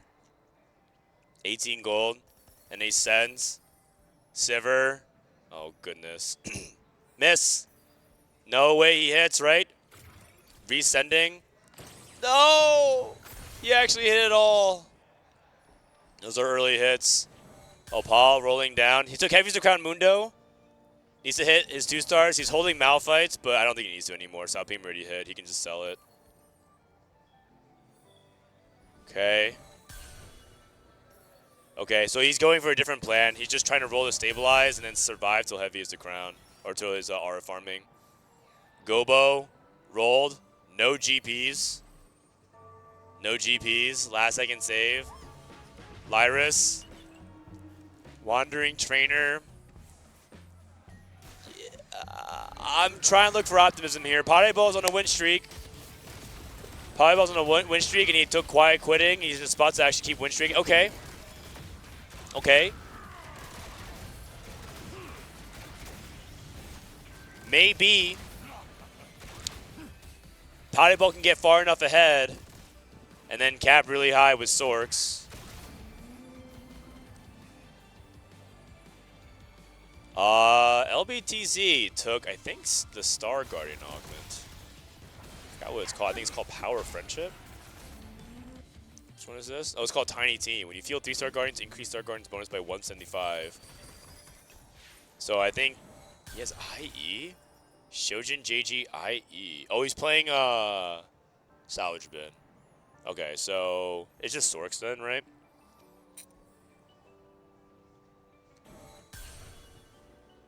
Or is it something else, actually? I'm not sure. Okay, this is GP2. Teacher's Council, Duplicators. Trying to see if he can tailor. Stretchy arms! Ah! Oh, man. No stretchy arms for Gobo Steer as well. And you know what I'm starting to get? I'm starting to get Vitality vibes from last year. Last year, Vitality looked really dominant all the way until semifinals, and then they lost the best of 3 in the semifinals, and it was over. They like won every series really convincingly, and I'm starting to get a little bit of those vibes. I think AEG is really far behind.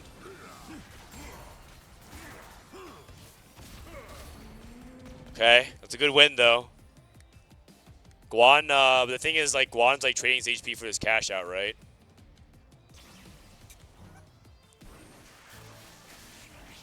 What is Gobo looking for here? No Rise. Oh, there's Rise. There's Rise for Gobo Steer. Okay. Maybe just take it. Okay. And then Guan doesn't get the pick. There's Cassante on Carousel here.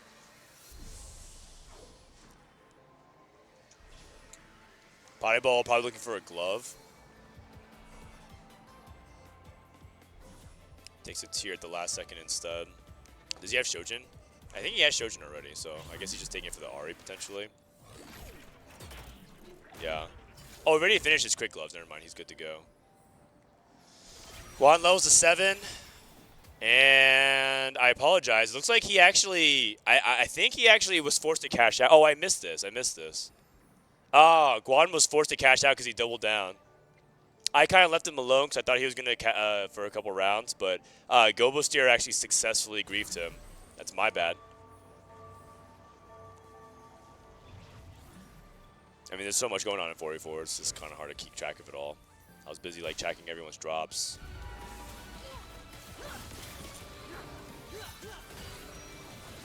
That's a good thing. That's a good thing. So if Guan ends up like not getting the resources here, he could easily miss, and his items are like honestly kind of mid. I think he really needed that cash out. So AEG trying to make some plays. Guan is vulnerable. I think Guan is vulnerable, and if Pade can hit, Guan goes 8th. I think there's an opening. I'm just like not a fan of the main insane GP though. Without like, I mean, obviously he's commit GP, but it doesn't seem to be like that good. Like this is a board with last second save that should be winning round like a lot of stage 3. I guess he didn't really roll till 3-2 though, because he opened until 3-2. Never mind, he just lost his first round. Maybe Corrosive until he gets Sunder. I think that makes the most sense here. Okay, takes Corrosive. Corrosive is like just sometimes clutch in a pinch. Lyres losing most of the stage. Opal just trying to survive until he can get to the Zyra. LBTT win streaking. Going up against Gobo Steer. Securing this win streak would be really huge for Weibo.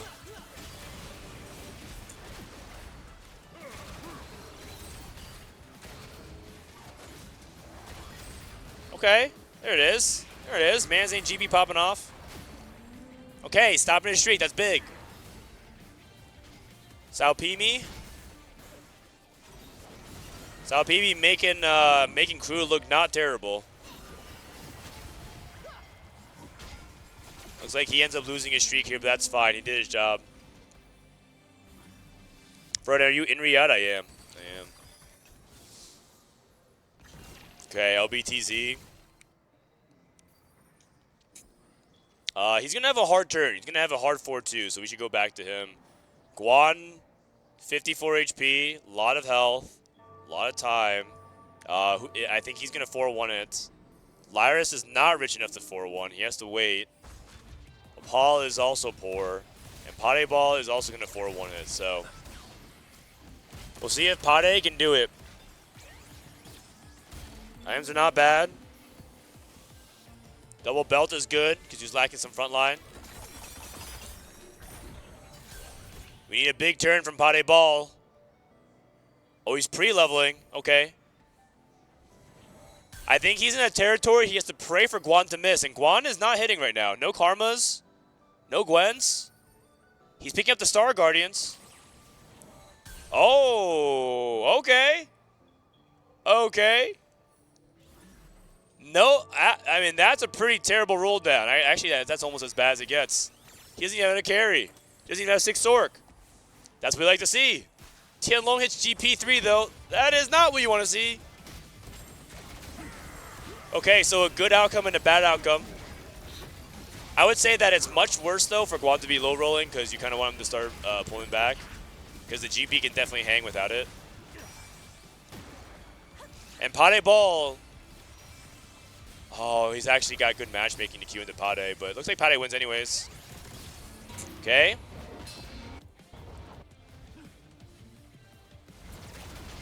Can this Mundo hang on?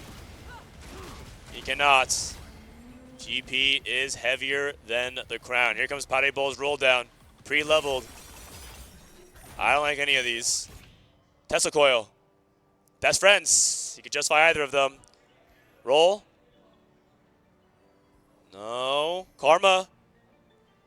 Case Cassante. He buys, sells. I guess his teammate needs Cassante. Okay, slowing down a little bit, just like making sure to do some things that he needs. Karma 2! That's what you want to see. Okay, that is one big step in the comeback process. Salpimi hits an R3. Lyres. Now, Lyres is another player I'm very worried about because of his setup. I'm worried about him. I'm worried about Gobuster, and I'm still worried about Opal because of the aura farming. But honestly, he seems like he's doing better than these other two players.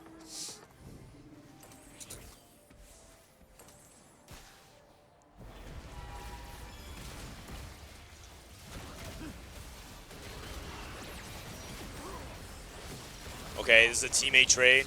Gobo against him. Guan did roll down again. Found a Karma. And here is where hard bargain can actually be terrible, because what if Gwen is on the carousel and you can't pick it up, right? He gets his win over Opal, though. This Mundo, man. So troll. They just threw the Mundo at the screen. Don't throw him in. Star Guardian Soul Fighter. Oh, man. He needs to take the Seraphine off Carousel. For the first time his tournament, he's probably going to be hoping for Seraphine to be on his side in the Carousel. The good news, I guess, is that they're going to have Carousel control no matter what. No matter what. Opal needs to hang on for 2 more rounds. And then he gets the Zyra. But I have to say something. I don't even think Zyra 2 turns is around for Opal. Like, it's nice, but he didn't even get to the Juggernaut Ash setup. So I don't even think he can even cap that high. Because theoretically, you get Zyra 2, you get Zyra 2 Ash 2 in the Juggernauts. It's pretty good, but this is Guan going up against Salpimi.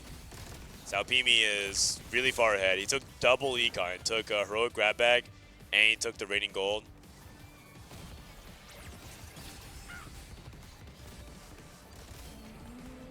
Okay. Oh. Big plays need to happen right now. We need Seraphine on Carousel. No Seraphine. There's a Poppy, so maybe Lyres can take the Poppy. And Opala, I think, is guarding it for him. Oh, wait. Okay, Opal take it. He probably talked about needing it more.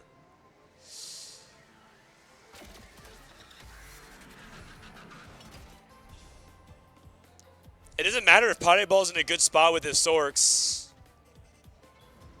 I think he's in a pretty good spot, but the rest of the team is not.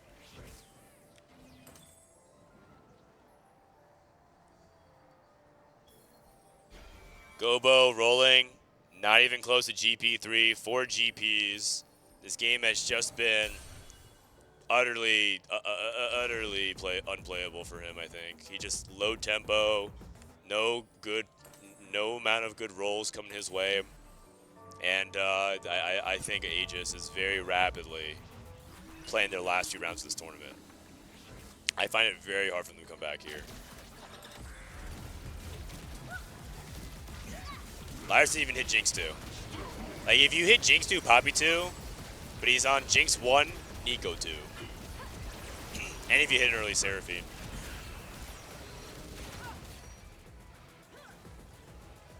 Okay. No.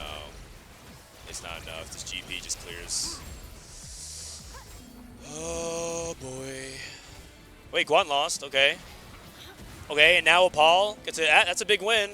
Okay, now we got the Zyra online. Aura Farman, here we go. Boom, welcome Zyra to the playing field. Yay. Now what?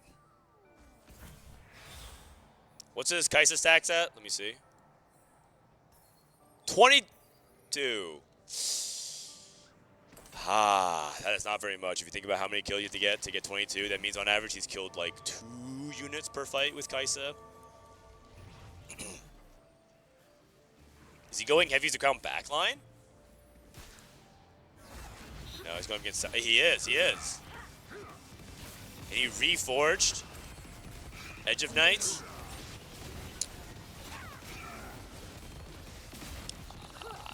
Against high roll crew. No. Lyres loses as well. This is just such a beating. Make it stop. Make it stop. It's just so one-sided right now. Salpimi holding the extra Kaisas. Oh my goodness. Oh my goodness. I think it is 95-5. If even that, it might even be 99-1. It's just looking so over.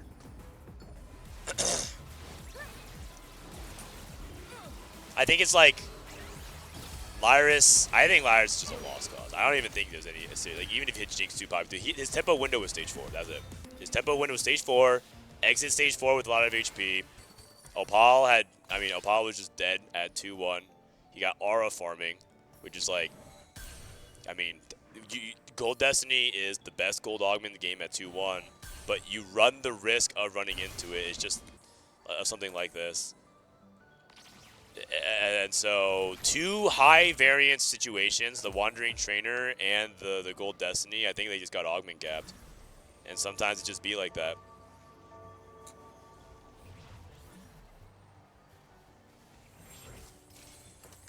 Opal versus Tianlong.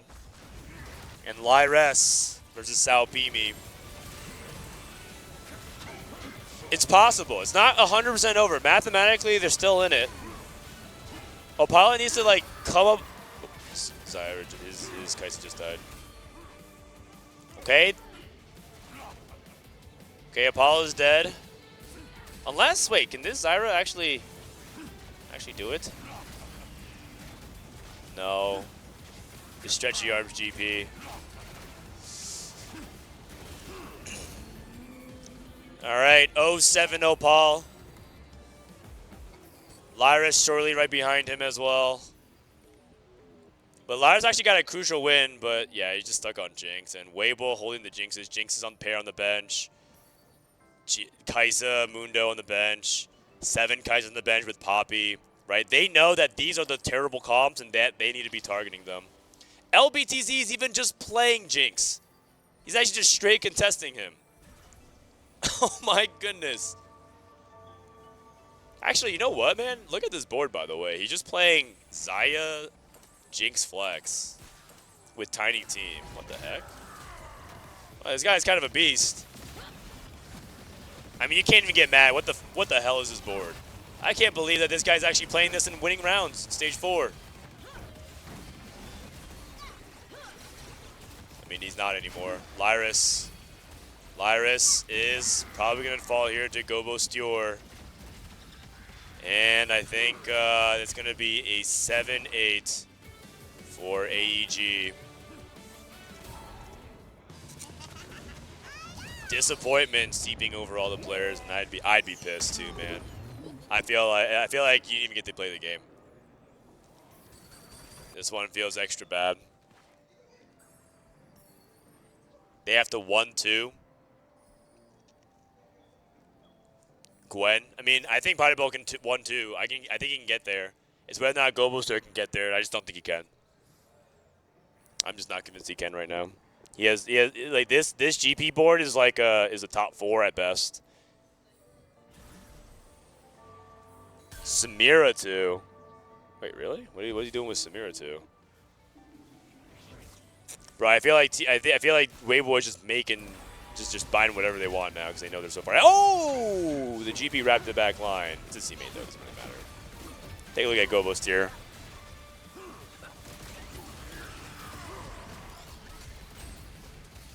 Going against Guan.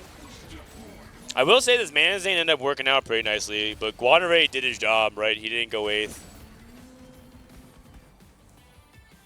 Okay, Potty Ball. Potty Ball lost.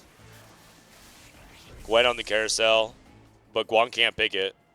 So probably they're getting denied from Potty Ball. Potty Ball can take a strategist +1 instead.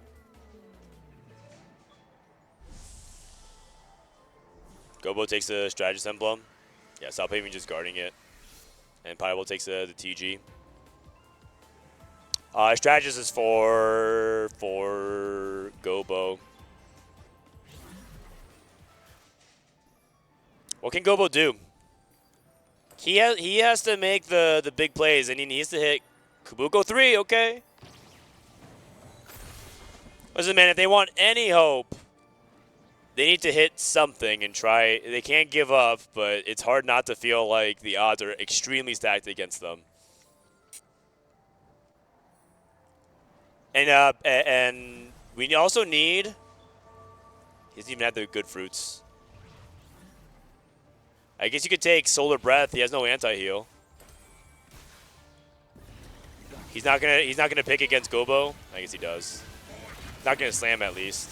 This is his teammates. Yeah, that's why they needed the HP. This is Guan. I think if I'm Weibo, we just kill off things like Sao Pimi and Guan. It's giving time for them to face against other players that aren't themselves. Okay.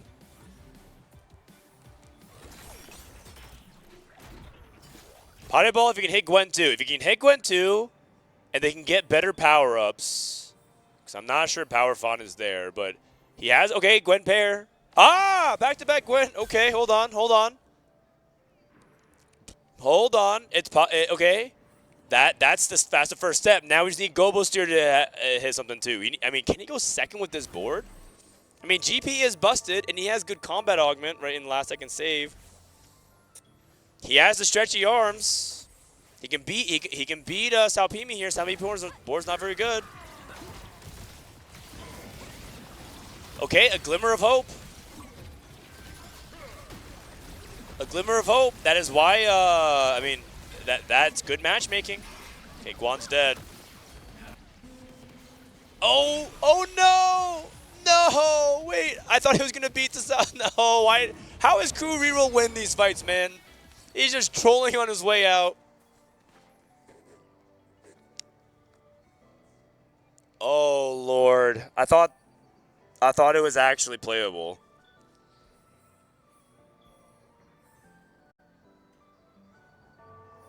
Now they need perfect matchmaking, and they need Potty Ball to trade to Gobo when they can.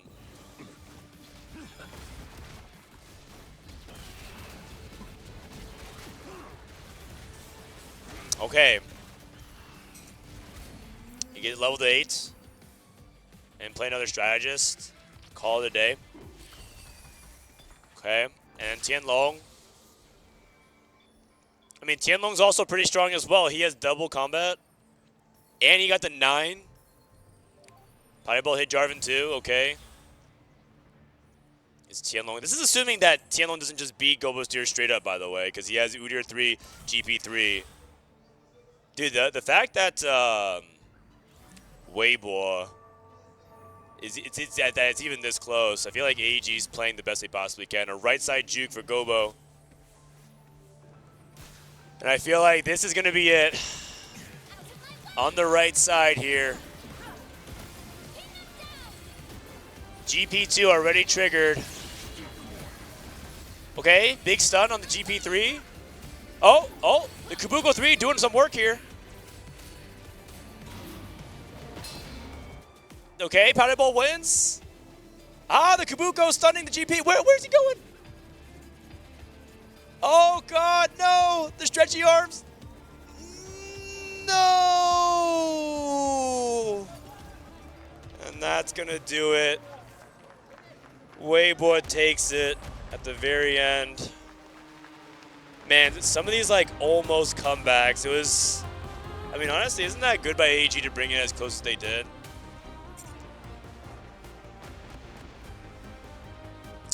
All right, Weibo makes it to the finals, and it's going to be Weibo versus Virtus Pro.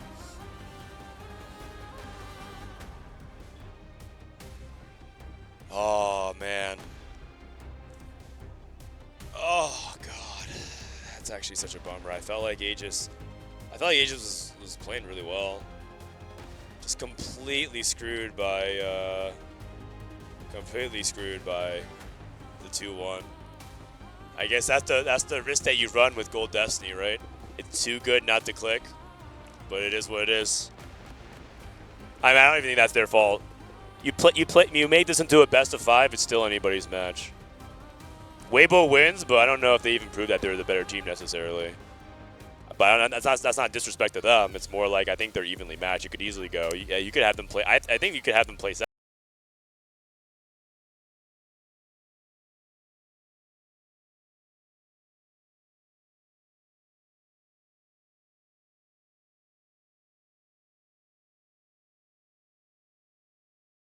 Why we love and hate the game.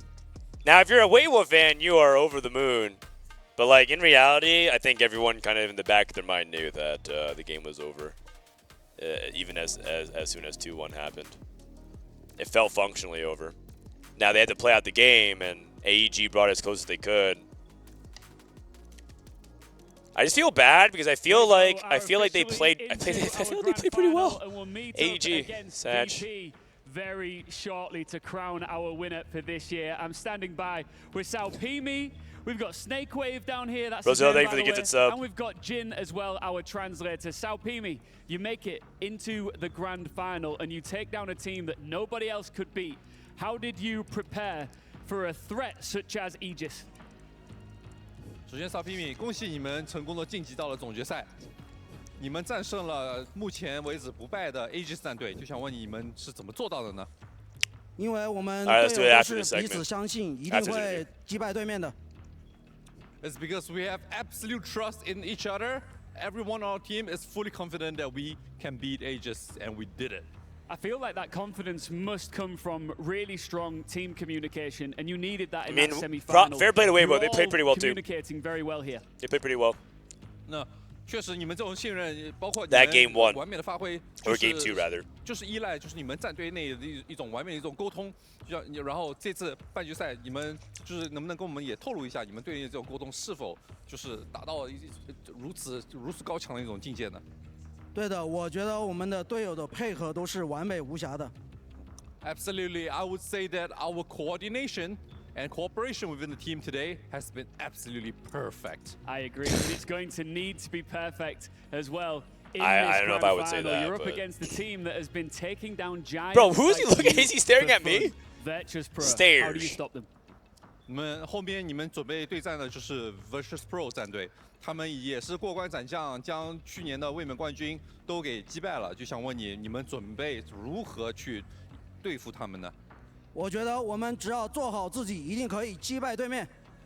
As long as we do what we're doing right now, as long as we play to the best of our abilities, we can absolutely take them down. I felt that authority in the way that you said that as well just then. We can see that our Key Crusher has just revealed itself. Before we get there, just briefly, in the moments that are ahead, the minutes that are ahead, how will you prepare in the final moments before you step back onto the stage here? 那你后面碾碎钥匙之后呢？大概会有。I burnt my pizza and it's still not as cooked as AEG. 备战后面 后面最后一场总决赛呢？我觉得还是像以往非常平静的心态去调整好。我觉得冠军属于我们。We'll be staying calm. We'll be making sure that everyone is in their best mental state going into the grand finals. And I believe just being calm, cool, and collected is how we're gonna ensure that we will be the final winners. Your mental has not broken yet, but I'll tell you what, that key is about to. Are you ready to crush a key? 准备好碾碎钥匙了吗？ I'm sad. 准备好了。Absolutely. What? This guy's pretty hype, I man. can feel it. All right, thank you very Bro, much. This guy's Jin. hype. Thank you too as well. Will there be lifting the trophy a little bit later on? We'll find out. Genie, back to you to preview this epic grand final. I mean, the way he was saying it in Chinese was pretty epic. He was saying it like as if he's the stage host as well. if you understand Chinese, which I understand a little bit some. Oh my god. Alright, I need to ask Chad something. Is the Frodan curse real? I'm pretty sure. I'm pretty sure if you go back and check all of my predictions, I think I've gotten like one right. I think I got Vitality over QAD. And then Weibo beat T1. And then AEGIS beat Mouse. And then VP beat Falcons. And then Twisted Minds beat Flash Wolves. Citadel beat Fnatic. That was the correct one. I got 2. And then Wolves beat RC. That was correct. 3. And then Evos beat TL. And then I got 4. T1. And then Vitality lost to Weibo and I stopped tracking because I was depressed. And then Mouse beat Falcons. And then AG beat VP. That was true. So I got 5. I got 5 out of like 30 right on these predictions. Oh my god. Is it me? Am I the problem? Am I the problem? All right, well, while we have an opportunity, we are going to get ready for the grand finals. I was told that I have a package to be delivered onto the stream. Maybe this package can solve my problem. Maybe it can reverse the curse. Maybe it can reverse the curse. So they said just they're going to do something on stream here. I don't even know what it is. Hello. So this is an Amazon delivery. It's a Amazon box, and it is a... It just says sponsored on it, so I guess hashtag ad. Just want to disclose that. Guess I'll remove this tape here. Okay. Oh my god, it's actually a bot. Is this all for me? Oh, wow. Okay, so what do we have? We have a H600 wireless gaming headset. Well, that's actually great because, not going to lie, man, these studio headsets are not it. But I need a new headset, so that's great. I have an esports World Cup collector's token. Oops, sorry. It fell a little bit. I'll just put it here for now. It's actually really cool. It actually feels kind of heavy. So you have that. We have a Lenovo mousepad, the gaming mousepad, the Speed mousepad, which is great because I actually didn't bring one to Riyadh, so I was just using literally the table. It's perfect. I got a Richie box. And what's in this Richie box, actually? I saw some of it being advertised, but I don't know. Actually, I'm not going to lie. Oh, it's a wallet. Oh, wow. I mean, I guess that makes sense, Richie wallet, but you guys can see right here. It's kind of nice. It feels nice. Wow, it's actually like very textured and detailed. Okay, wow. Thank you to the folks at Richie. Wow, this is a whole box of goodies. Amazing.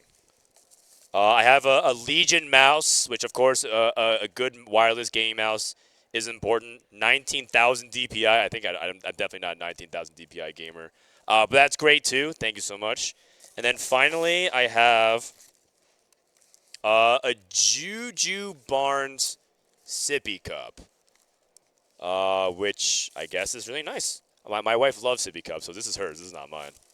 All right, thank you so much. This is all from the Amazon folks. I guess it's all our sponsors over at the EWC. So, yeah, I mean, there was an ad place segment, I guess, but that's pretty cool. And it's also an Amazon-themed esports World Cup box. Pog, selling out for sponsors. Hashtag ad. All right, cool. Well, I guess, what do I put on? You know what? No one's coming here anyways. Milk and Pressman said that they were going to come here and cover the semifinals and finals with me, and they just didn't show up. They're probably just... You know what they're doing? They're probably just laying in their bed all depressed. So I guess I could just put it in my co-seat, my co-streamer, my fellow co-streamer chair. You know what? This mouse pad and Richie won't abandon me, mainly because they're inanimate objects and they can't go anywhere.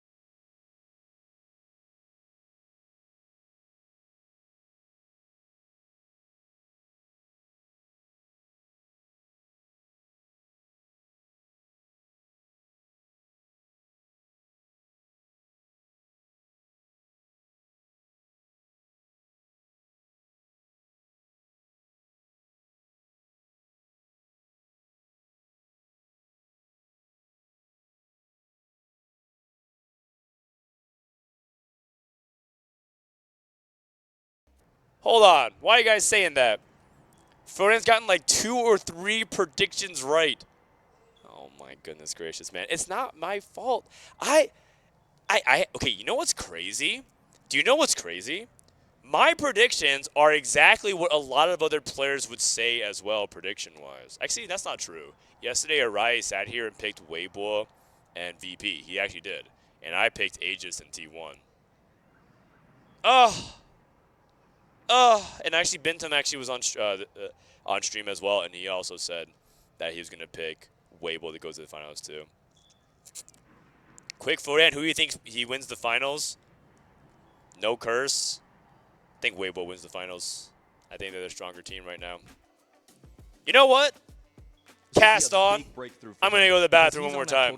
Right next to YBY1, right next to midfeed. If he can get his name out there, there is a massive fan base back there in Vietnam rooting for him. And there's also a massive fan base rooting for Aegis, regardless of the fact that they have. It's not a curse. It's just all luck. By losing to BRB Weibo, bathroom. They have done EMEA very, very proud, and I hope that they agree with that and see it that way. But let's hear from them one last time.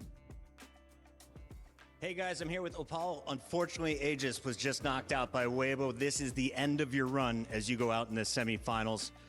Top 4 isn't bad though here at EWC. How are you feeling? A bit sad because we get knocked out, but I'm really happy for the team, for the journey we made. So yeah. You guys are walking away with $40,000 in your bank accounts as well, but let's talk a little bit about what happened in this series, because Game 1 was so fun to watch. You win that on a knife's edge at the finish. Game 2, though, it looked like Salpini learned from his Game 1 mistakes. What did you notice in game? Game 1 was really hard game for us, but we managed to win this game. And Game 2, I think they really have a high spot, and we didn't find a way to counter that. And Game 3... yeah, I mean, there's some mistake, I think, from our side, that's for sure, but I think we play good. I think the French fans will be proud of what you achieved here at EWC, but I think we'll be seeing you again next year. Are you looking forward to going again and maybe taking on Weibo in a rematch? Oh yeah, for sure. Final question for you, now that you've played both, who do you think walks away with the trophy? Are you going Weibo, or you think Virtus Pro has it? I will go for Virtus Pro. Another upset. Can it happen? Thanks so much. Thank you very much. Clement, I just wish the camera was on you when we heard them say it's going to be Virtus Pro, because you went. Yeah, it feels bad because I'm the APAC caster, and this entire tournament, I've been guessing that the opponent for Virtus Pro would be taken over. On purpose? No, not on purpose. The counter. I'm starting to believe, because this team was really sort of the tier 2 team coming out of Vietnam. We didn't have high expectations for them, and they slowly moved their way up. If you look at their individual performances, I don't think they will really cap as high, but they have proven me wrong over and over again.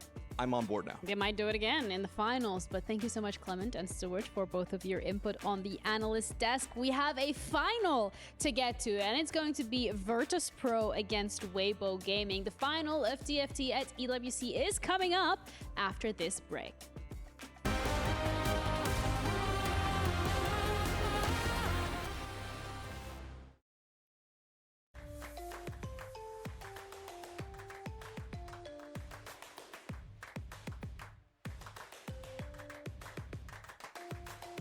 Level up your gaming experience with over 8 billion playlists, only on Spotify, the official audio streaming partner for the 2025 Esports World Cup.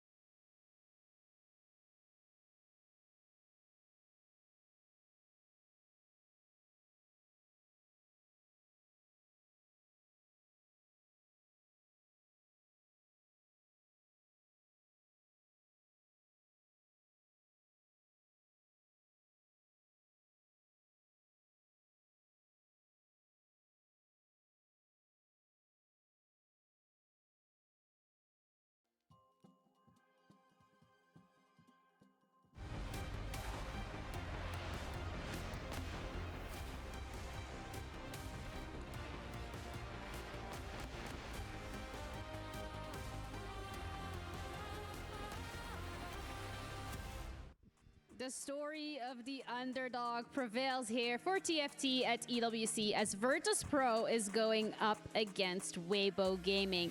A piece of silverware on the line, a key spot in the totem, club championship points, as well as a TFT prize pool. Welcome everybody to the grand finals of TFT. I'm Jeannie, your host, and I'm joined on the analyst desk with Stuart once again. Hupe-san, welcome back. And we have a very special guest, Nikolai from Virtus Pro. Thank you so much for joining us. This must feel amazing for you to see your team in the finals. Well, thanks for having me. Yeah, it is an amazing result already. We were underdogs in group stage, we were underdogs in both playoffs games. But I think that esports needs this type of Cinderella stories. Absolutely. I very much agree. Hupe-san? No, totally agree. And they have impressed and they have impressed us in a good way because the gameplay, they have shown the energy and the adaptation to the meta. Can you tell us a little bit more about the preparation the players had to get here? They already knew each other so much from the Vietnamese scene, and maybe scrims or what team they prepare with? They were playing a lot of scrims, but you know, we have around 30 various rosters, and when I talk to various coaches, team managers, all of them convinced me that we are doing great in scrims. Yeah. And I say that we have an unofficial title of world champion of scrims. So for me, scrims don't matter.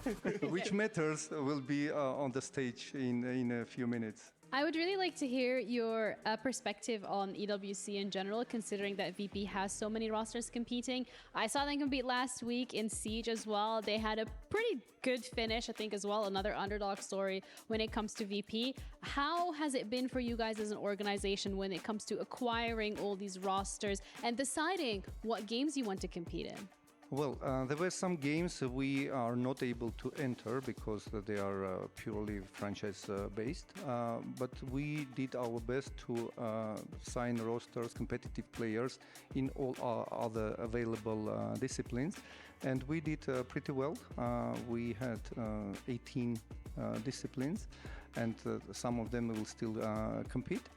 It was a tough competition with other organizations which are more ambitious or have much more resources or probably have much more experience like Team Liquid because Virtus Pro is 21 years old, Team Liquid is 25. All right, guys, I'm back. What I miss? We're doing an interview with the VP guys. I have to update the stream title. Organization much it is Weibo versus VP. Inspired by them and by Victor, who is a good friend of ours. Grand finals. And the owner of the Virtus Pro. So yeah, it was a tough competition, and again, now we see so many upsets. That means that scouting still needs to be fixed because Liquipedia doesn't show everything. What are we talking about? By any chance? It is CS2. Of course. Yeah, that's fair enough. I think the big thing. All right, I'm tuning back in over here. I think they're giving the players a little bit of a break. Is that what's going on because they just played their semis? So they're probably giving them some minutes here. Excuse me. It's so crazy seeing Puckett in TFT. I know. Puckett in TFT is kind of an unusual sight because you don't really see a lot of like these talents who worked in like a lot of famous space like Halo, Call of Duty. I think Puckett did Valorant for a little bit as well. But yeah. I missed the last couple games of VP and Weibo. How's their performance looking? Do you think they made less mistakes, they played better, or they just high rolled? I mean, I think VP definitely has looked pretty good. I would say that they have made mistakes, but I feel like their mistakes are relatively minor. They haven't made like crucial mistakes. I also think that I think a lot of teams, and I hope this doesn't come off as disrespectful, so I have to like choose how I want to word this. But I want to say that I feel like a lot of teams are just not in good form.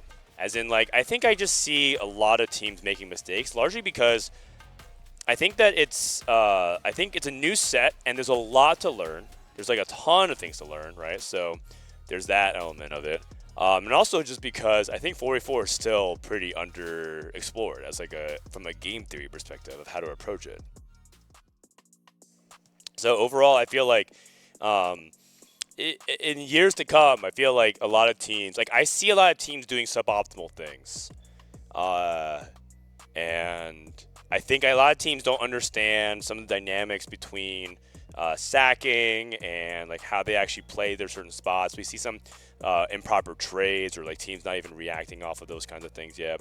So as teams continue to improve and people's understanding of 4v4 continue to improve, it'll naturally force the top competition to evolve as well. And so it's hard not to like look at teams and be like, well, did they play perfect? No, no team played perfect. Not even close. There's a lot of like teams that are kind of messing up. But I would say overall, if you consider the totality of it, I think Versus Pro has played pretty well. I think Weibo has also played pretty well as well. And I think that they also have unique approaches to the meta. They don't just always play like the expected compositions, right? You're looking at Gangplank, you're looking at Sorcerers, you're looking at Mundo Jin and Prodigies and things like that. I think they've gotten off of it. And I think right now, it's actually safer to say there's no big four. I think there's only 2 comps that you have to be playing, which is Gangplank and Sorcerers. But I don't even think you're supposed to play it like 100% of the time.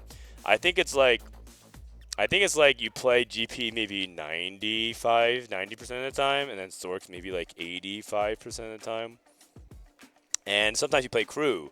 Sometimes you play Kaisa. Sometimes you play Cassante. Cassante ended up being something that I think we as Vitality didn't play enough of.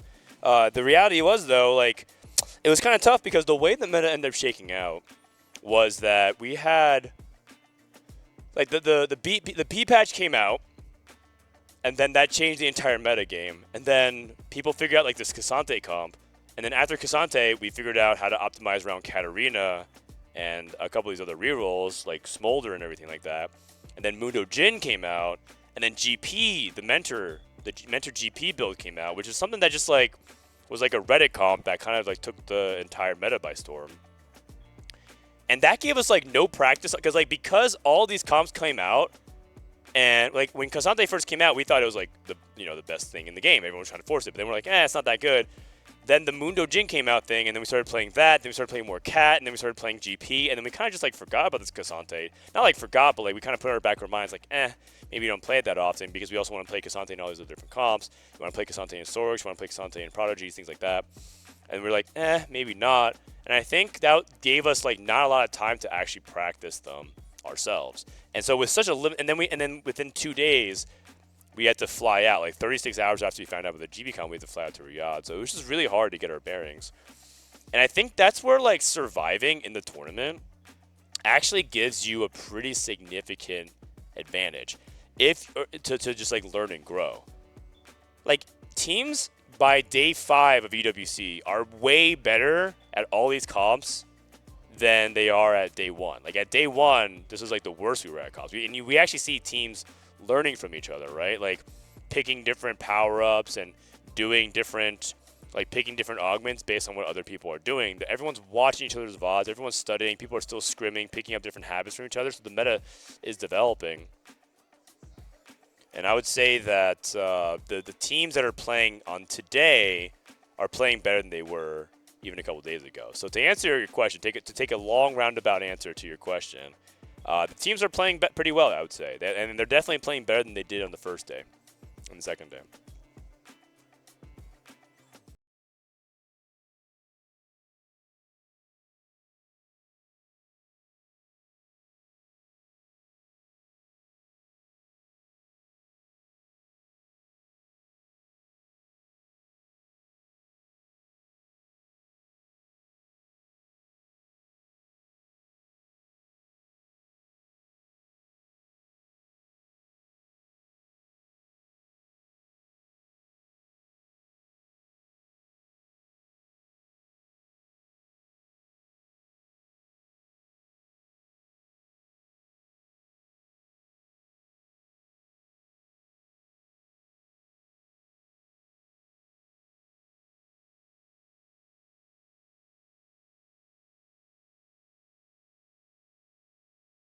Won a single title. So this is now like a lot of pressure here on the Virtus Pro boys as well for TFT because they are so close. And I guess because we have a little bit more time left, I would like the analysts' opinions when it comes. Because of course you're going to say, I want Virtus Pro to win. They're going to win, right? 100%. Of course, yes. 100%, yeah. But what are the chances here? Because Virtus Pro came into this as an underdog. It's a team that we didn't have a lot of expectations for. We see them go through this lower bracket. We see them take down T1 so easily. What are the odds? I mean, they have the aura of trying to break more keys, of course, that AEGIS that came from the winner bracket. No matter what happens, the best game in the EFC was Vitality versus T1. But I think in the long run, the True. best of 5, It was pretty Weibo hype. is for sure the favorites. Virtus will have to find, once again, what they did. Do it for full tempo, do it for full gaming, and maybe go into the mud. Weibo are playing so cleanly, going into the weak side, that maybe it's just ramping up the game, playing tempo. If you play tempo, they cannot grief you, because you're actually going for that. So I think we will see master play from Weibo Gaming. I'm messaging Preston and Milky they're coming, but I don't know. Virtus Pro just going into the mud and fighting it out for the win. I think the semi-finals that we just watched just kind of proved that like how the meta has developed throughout the tournament. You know, Yeah, we for saw sure. in the first days that like GP was so contested and it was just GP or bust. But now we're seeing that there are some games where GP's maybe not going to be as strong. And I think that kind of tempo thing that you mentioned with Virtus Pro is kind of the opposite for Weibo I was told Gaming. that Weibo Gaming Virtus is Pro now is past Vitality in understanding that, hey, points. if we go to level 8, if we go to level That's not 9, good. maybe actually contest some of these players and actually take away some of the units away from the opposition, that can give them the upper edge. So I think it's definitely a clash of different play styles with Virtus Pro and also Weibo. Prediction wise, it's so hard I was to going tell. there. I want that prediction. It's so I don't. I would think love I playing can. 4v4 more than solos. The macro really interests me. Don't I leave me think out so here. too. I want to play some 3-2 4v4. Weibo. 3-2 Weibo. Oh. 5 games. Maybe I enter EWC next year as a Wanna win competitor. yours next? For fun. Yeah. I'm Weibo 3-1. Oh, do you agree with them?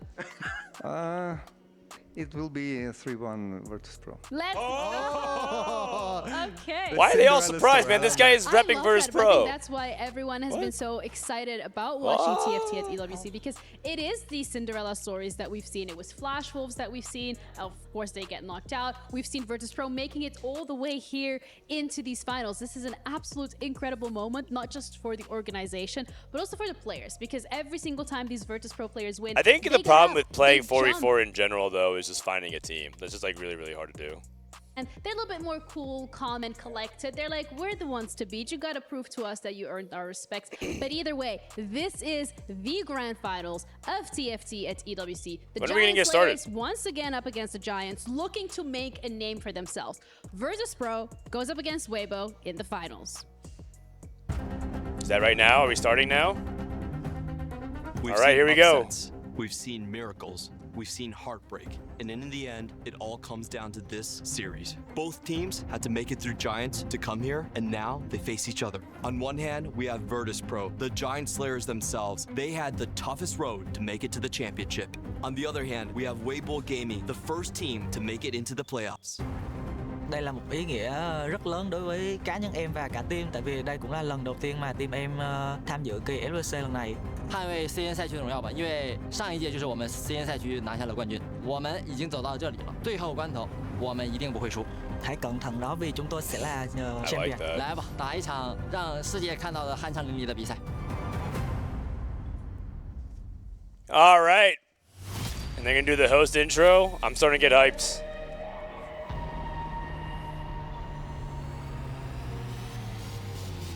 Alrighty.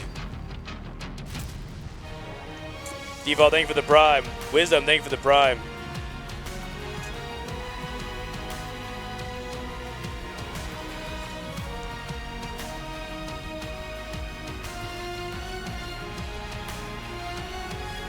Man, the stage and the production value is pretty insane here for TFT. It's better than Worlds. Holy.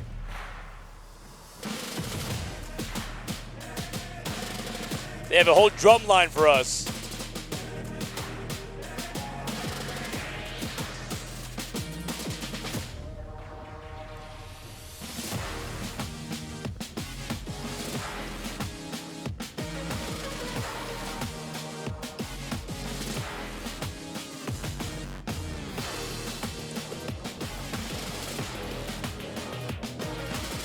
They probably do this for every game, right? It's definitely not special just to TFT. Okay, okay, playing off your fellow guy's drum. I know what the term is. That's pretty hype, I like it.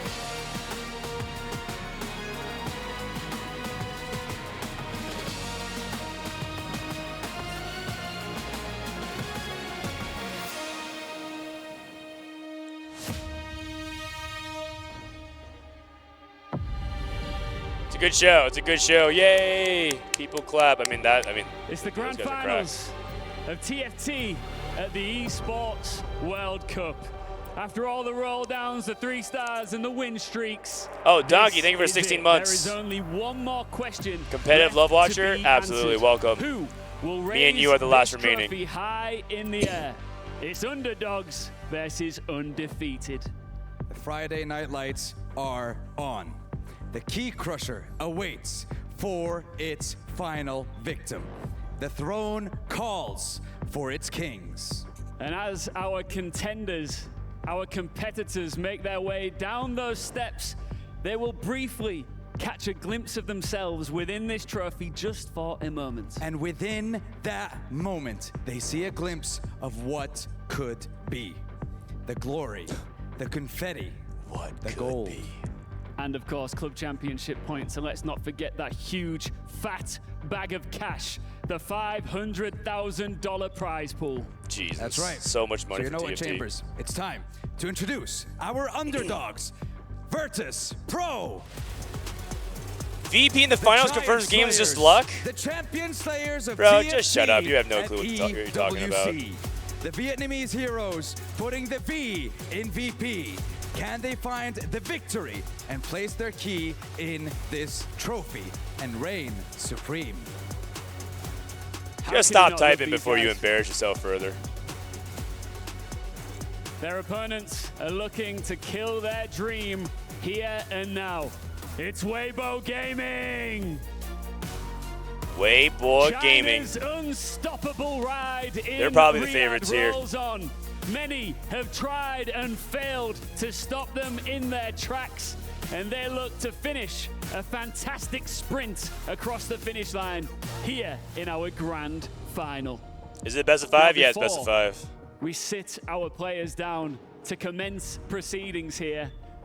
Jin, can you come on up here? And Drilla, join us on the stage, please. Our magnificent translators, as we Oh, get some pre-game final interview. words here before getting in. Salpimi, I've got to ask, how ready are you and your team for this grand final?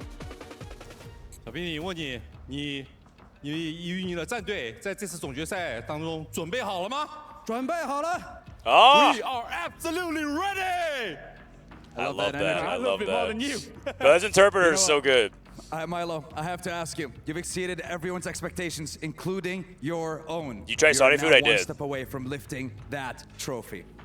How are you feeling? How are the nerves? Bạn đã vượt qua khỏi mong đợi của tất cả những người cũng như là hâm mộ She can add some tại flair. mùa giải năm nay. Thì hiện tại cảm xúc của bạn như thế nào khi mà mình đang sắp chạm tới cái cúp vô địch rồi? Đối với cá nhân em thì em nghĩ đấy là điều hiển nhiên thôi ạ. Tại vì bọn em sẽ chính là người nâng cúp ở đợt EWC lần này ạ. I think it's the natural things that we are here and we will definitely win the trophy and lift it up. I've got to ask just briefly. This is Oh, your another last interview chance to get question. inside of your opponent's head. They are all listening right now. What do you want to say to them? 这是你最后一次机会，来跟你的对手说一些话，来让他们可能心态更加有压力一点。有什么话想跟他们说的吗？我们是不可战胜的。 We are unbeatable. Wow, what do you Oh, have this to say guy to is that? like talking Any like a words video in game response character. to your opponent before you take to the stage. Mình có lời nào nhắn nhủ với đối thủ của mình không? Bọn em sẽ đánh 3-0 rồi về đi ngủ ạ. We're gonna beat you guys 3-0 and then go to sleep. Ooh, baby, let's go. Okay, Well, okay. Andrilla, Jin, thank you very much. Gentlemen, take your seats. It is time Gonna to beat you get the 3-0. grand finals underway. This is Then it. go to sleep. The moment we've all been waiting for. You watching at home. It is now time for the grand finals of TFT at the EWC. The best of 5 banger begins now. All right, wow. Them's be fighting words, man. Holy cow. We're going to beat you 3-0 and go to sleep. You know, it probably sounds better in their native tongue, but when it translates to English and then the translator's trying to, like, bring the emotion behind it, too, it has a special flair. Especially because you, like, kind of, I mean, you hear how they say it right before the translator speaks. I like that, man. Good personalities overall. You gotta love the ferocity that Weibo brings to the table, man. I mean, I know Guan is doing all the shot calling and stuff like that, but Sao Pimi, I mean, he's too fun, man. He's too fun. I like it. If VP wins, they'll be second in EWC club rankings. Wow. That means it'll be Team Liquid and VP, right? Oh, Lord.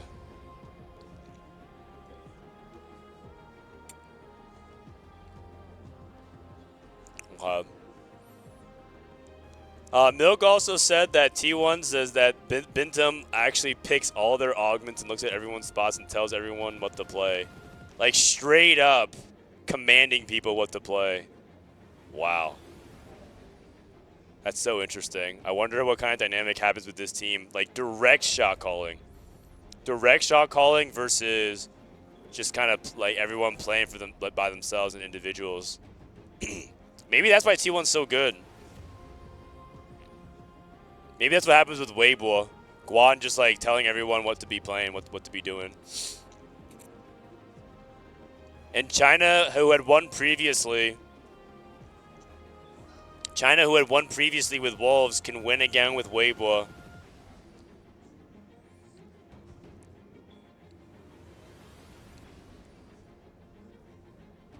Meanwhile, on the other side, for Virtus Pro, Virtus Pro it's kind of like Weibo as like a structured team. They're a team of competitors. I don't even know if they like are friends outside the game, but I felt like they were brought together mainly for like competitive purposes. But VP feels like a group of friends. It feels like they hug each other. They're like super excited every time they win. They like shake each other's chair, right? A nice little pat on the butt. It feels like Virtus Pro resembles a lot of like the 4v4 that people try to sell to the average viewer, saying it's so much more fun to play with your friends than just kind of playing by yourself. And so it's a little bit of a clash of ideologies here. I think Weibo said that they played defined roles, and then I think Virtus Pro is a lot more free-flowing like that. So who ends up winning?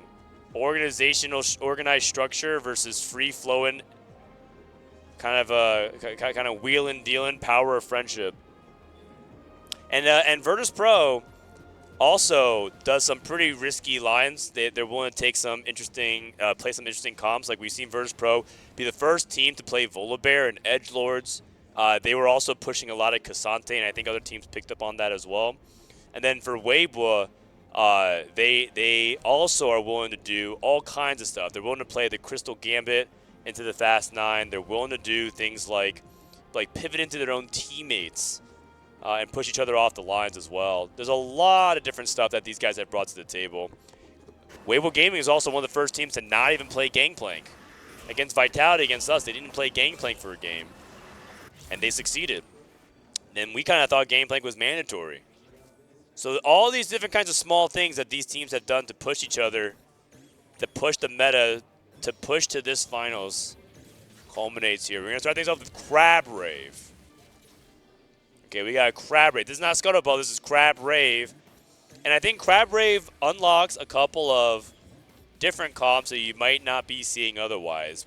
We talk about reroll. We talk about how rerolls roll could be a lot more important in some of these 4v4 matches than solos.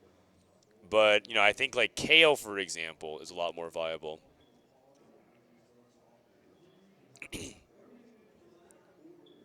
Nice live banter, XDD. Come on, guys. English isn't their first language.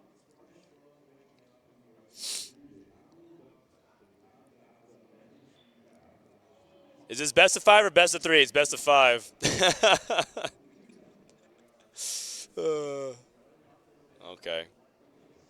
Looks like I'm gonna hear what the casters are saying in case they have any delays. Potentially losing some HP. You need to build a buffer if your comp is just not Volume capable up of handling it towards the end. What are some of the things that we're looking for going into this very first game of the Grand Finals? Well, I think the first thing is the tempo of the game is likely to be a little bit slower because there's a lot of resources. You can hit your fast 8 type of compositions. So maybe we're going to be seeing 3 fast 8 per team and skipping out on maybe the Jin Mundo that has been underperforming this entire tournament. Kale reroll can also come into play. It's a comp that really hasn't seen much success. Yeah, I agree. The conditions like worth the wait because it's hard to 3-star Kale to roll down heavily on 3-1 while still on level 4, and then to go from a 20 gold level 4 3-1 all the way to level 9 before you die on stage 5. Mundo Jin averaging really badly, by the way, is not because the comp sucks. That's not what That's not what the comp is supposed to function as. It's supposed to be just a way for you to win early game and kind of get out of the way for your teammates and give them lives later. Like, you become a facilitator. And that has been the crew. They're the only team to actually have a positive AVP, and they've already played it 5 times throughout this tournament. It goes really well if you can hit early on 3-1 with the extra resources. Yeah, it's all about finding that Twisted Fate early and being able to scale up the cards to get more loot. And the fact They have is, 4 it's the same as casters? the Kale, right? You can hit your I hear one Cass, pass early Clement, on. Panda. It kind of compounds because the crew gives you those extra rerolls and the level ups. And then if you find that Twisted Fate, it actually allows you to fully cap out. I want to kind of bring it back to the overview of these two teams and their runs through the tournament. They did the trash We talk had justice Virtus in translation. Pro That was good end to know. up dropping 1 set to specifically AEGIS, which was the team that just was defeated by Weibo. Ever since then, they've been able to beat every other team. Meanwhile, Weibo has had no trouble dismantling each and every team throughout. So looking at that, with Weibo being able to take down the only team that beat Virtus Pro, you have to feel like they might be coming in at an advantage. All right. Enough yapping. Thanks, Cassius, for stalling while I'm just hanging out. It's nice sometimes to just, especially because you guys know, I've been co-streaming here for, I think, like on average about 8 to 9 hours a day for the past 4 days, and I'm about to do another 2 hours here. So almost 40 hours of co-streaming on delay by myself in the studio for the most part. Going kind of insane. I think having the caster audio every now and then is pretty good stuff to help me stay a little bit sane, feel like there's human contact. Okay, let's go ahead and hop on board and look at people's openers here. We have GP for LBTZ. He's looking at Kale, and I think the best one here is Hero's Arc. Yes, I don't think it's Final Ascent. Final Ascent is level 10. I think it's a little too greedy. Hero's Arc, though, if you get to level 9, is a huge spike in damage amp. And if you get to level 10, gain additional 35. So it kind of has a little bit of that Final Ascent anyways. And he has 4 KOs, but I don't think he can get there without KO items. Oh, it's a gold opener. Okay. And also because we TP'd in a little bit late, let's just stay here and then we'll do things afterwards. New contenders. New contenders, patient study, and trade sec. New contenders is a good Cassante augment.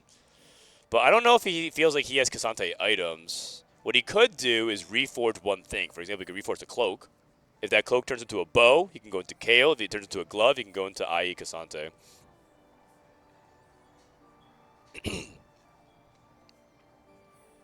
So let's see what he ends up picking here. I think he's going a little bit slow based on his teammate here. This is Maris' POV.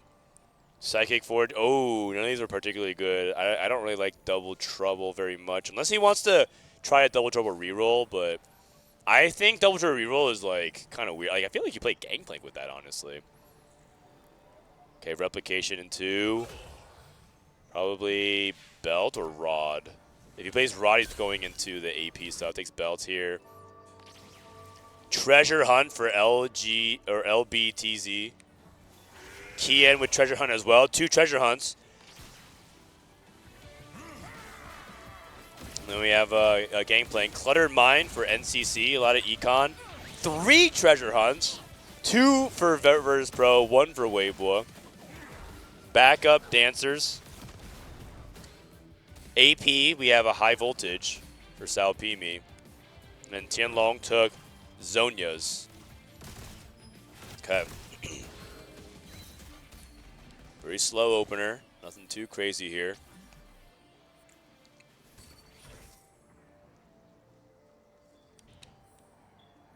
Okay, so we have 3 treasure hunts. I think this treasure hunt from LBTZ is going to be GP. Guan is looking very Mundo Ginny, but based off his item slams. Remember, I said you could slam based on your components. Looks like he is going to be leaning towards that crit build of some kind.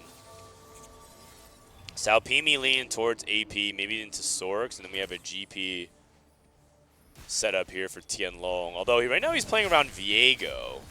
We haven't seen much Viego this week, but I do think that Viego 3 has his moments if you're able to play the duels, and he has a Viego pair. Zonius is good with Viego, and he has Stretchy Arms Viego. It's also Crab Rave, where you get more resources so you can play a more expensive comp like Viego. I'm just saying, we might see a little bit of Viego action out of Weibo. And Weibo, I told you, are willing to bust out some of these crazy comps from time to time. Might we see that right now? Or perhaps it's all just an illusion, and he's going to go into Gangplank as well. All right, for VP macro, it's Treasure Hunt Katarina. He does not have a scaling one on Katarina, though. He has Hemorrhage.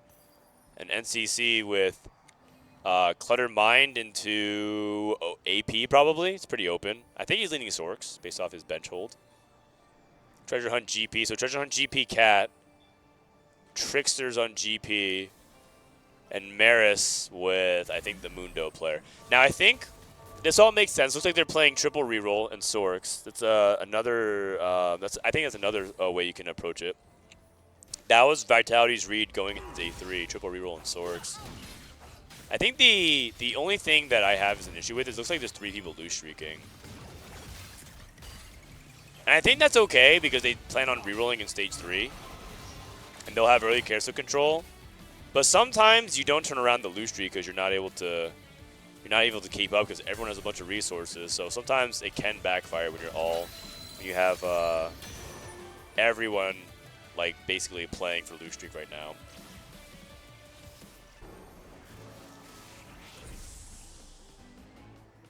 Why aren't the rest rerolling their shops during the pause? XDD.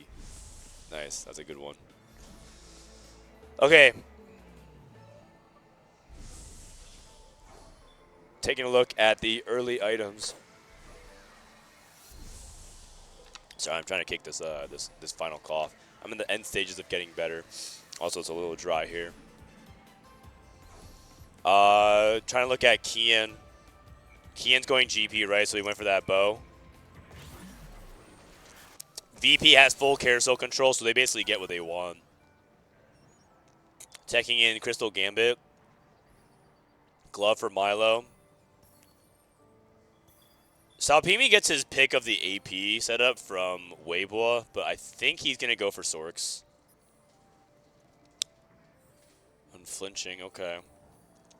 The real question, so another thing that you guys might be wondering is, can you actually play Viego if your teammate's playing Gangplank? And the answer is yes, because when you play Viego, you can just play 6 duelists but not even include GP, or even just be part of the GP holding process, then sell GP to let your teammate hit, and you only play it for like early game economy. At the very beginning of PBE, I believe Stretchy Arm Viego was actually quite bugged. And it was actually like giving twice as much range or something like that, so it was like doing way too much. I would love to see some Viego action though.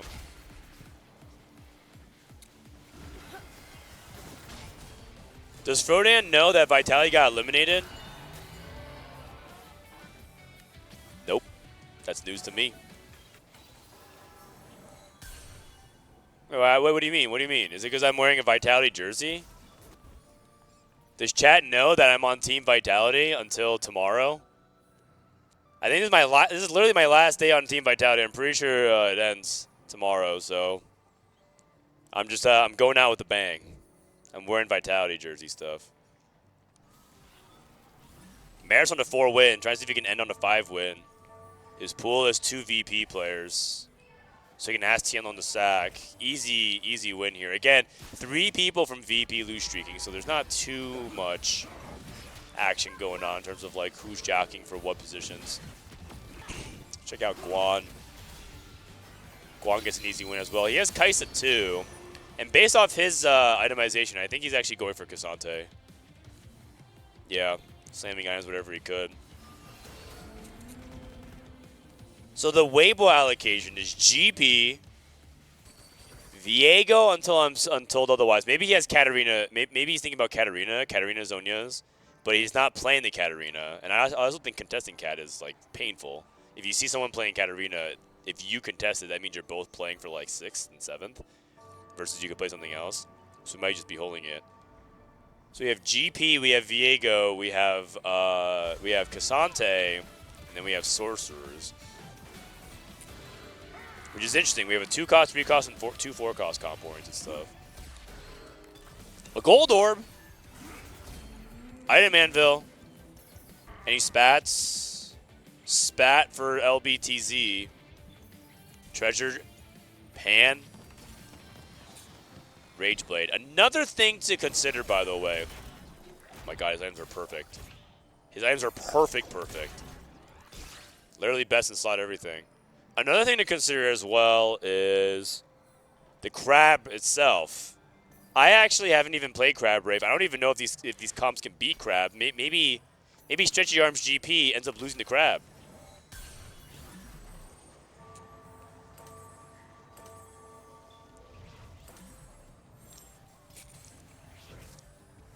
Going against Maris, this is an opportunity for Kian to disrupt Maris' win streak. And I think he's going to get the wrap. Oh dear, okay, that's a big outcome here for Kian. I mean, it's his teammate, so it's not that big of a deal. In fact, that's probably for the better, so that way GP can go on a win streak as well. Okay, let's look at LBTZ, see how his roll down is going to go. Looks like he has GP, he's rolling a little bit later. And we also have Kian, who's also rolling as well for this treasure hunt. You could justify taking some combat here. I was actually thinking about item collector. Oh, portable forge. Oh, golden quest. Oh no, he can't because he's playing treasure hunt. Okay, he has horizon focus. He can put that on Kabuko. Horizon focus Kabuko's not bad.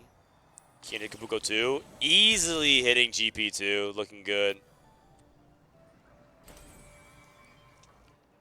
Milo rolling for the Katarina. 5 Katarinas. Gets a treasure hunt into an Anvil. Can go for utility in the back. Red buff. Save tier invest for the other half of Katarina's best items. Tianlong playing Glass Cannon. What the heck? He's playing Glass Cannon only for Viego. Okay, maybe he's not actually playing Viego, and he's going to be playing into another line. Oh, we get the wrap against Mars again. Dude, Mars is just getting wrapped. Okay, but the thing is, I think Maris ends up winning because he's on Viego 1.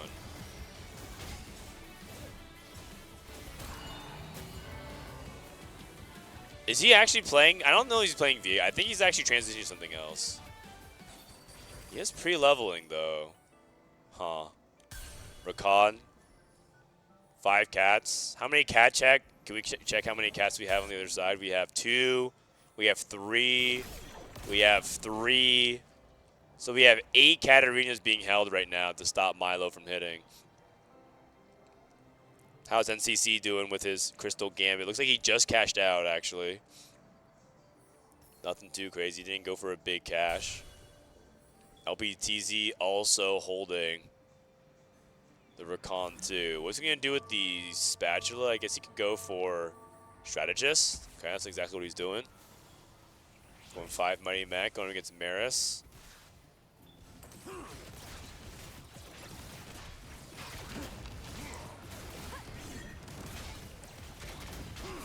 Okay, looking pretty straightforward. Again, pretty calm. A lot of the level 6s are not rolling that aggressively. I would say Kian rolled aggressively, but LBDZ did not. Milo also a little bit on the conservative side of rolling. He's at 40 gold. And part of it is because of how many resources you get in Scuttle Puddle, but also because he recognizes so many cats already gone. So you might have to go to 7. And this is kind of like what Cat ends up struggling with a lot. Cat just gets targeted very often.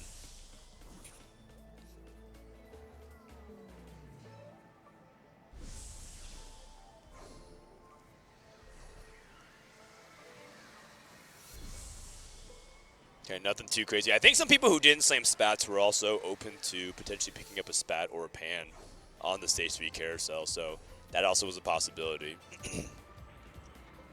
Salpimi actually gets the spat. Going for, he already has a Karma on 5. He's playing Golden Quest. Oh my god, wait, Salpimi has Golden Quest and he's pushing, doubling down. And he's at 240, 244. If he gets 2 kills, if Salpimi gets 2 kills, he only gets a 250 cash out. Oh my goodness, oh my goodness. Golden Quest takes out his units. He does not care, does not want to get griefed. Going up against Maris, he's not going to get any kills. That's totally fine. It's because NCC was also trying to grief as well. Easy wins for all these opponents. This is Milo going up against Kian.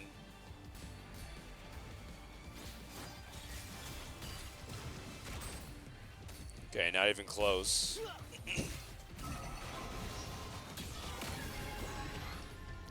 Then we have Salpimi's cash out. What's it going to be? 244.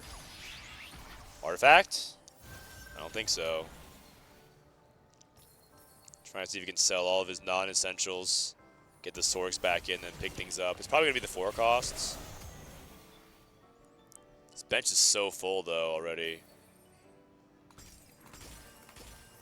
Oh, he got the... Oh! You got the spatula. Oh, my goodness gracious. That's a really good outcome. That's a really, really good outcome. So now he's actually going to be able to play like the full front line. Like what you can do with this +1 is you can play better front line, which is oftentimes what you're sacrificing to get the stick Sork in. So if now you can play Jarvan and Cassante and the Rise, now you can play the random Zyra. Going up against NCC as well. Can Guan keep up his win streak? He hit an early Cassante as well.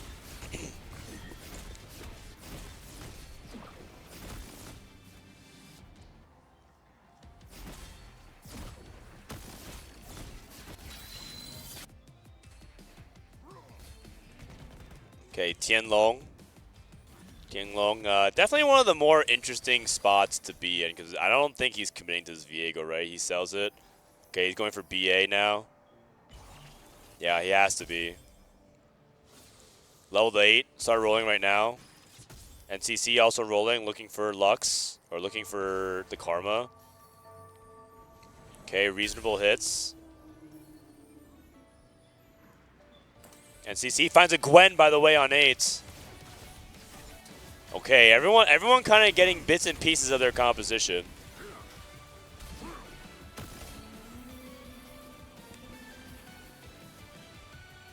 Jin 3.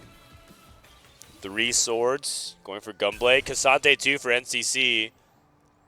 NCC with the Gwen. Akali 2. He can play Akali with the Sorcerer. Actually, he has Cassante already. For Cassante, he's trying to deny Gwen. Looks like Tianlong hit the Malzahar, but he's playing Karma right now. But that's denying Salpimi from hitting Karma. Milo somehow hits the Katarina 3. I think he got dupes off of his treasure hunt, maybe? That's huge, except he doesn't really have the best in slot Katarina power-ups. Going to be a GP3 from LBDZ. Crazy power spikes across the lobby. A lot of people are hitting their 2-star 5 cost, or 2-star 4 cost, sometimes hitting the 5 cost, getting their 3-star of their carry-on line. The power spike of this lobby was immense. I need like a round or 2 to catch up. All I know is Mars is not winning this fight. Sacking real hard for his teammate. Okay, I'm going to need like a second or 2 to get my bearings here. Let's take a look at Guan's POV. Looks like he took new contenders. New contenders in Sakin. Is it... Oh, is it Blood Rage? I think Healing Orbs is better than Blood Rage, but I guess you kind of have Healing Orbs anyways. I'm just thinking about it for like good for Akali, not necessarily good for Cassante. And I think VP is targeting Cassante because look at how many Cassantes are gone already. This guy's holding 4. He's actually holding Akali as well. He has Akali 2 on the bench. Wait. I think he has 6 Akalis. Oh my god. I think Guan has to figure out something else. He has to figure something else. I don't think he can hit Akali at all. NCC is literally holding everything. The other option would be that NCC dies. He waits for NCC to die, just plays what he can with this board. But I think he might have to go for like an intermediary, like maybe play around Darius. Go for Darius 3. Wait, this Cassante 1's just dumpstering the cat. What? Oh my gosh. New Contenders is crazy strong. NCC ends up getting the win. Okay, let's do a little bit of a brief check here. NCC took Glass Cannon, Keepers, has Gwen, Karma 1, holding Infinite to grief the Guan. Move the Sorcerer over to Akali, kind of we talked about, but his front line is abysmal. I need him to pick, otherwise I'm going to give this menu for a while. This is Salpimi. Has the Lee Sin 2 with his extra +1 slot. Not sure how valuable. Oh, that was his Golden Quest. I'm sorry, I missed that. He just got his Golden Quest just now, and now he's rolling. And now he has Lee Sin. Okay, his Golden Quest to cash out was Lee Sin. How do we do this? How do we do this?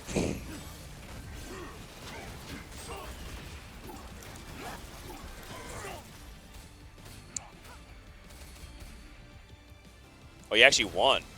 Is he playing Juggernaut Lee Sin? Okay, he is. He has to win. Sorry in advance. I missed the cash out by like half a turn, but there's so much going on.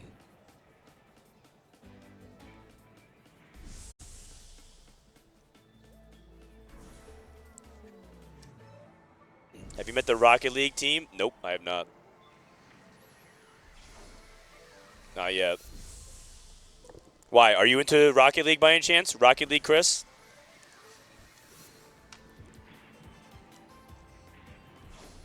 All right, LBTZ takes the Ash here.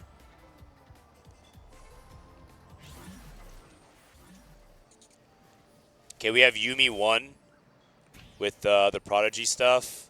GP, Swain, big roll down. Karma 2. Okay, Dr. Mundo 3 for Maris. Tesla Coil, piercing sights. Kian feels like one of the few people who hasn't hit, by the way, but he has double combat. If he can get everything online, it'll be pretty strong. NTC down to 13 HP. He has 7 Akalis. You know, there is a world where maybe he hits an 8, like he just somehow hits Akali 3 if he gets like a dupe or something like that.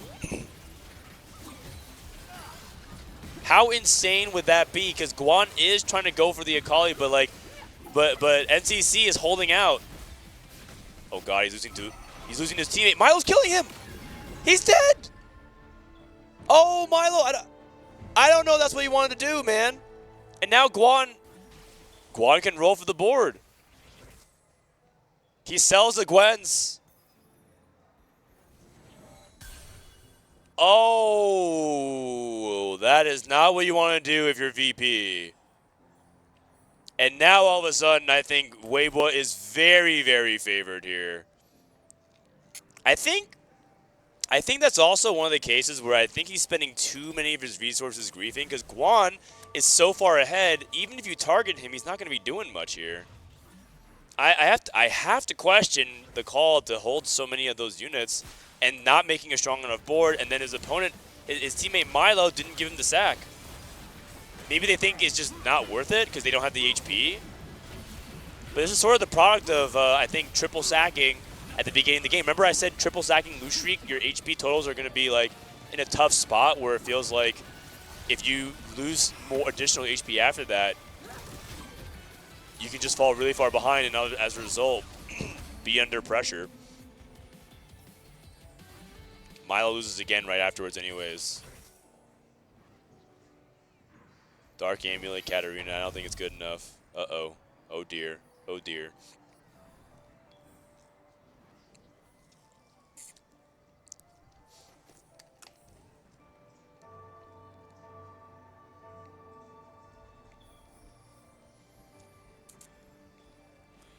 Take a look at the Golden Quest. Sorry, guys.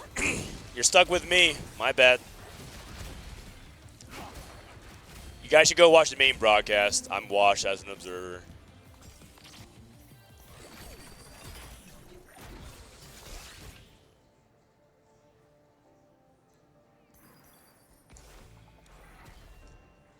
Okay, looks like level 9 for Tianlong. He's still stuck on Yumi 1.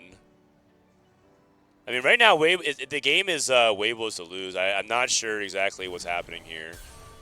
I'm not exactly sure like how Milo pulls himself out. I think he needs. Does he not have anti MR? He does.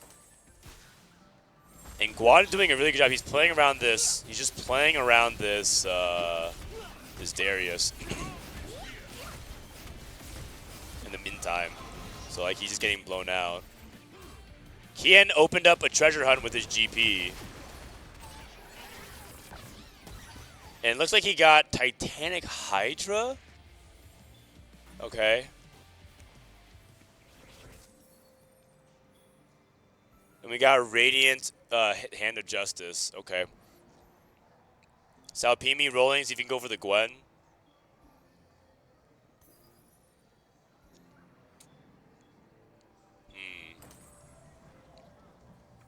Oh, he's going Titanic Hydra on Yone. That doesn't sound very good.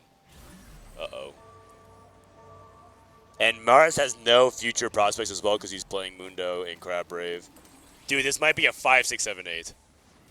I'm looking at it right now. I'm calling it 5, 6, 7, 8. Everything that I'm seeing VP doing just doesn't look good enough. It's GP2, Titanic Hydra Yone.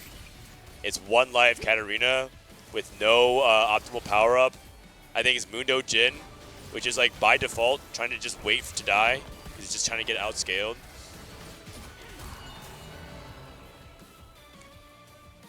Okay, Tianlo ends up losing. Guan still, by the way, not giving hope. Finally hits Cassante a stage and a half later after NCC held all the Akalis in the world. They're trying to go for the triple bot for it. I don't think anyone from Weibo is focused on capping. I think they're focusing on just making sure that all the players from VP die. It's cool though. I mean, I do want to see Yone do something, but I don't think Kian's board is very long for this world. Going up against LBTZ, Radiant Kraken, Unending Despair, Unstoppable, Horizon Focus, Kabuko. Oh my god. Oh my god. Kabuko's doing more damage than GP. What the heck? Dude. It's Kabuko, man. Okay. Kian is dead. Sage. Mars is going to lose shortly right afterwards as well. 18,000 damage from a GP. Very casual. Would you rather have the High Noon Thresh Unbound skin or the Nightbringer Yasuo Unbound? Unbound Yasuo. That one looks cooler to me. Yeah. VP looks a little bit out of their depth in this game. I think this is a little bit too much of clicking the good augments syndrome. Like, believe it or not, Treasure Hunt is unbelievably busted, but just because it is doesn't mean you just click it and then you like have to figure it out. Like, the problem is that I don't think the whole team was in position to play for it. And then you combine that with like NCC going 8th as like the tempo player in Crab Rave, just no good, man. You can't just all be clicking Treasure Hunt unless it makes sense. It almost felt like a solo queue game where like everyone's like, oh, I have Treasure Hunt. That's OP. I should click it. Okay, I have Treasure Hunt. Okay, I have Katarina. I'll just play around Katarina Treasure Hunt. It's a little bit too... It's like 4v4 is a better format than that, man. It is. You can't just play it if it doesn't make sense for your team. That's what we're talking about macro. It's like kind of like if I like to make comparisons to League of Legends a lot because I think it's just our sister game because we're in the same client. But it's like almost everyone just picking the highest win rate champs in solo queue and not even trying to make it make sense. And that is triple bot 4. Weibo cruises to a 1-0 victory in dominant fashion. And you combine that with the fact that VP, I mean, there's definitely I heckin' love TFT. I feel like I hear the audience there.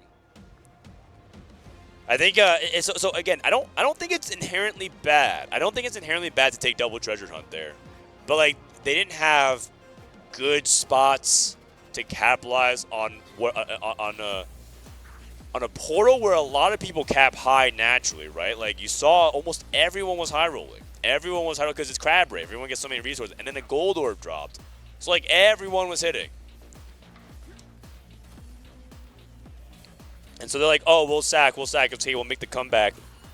They didn't really make the comeback. Are the Vitality Bros joining the cast later? They said they would, but they also said they were going to win the tournament. Oh, God. It's okay. I can get away with that. I can say that because I'm their coach. Yeah. Yeah, that's right. So who knows if they're going to deliver.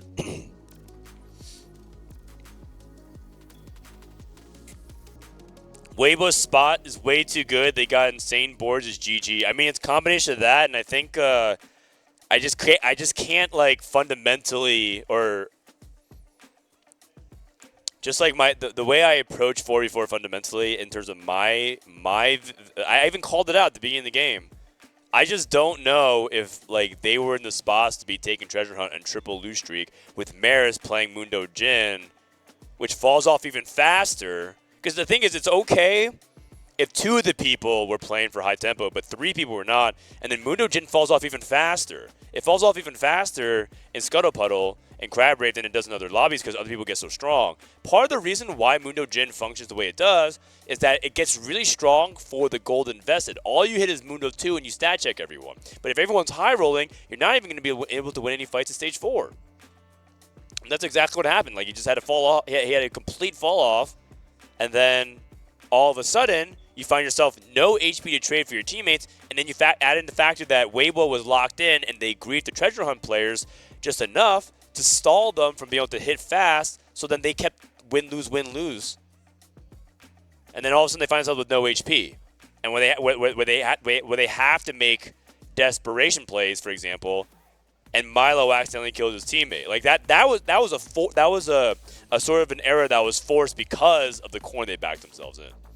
And that's where 4v4 actually has a lot more depth when I talk about the macro, right? Like a lot of teams I feel like I say are losing because of macro. I think like that's like one big element of why I think it went so wrong for VP. I think if you look at it and just say Weibo high rolled their spots harder, I think you're missing a lot of the big picture. At least that's my best way I can paint it for you guys, because that I think that it's not just clicking the 3.x augments, right? I'm just saying treasure hunt's 3.x because I'm assuming it is because it just feels so broken. Is it best of 3 or 5 or 7? It's best of 5. It's best of 5.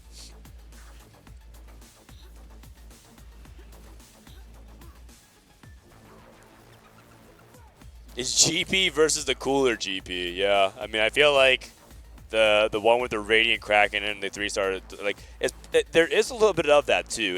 It was a little bit of Weibo having the stronger mid game, but I'm pretty sure if you like look at it a little bit closer, Weibo Gaming, like how was it that Guan was able to get away with what he did so much? Because he had so much early game HP built up, and he could wait for NCC to die out, who were just holding. He held 7 Akalis and 4 Cassantes. That's 44 gold. That is 44 gold spent. Okay, well, I mean, you could play Cassante and Sorax. That actually, you know what? Let's be generous. That's 32 gold spent on not improving his own board.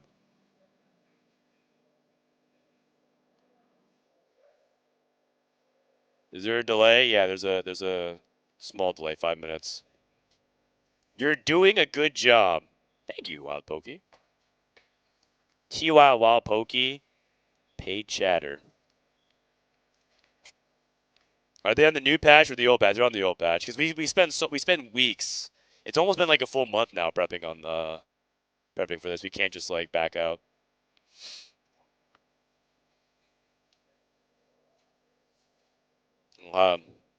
So So what's going to happen for game 2? I'm loading up. I want to see if I can pull up the post games here for you guys. Weibo versus VP, game 1. All right, you guys, we got it right here. Is there anything else I want to talk about? I think, was it like some of the treasure hunt cash outs were bad as well? I don't think so. I mean, Kian hit range GP. Kind of never got it going, though. And then NC... Oh! NCC... Did he even have 6 Sorkin? Oh, no, he had Kali with a Sorkin. Okay, 1, 2, 3, 4, 5. Okay, I was like, was he even not even playing 6 Sork? But yeah. Bro, his board was so bad. Karma 1, no items. It's one of those things, too, where, like, I think you actually are supposed to put the items onto Akali, too, here. Over Gwen 1. I'm not entirely sure, though. I think it's, like, it's close. Like, if you have Akali items... If you have Akali 2 and you have Akali items, which he does, you could justify putting it there. I tripled my channel points. Don't worry, we're gonna have another Gamba pretty soon.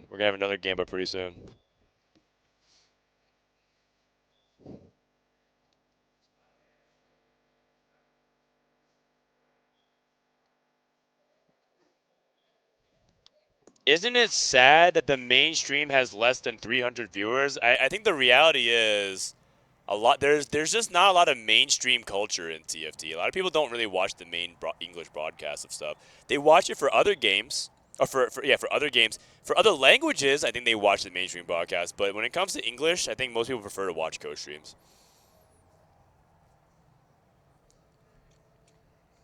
Don't worry too much about it. Erico, thank you for 26 months.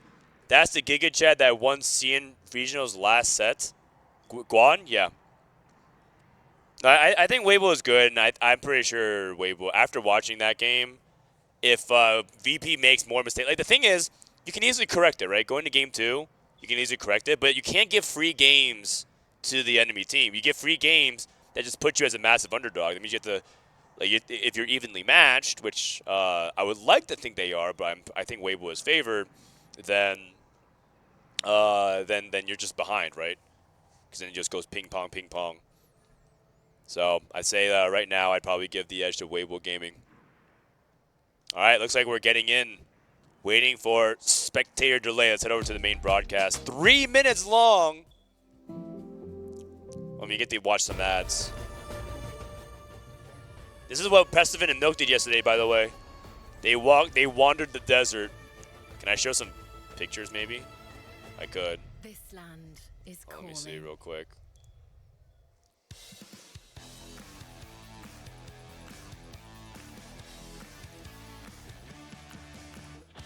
All right, here you go. Here you guys go. You guys want some pictures? Yesterday, Milk and Prestivan went on a hike in the desert.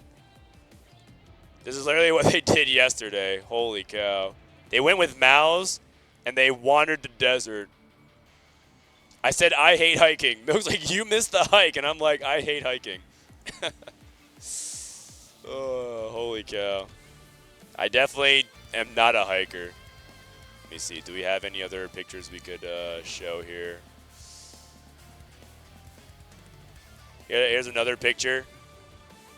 This is, I think this is Salvi and Wet Jungler. And this is them wandering the desert. Honestly, it's a pretty high resolution picture. But that's what they were doing yesterday after they lost in group stages. Sage. All right, see you. Oh, here's a picture of Milk as well. Dude, I can't believe there are civilizations that live in the desert, man. I understand that humanity and the resolve to the will to live is quite the thing. Like, adaptation is quite the feature for the human species, but my God, it feels like such a hard life to grow up in, man, living in a desert. That's Milk. I think Milk's saying it was an okay hike, which, you know what? That honestly is not bad. It sounds like a pretty good hike when Milk says it's okay. let's go ahead and run some ads here real quick while we get ready for the next game.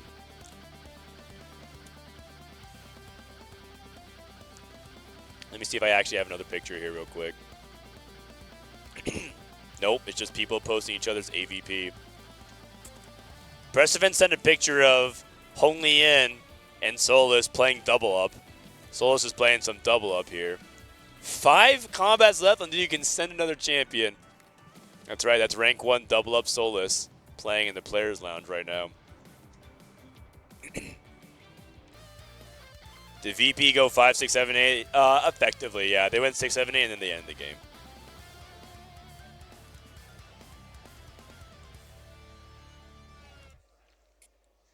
Oh, I got some images here. This is the Vitality guys. They asked us to, they said that you could share it, of Milk and Pressevin meeting the Vitality super fans. There's actually a group of Vitality fans that came out to just support the team for every EWC. They just literally go around to every Vitality stage and just cheer for the Vitality players. It's actually kind of cool, you know?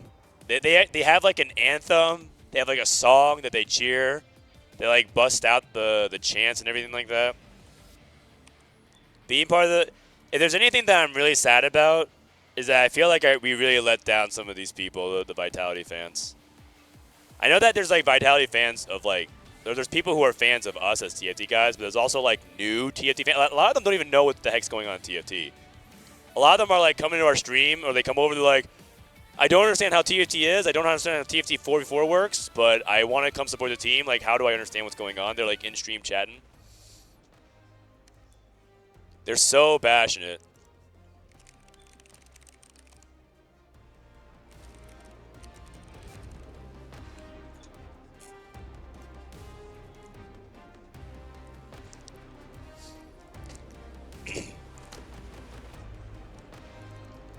All right, here we go.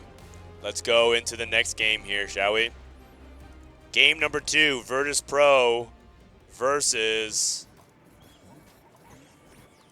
VP. After game number 1, if I'm Weibo, you have to feel like you got this. But you know what? It's a best of 5, right? So anything can happen. Crab Rave, or rather Scuttle Puddle. Let's do it again.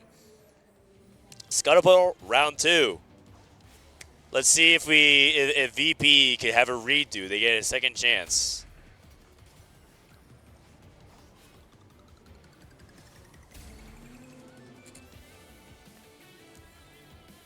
This is way better allowing the FF. Yeah. Trust me. You do not want them to play 10 more minutes of the game that doesn't really matter at all. Okay, let's go ahead and look at the games. Look at their spots directly. Okay, Kale pair. Lucian pair, GP pair for Kian. That's a good start.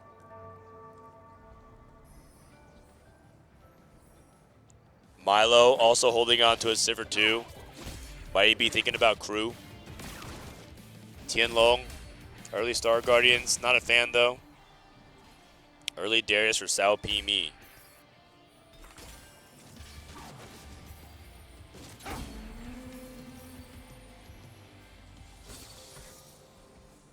If Frodan was in mainstream, it would have Soju. Oh, sorry. When you type 2K, it has an image of Soju.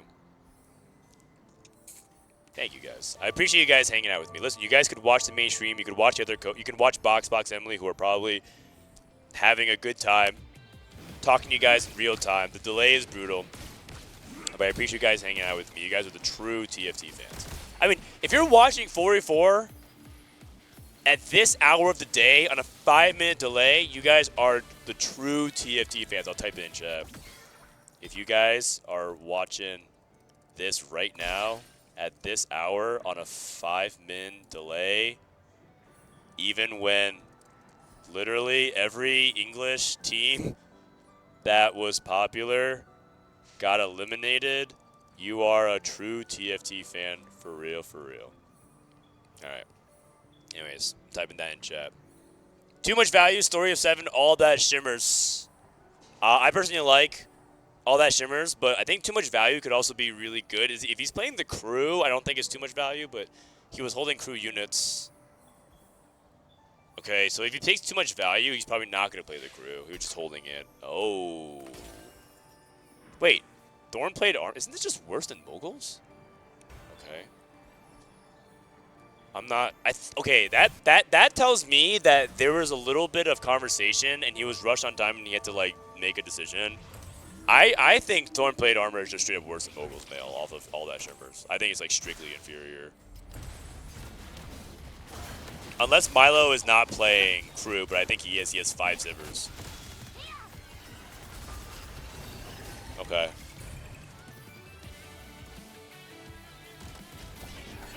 Okay, no problem. Okay, what do we have here? Is this the class president one? Transfer students? The start of each stage and after each character, gain 2 random. Yeah, this allows you to play. This actually allows you to play reroll Katarina, and also lets you play reroll Jason Caitlyn. And you can actually go for all 3 because you get so many copies of them. So I'm actually a big fan of that one. I like Key and Spot. NCC, and it's also Scuttle, so you have more items to itemize all your champions. NCC with a Gunblade. Probably Prodigy, trying to play some Tempo Prodigy. So we have Prodigy. Wait, Prodigy and BA? It's probably just like 7 Battle Academia though. Kian with a GP pair. Guan with new contenders. He's new contenders again. I mean, I think this augment is just really good for Cassante in general. Giving Cassante the damage amp and the execute is really strong. It's almost like giving him a second power up if you really think about it. And you're just basically concentrating your power all into one hyper carry. I'm actually convinced of it now. We didn't play enough Cassante yet. Yesterday, after watching it, I was thinking maybe we didn't play enough Cassante. I think we definitely didn't play enough Cassante. Obviously, new contenders is for it, but Milk told me he had a new contender spot on day 3, and he wasn't sure about it, and he decided to play Sorks instead, and that's when he went 8th. I'm 100% certain now that we just didn't play enough Cassante. That's okay. That's our own weaknesses. Portable Forge into Mana Zane, so Sao Pimi's going to be playing Sork. So we have Sork, we have Cassante, we have GP. What is Tianlong going to play? Mogul's Mail, Shojin? Oh. Okay, so Sao Pimi actually might be playing something else then. Because I think Tianlong has a more direct source spot because of the Shojin. Shojin is not very versatile on a lot of other champions in this current patch. It's like an item for some 5 costs, it's an item for Karma, it's an item for Samira. It's for some other low cost rerolls like Kaisa, but it's like and Smolder. But I don't think that's what he's trying to angle for, so I think he has to play the Sork line. No Spat, no Pans.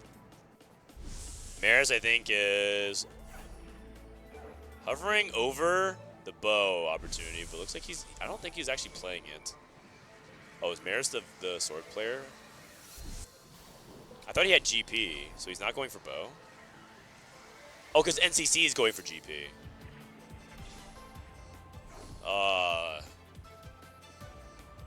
I have to evaluate to see who has a better GP spot, but I feel like... Okay, let's see. Let's evaluate. So this is Mayor's spot versus Kian's spot for GP.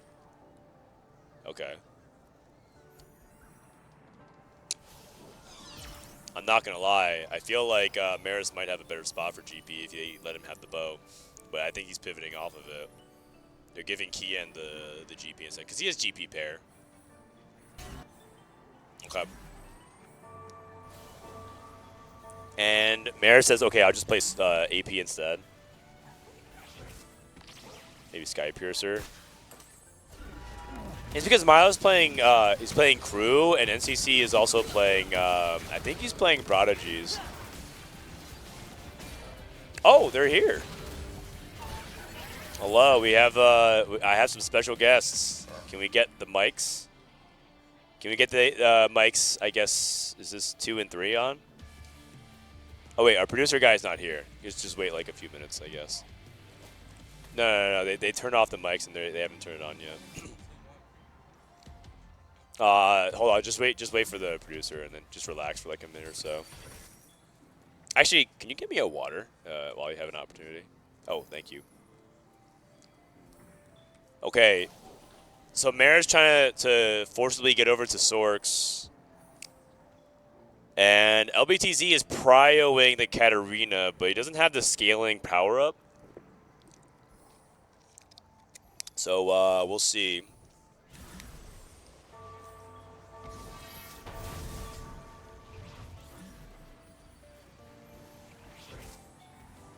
Okay, going up against Guan. Guan trying to go for, oh, he wasn't trying to go for the 5 streak. He actually ended up losing just now. He has IE slam with new contenders, so yeah, he's 100% Cassante. And his tempo is good. Overall, this is going way better than game 1 for Virtus Pro. Virtus Pro is triple lose streak with double treasure hunt, and they just never actually got the HP, so they just went 6, 7, 8. But this game feels a lot better for VP. They have a lot more control over tempo. Their board's actually looking okay. Let's see if Milo can get there. And he's actually winning with crew early, which I actually think is a good thing. A lot of people just like open with crew. They like lose streak, and I think that puts them in the kind of a tough spot for stage 3. So I guess it ended up working out okay.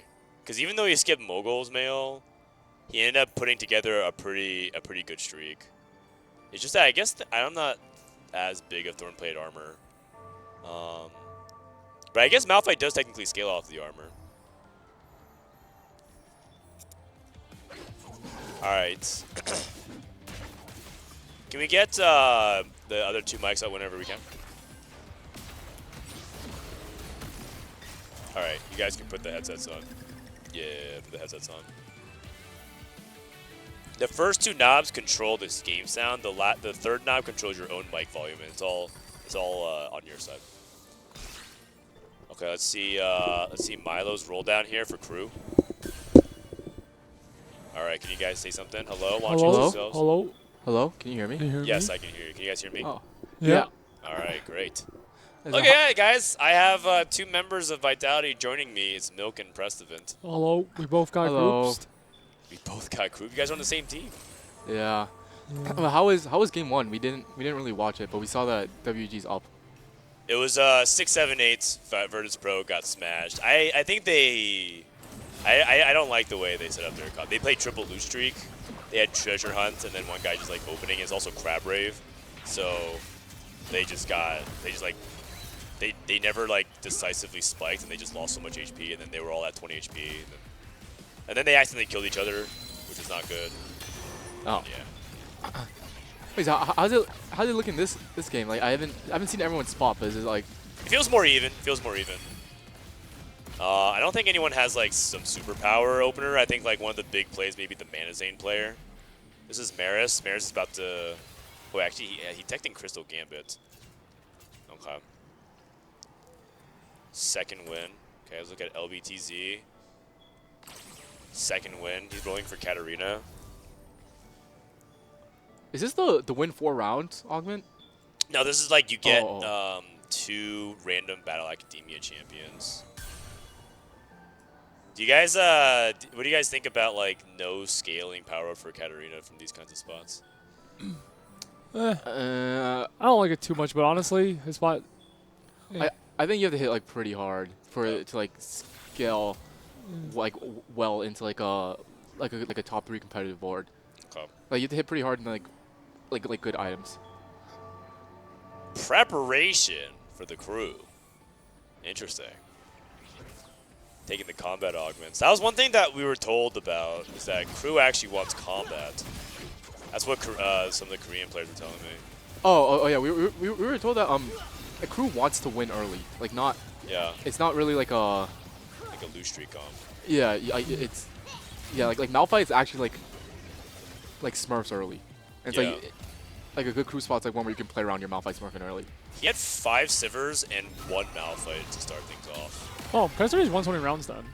Yeah. With Malphite 1. Might have been pretty good matchmaking. Okay. Gangplank 2 for LBTZ. Mars leveled to 7. I think he's only 2 turns into this. Yeah, okay. I mean, it looks like a lot of gold for Sorks. Yeah. It's NCC's BA. Now, the thing about Sao Pimi is I'm not sure if he's playing Sorks 100%, but I thought he was playing BA because I thought someone else was playing Sorks.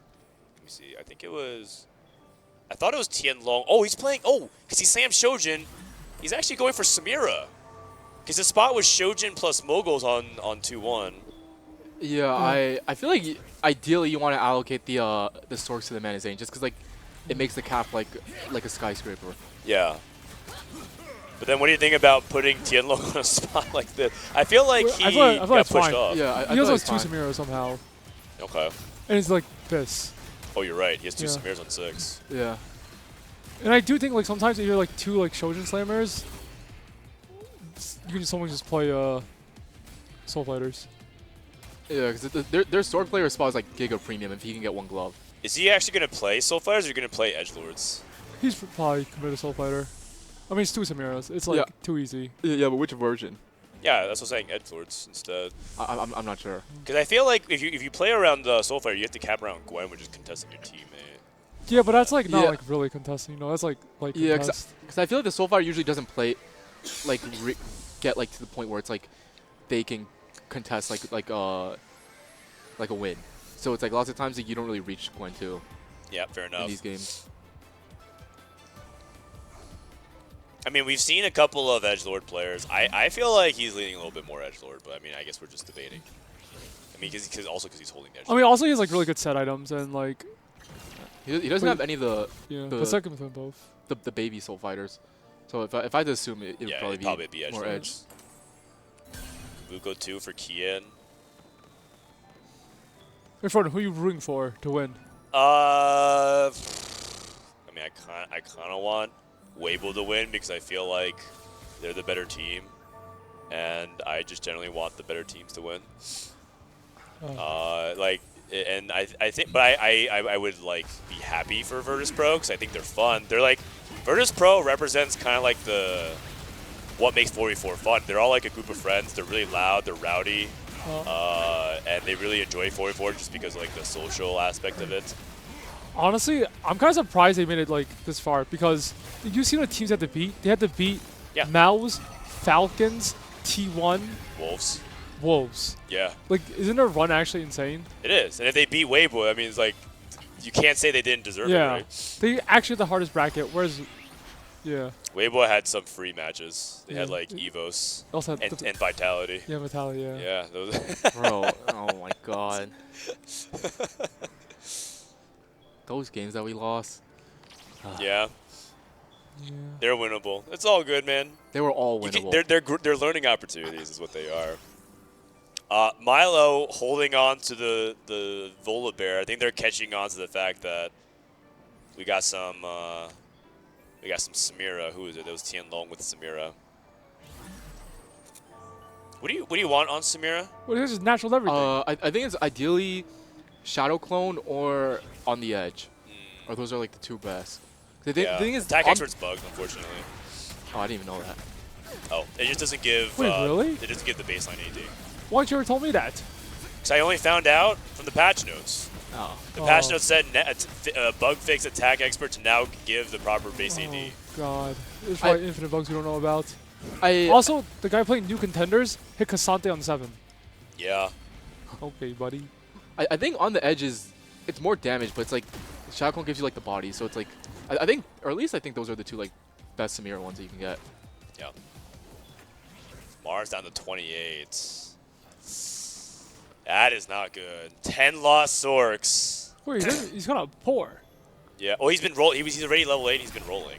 Oh yeah, I know, but he's still kind of poor for like how much what his board looks like after rolling. He's 4 out of 76. So he fast aided at 3-5. It looks like. Oh.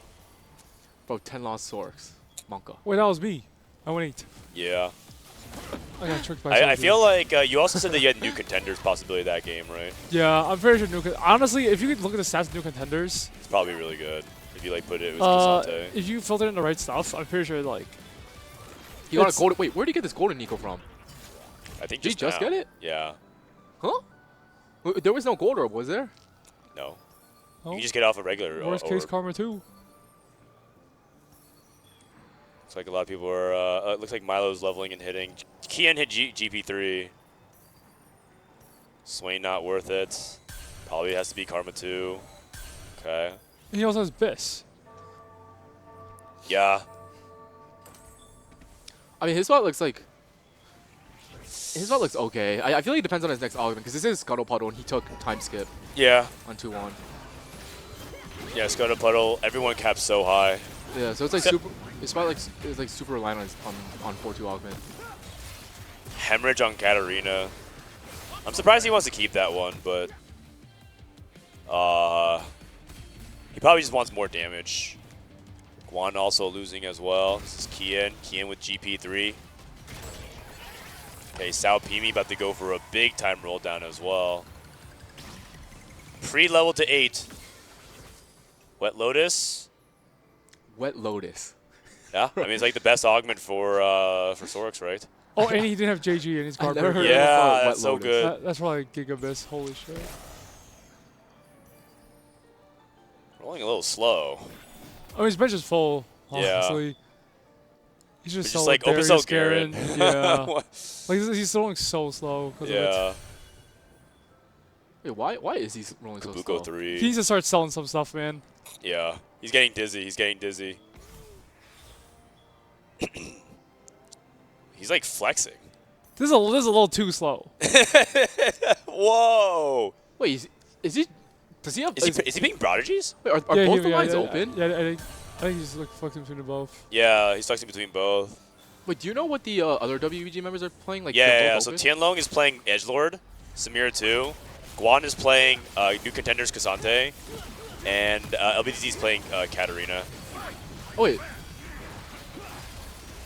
He actually like rolled for the BA units with his teammate also rolling for like Leona, but they both hit Leona too. Yeah.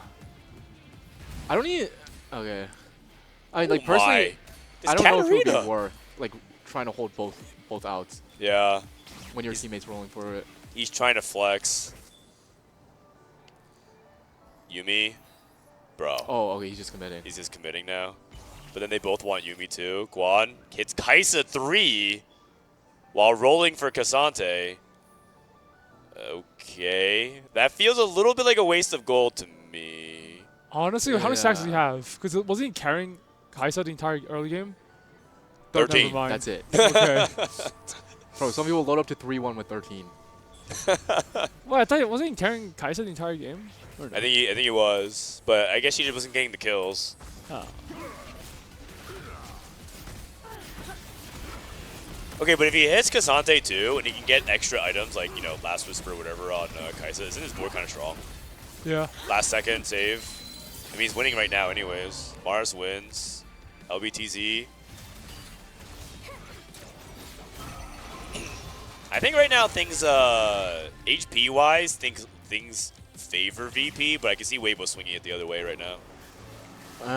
I don't know. I feel like. Wait, what is Milo again? Like, what is he playing? Do you know? Milo's playing the crew. Oh, okay. Because I feel like. I mean, I feel like Mars is making out for sure, and then the comp distribution on WBG, it's like they don't have like any like Storks at all. Like they're playing Katarina that's most likely gonna be stuck Cat 2, a BA that's probably gonna be 0 gold the entire game, looking for like Yumi.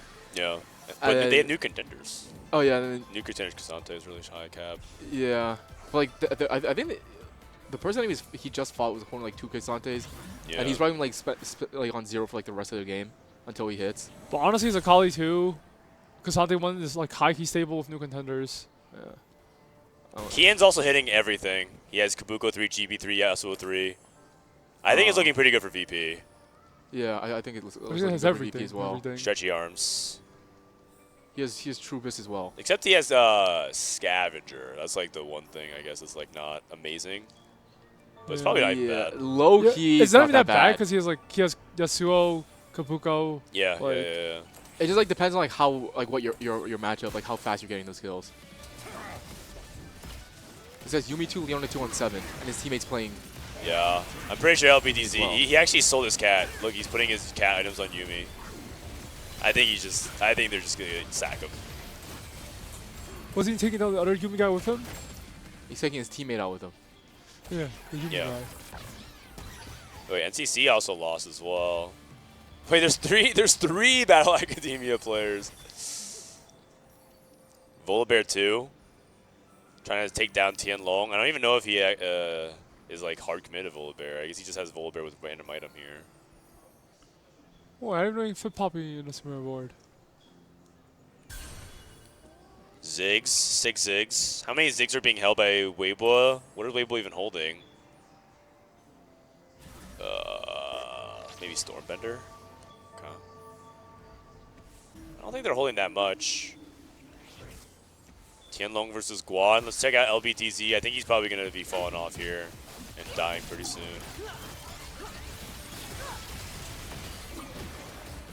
I mean, the NCC 1 spot is extremely terrible. Yeah. LBTZ actually has like a placement that he can yeah, he can play for 7. Oh, that's a big win versus Maris.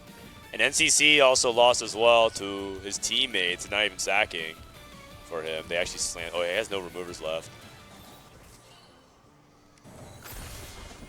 Jace 3. Okay. Okay. He's actually kind of strong. Is that okay? I mean, it's probably not. That's not. He has he's 3 really good combat items. augments, doesn't he? Oh no, it's 2. He has 2 combat augments. I don't know. I feel like for Scuttle Puddle, like the people at the top are gonna like cap hard, but like yeah. I think his spot looks pretty good for like to try and gain the placement that he needs. Yeah. And then he can just die and then let his teammate hit afterwards. I can't believe 3 people. Oh, another gold orb. What do people get? What do people get? Full item. Artifacts. Mana Zane.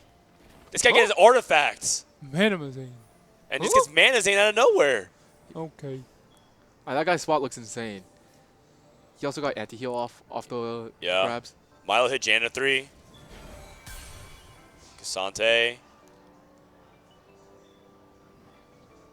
Oh, he's gonna hit Ziggs 3. Oh, he's playing Volibear. Oh, interesting. He's playing it. He's trying to transfer items over as well. No slam. Going up against Tianlong. It's looking pretty good for VP, I think. That Mana Zane juice was so important for Maris. That Malphite took 0 damage.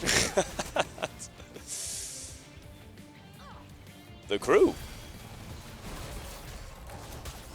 Wait a second. Well, he slipped the Wait entire a second. backline out of nowhere, but yeah, the Malphite. Oh my god! NCC's dead. Just slipped the entire backline. Wait, what the heck was that? My Spear doesn't do that. That was nuts. Sao PB goes to 9. NCC is dead. He can roll. VP has so much HP at the top. Yeah. Yeah, but they went 8th, so. Yeah. Like, Sao PB has 2 of his teammates in his pool. Oh, fuck. Okay, but Tianlong has the champ, so he has a little bit more HP. He has 42.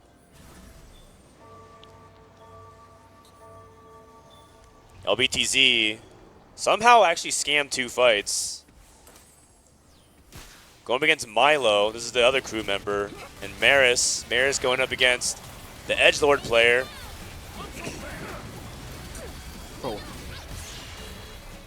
Oh no, the Mana Zane! Oh, the Samira dove in and picked up the Mana Zane. Picked up the Karma Cast. Efficient Mana Zane. Wait, what the heck, man? This Yumi's kind of cracked. Yeah, but Xiaopimi won as well. He's the other Yumi player. Yeah, and then Guan. I mean, Guan's just dead. He's a lost cause, right? He just can't hit still- Kazante too. Yeah. He has Zyra too, but he can't hit. Would you ever just sell to roll for Kazante? I think he's locked out.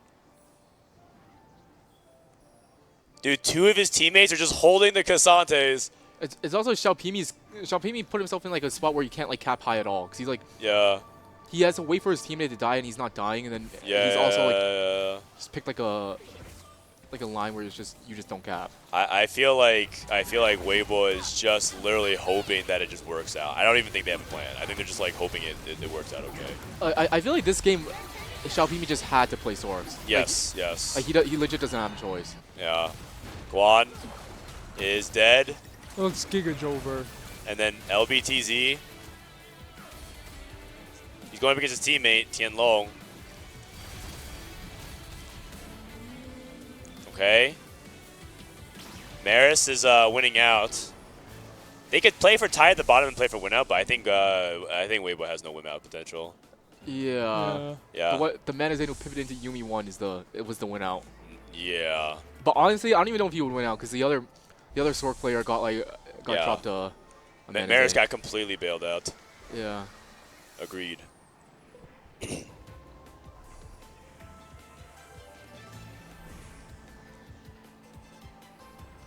Okay.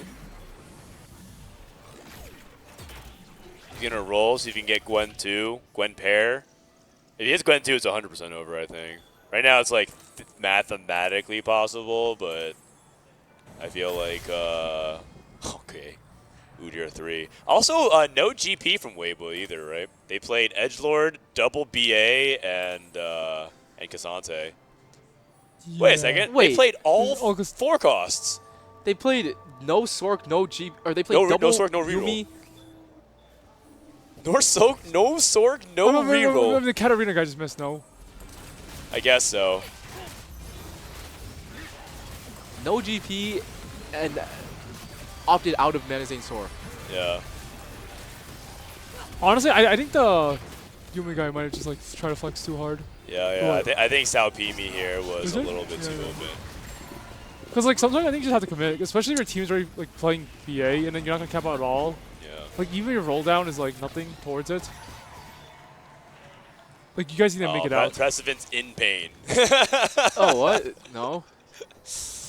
Precedent is cringing. Like in 4-4, sometimes it's just better to like not, like just not do X, and just like stay aligned because even if like something increases your own AVP, it drags down the team AVP like. And also like lower the chances you actually win the lobby because of the lobby dynamic. Oh yeah, I mean Xiaopimi just he made it so he just has no potential. Yeah. Even if it like give him like like a slight AVP Also, advantage. is the Yumi guy holding Cassante as well? Yeah, exactly. They both were holding Cassante and capped Guan out, locked Guan out as well. Yeah, I feel like that can't be right. No, it's. I mean, it's not. Well, that's very nice. Generous gifts from Weibo right back to VP. I thought VP made some bad allocation on 2-1, and I think Weibo, I don't even know what happened in mid-game. I feel like they just punted out of nowhere. That's okay, we'll win next year if you got. These guys are just, they're wincing in pain.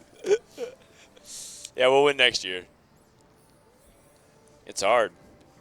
I mean, Soju told me that you guys made some allocation mistakes in like one of the series as well. Yeah. So it happens. It was between, I don't remember who, but yeah. It was me and Setsi the GP Mundo game. Oh, I see.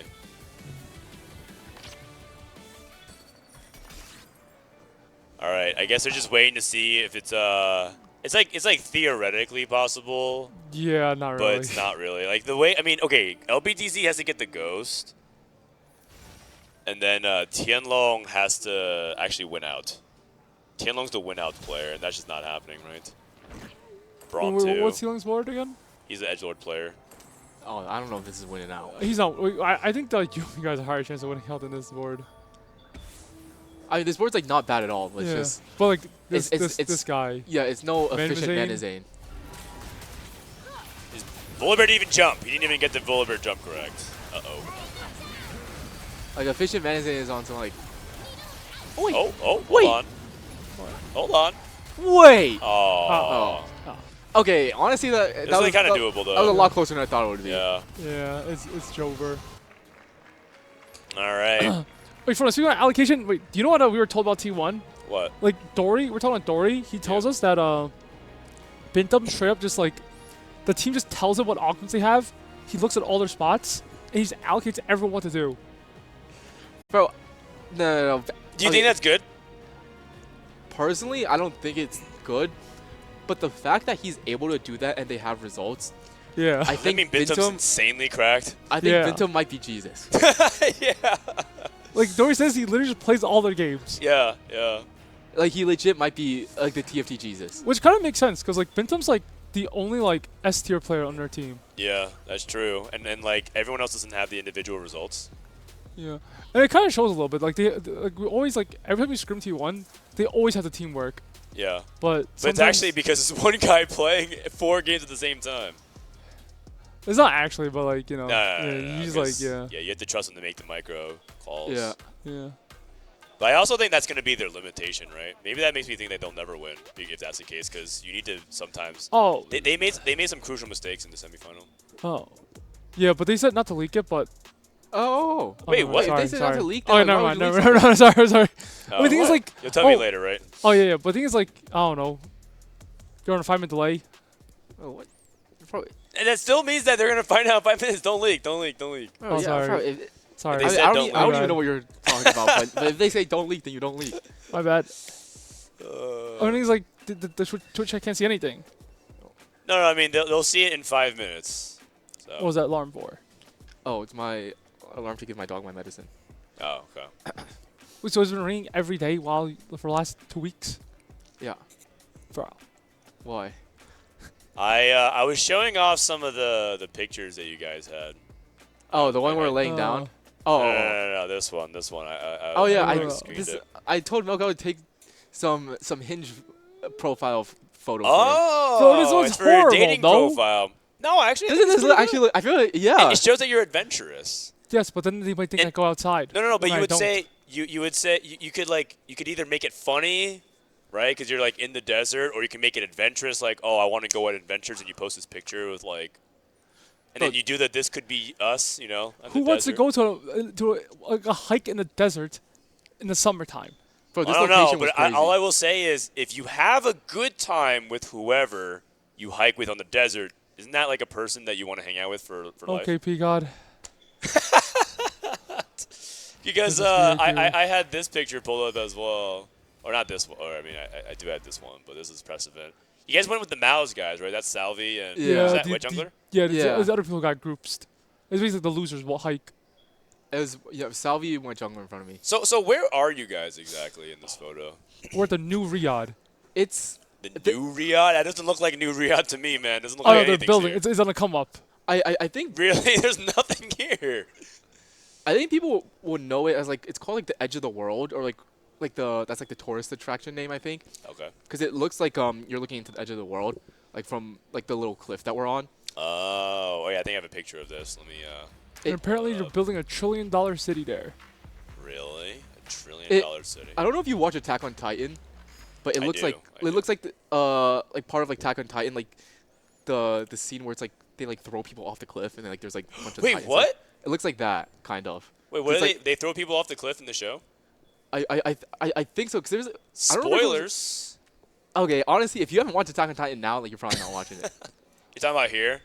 Like you see like that. It's like I don't remember what it was exactly, but it's like something like that, where like people like I think it was a flashback or something where like they would throw people off the cliff. Yeah, they're talking about the origination of when they basically they punish the Marlians, right? They kick them in and they give them the Titan juice and they turn them into Titans, and that's how actually started the rumbling, which is how basically Aaron's dad is responsible for the entire Oh, okay. thing, and then I know what you're talking about. Yeah, it legit looked like that, like in real Spoilers. life. Sorry guys, Precedent started the spoiler train, not me. I tried to. Wait, also, I tried to keep where have it you been around. eating your food? Huh? Where have you been eating your food? What food? Like lunch and dinner. At the hotel. Oh, we've been tricked. So you just haven't been eating like during your 10-hour streams? Yeah, I just sit here and I Oh. cast the whole time. Huh? I go to get to the bathroom for like a minute or so, but. Oh, we just found out about the food place. Like, wait, there's a food place here? There's like these like lounges and like In it a was like food- Wait, like, what? Danny got us these.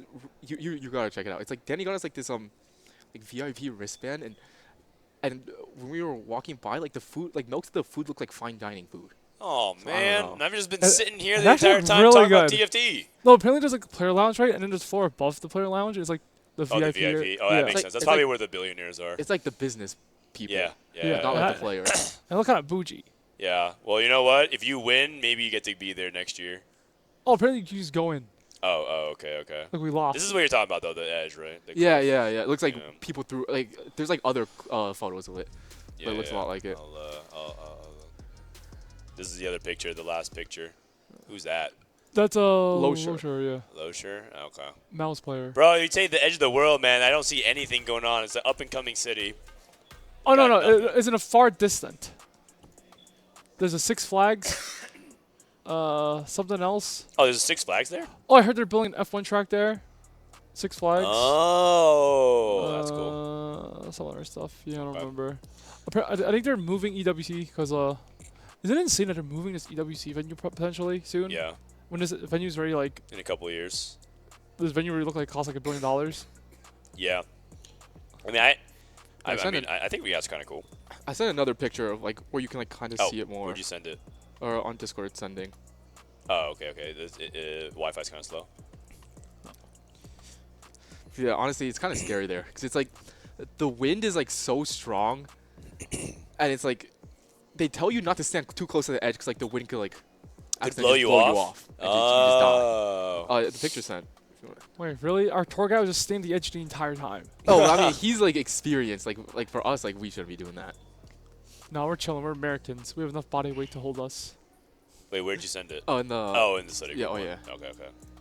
I don't know. Wow, look at this picture, you guys. Like, Holy. Yeah. Electricity. Yeah, I mean, so this is a tourist attraction. How long so you guys hiked here, or you guys just like drive here and then drive back? We drove 1 hour into the desert, and then there's like this little like point where we got off at, and then we walked like towards like the edge of the world. It's like this little staircase and the railings up top, and it's like the floor is like not stable at all, so it's like you could easily just trip and fall off and die. Yeah. It's okay. We'll miss you, Prismatic, if that ends up happening. And there's like, it's like in the middle of the desert, and there's like some cat there, like a stray cat who like lives there. It's like weird. A cat? Yeah, some stray cat who lives in the middle of the desert that gets fed by like hikers and stuff. Oh, that's crazy, actually. But it looked like omega malnourished. Yeah, and, like, I mean, starving. I imagine there's not many ways you can hunt. Sage. Poor cat. That's crazy. Okay, so are you guys cheering for anyone? Virtus Pro or?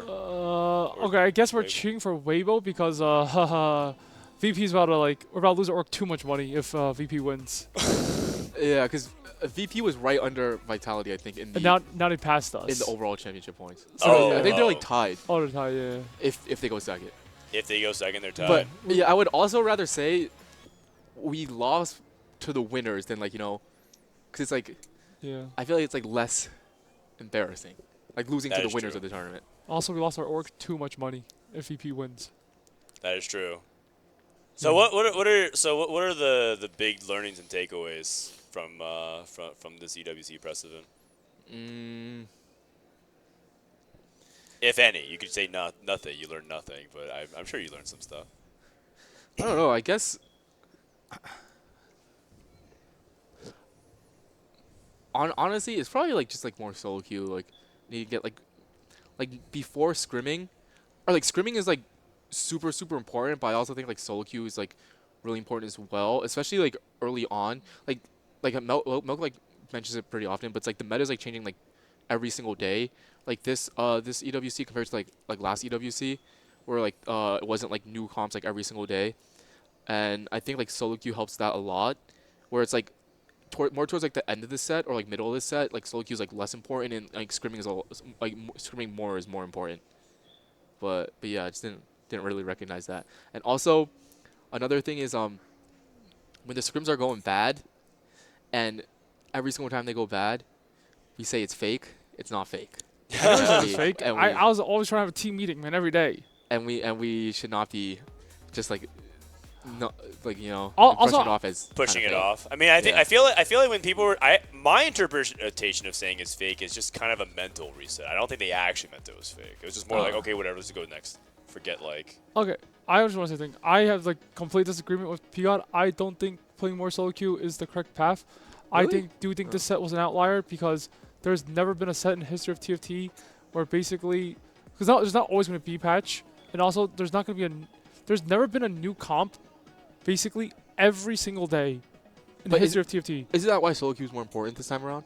No, but I'm saying this set. Frodan was talking like reflect going forward, right? Yeah. Oh, okay. Yeah, but I'm saying in the future, So right? you're saying set 18 is probably not going to be like that. Yes, because it's also like the power up things, right? It's like one day you wake up Sorks, then it's like another comp, and then it's like Jins comes out of nowhere, and then like what was another comp? Like Cassante all out, and then nowhere is whatchamacallit? GP. So it's like every single day, there's basically a new comp that comes out, mostly because of power ups, and I feel like that won't be the case in the future. So I do feel like. Or like, if it is in the future, at least you're prepared mentally. Yes, for what like we could just like adjust, like see the set, and like see what's happening, and we could adjust either playing more solo queue or less solo queue. Yeah, Instead of I just agree like with that. forcing more solo queue. Yeah. Because if it's the same meta for a week, which is usually the case of most patch, like last year's EWC, the meta didn't change. Basically, it was just I don't think it was a B patch, right? It was just Syndra meta. Yeah. Right, and it's like you just want to work on how to play around the Syndra meta, and etc. So you probably do want to scrim more than play more solo queue. Sorry, thank you. Yeah, you know, I think you're right about that. I think that's a really good set of observations. Because we didn't even have time to even sort everything. We were busy learning the comms, let alone figuring out what the meta was. Basically, like 2 days before we flew to Riyadh, someone on Reddit just posted a GP comp, and we're like, okay. And then like people play it, and it's broken. Yeah. Like, I didn't see it a single time before that. And like the flower I really like last before was like Frost Touch TF. Frost Touch TF, yeah. But I will say Frost Touch TF doesn't seem to be as easy to pull off in 44. But you still have to like try, like it's still hard like try it like a couple times, you know, Right, like, right. see how good or bad it is. Oh, you're right, because Dank Like, Memes did limit play it time. one time. Yeah. And pulled it off in Citadel, and they won that game because of it, so it's true. So then the takeaway, so you disagree with Precedent, but that doesn't mean you have a takeaway. What is your takeaway in that situation? Just be prepared for that? My takeaway is prepare for like what kind of set it is and just adjust accordingly. Why do you think we didn't get to that lock-in stay for Vitality? Is it because we were caught off guard with the... I think our specialty is we're really good at 44. Once we learn like what the 44 meta is, I think we just didn't fully understand the meta perfectly compared to what we normally do, because usually what happens when we scrim is we lose a lot and then we learn everything, like what's the correct path, and then we literally win every single block until a tourney, and we win the tourney. Yeah, but we just lost a lot. But this time, the meta never stabilized because there was a B patch, and then like there's a new comp every day. Yeah. I mean, it shifted in this tournament as well. Yeah, and there's also like a lot of bugs that you just like don't know about. And it's like because like no one knew how like how Smolder work, how does like some augments work, like scaling augments, because a lot of those are bugs. I feel like. Yeah. It's true. So it's like true. a lot of like just like knowledge. Okay. People in chat want to know: did you try any local food here? Here or in France? No, here in Saudi Arabia, in Riyadh. No, because I can tell you what they did do. Every day, these guys would go to the cafeteria and they would get two specific things. It's a buffet. It's a buffet that gives world cuisine. Like you could try all different kinds of food, right? All kinds of spices and vegetables, different kinds of pasta and soups, different kinds of salads. They have all kinds of bars, right? Dessert bars and everything like that.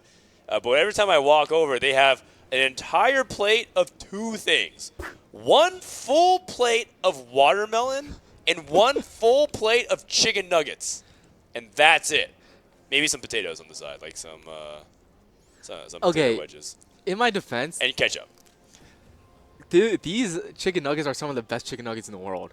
I stand on that. In the world. No, I'm telling you, like they don't need any sauce or nothing. You can just get them, and it's like they taste better than like most of the other stuff. And Honestly, then the watermelon is pretty good too. I made it real food today for us, be God. Yeah, in the VIP. Yeah, we're about to sneak in. Yeah, you guys can sneak in. All right, this is game number 3. This is Virtus Pro versus Weibo. It's tie 1-1. Now all of a sudden it's become a best of 3.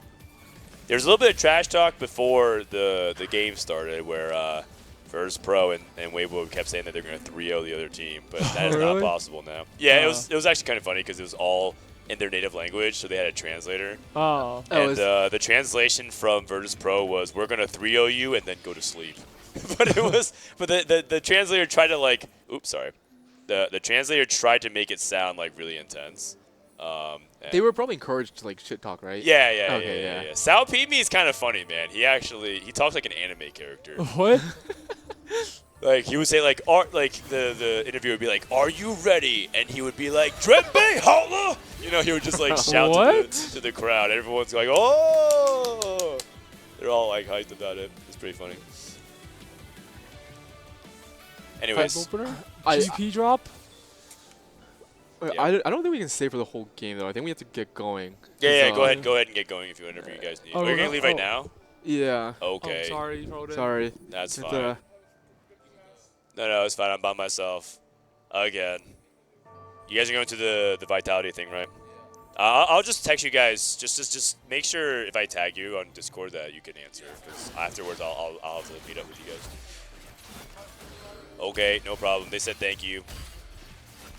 Bye. All right. Well, that was it, guys. We had half a game of commentary, and then they peaced out.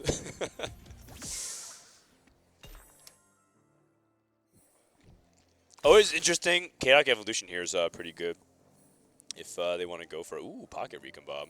I actually think Pocket Recon Bob's a lot of tempo if you have a 2-star 1 cost. You don't even have to have a 2-star 1 cost right now. You can also wait for it. But if it gives you the 5 streak, it'd be really good. Anyways, always really good to chat with the players, pick apart their mindset, figure out like what went wrong, what went right. A little bit, and you guys actually hear a little bit of our feedback sessions that we have. How we talked about it just now, with a little bit less like me talking to you guys, was kind of how we talk to each other. So, okay, Band of Thieves, no Pocket Recon Bob. I think if he had 2-star 1 cost, he probably would have ripped it. But I think it's a little bit too risky without it. Then we have Story Champion for Maris. Gonna go for the Garen Hero Augment. I think that Hero Augment is a lot better off a Protagonist, which is not, I think that's common knowledge by now. Protagonist is really good. But, the Garen Hero Augment off of a Silver, definitely less good, especially if you don't have Battle Academia in. Actually, he does have it, never mind. Oh, and Quan also has Hero Augment. He has a Kennen Hero Augment. Okay. So we got some 1-cost rerolls coming in. All right, let's go ahead and try to see if we can look at how comps are distributed.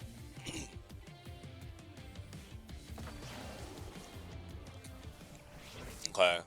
So we have Silver Spoon, Shojin. That's probably going to be Sorks. VP Milo also has Shojin. 2 Shojin slams.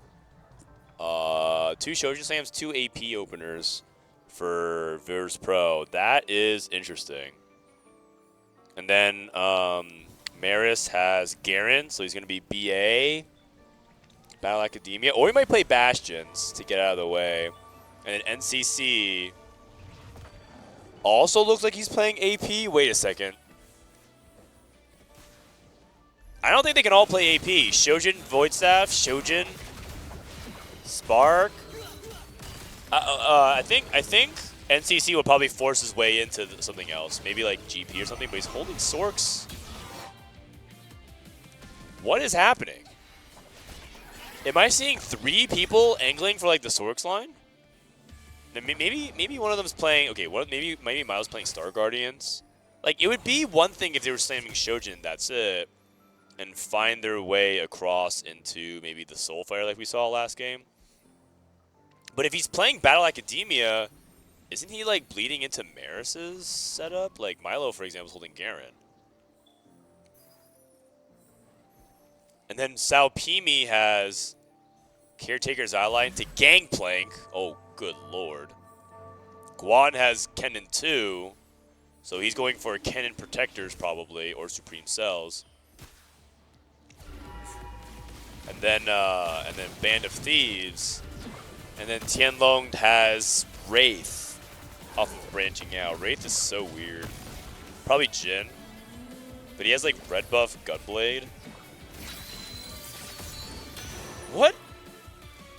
This game feels like on a different patch to me. I feel like I don't have a good read on what these guys are trying to play. So we're just gonna sit here and figure it out themselves.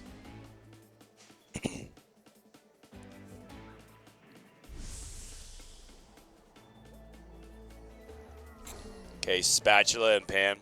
So you're in Saudi Arabia and you didn't try any shawarma spots? No, but there's shawarma spots that they serve at the hotel and everything like that. But for me, I haven't had time to do anything. I wake up, I go to our early morning practice for an hour, and then I come here and I sit down to the co-stream. I sit here for 10 hours. I didn't even know there was a food place, because if I leave, literally nothing's happening on the stream, and I don't want to be like, I mean, I think a good part of what makes the co-stream good is I'm just here with you guys the whole time, as opposed to just leaving and AFKing for 30 minutes when there's a delay.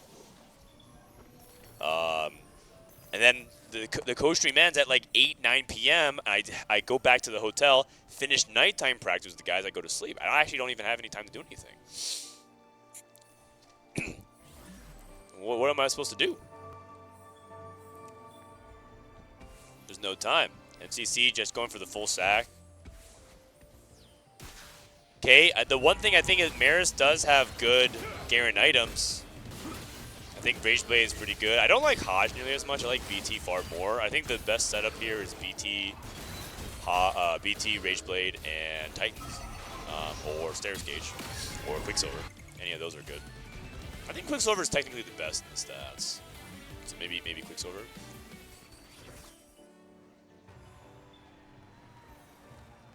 We'll have to find out, though.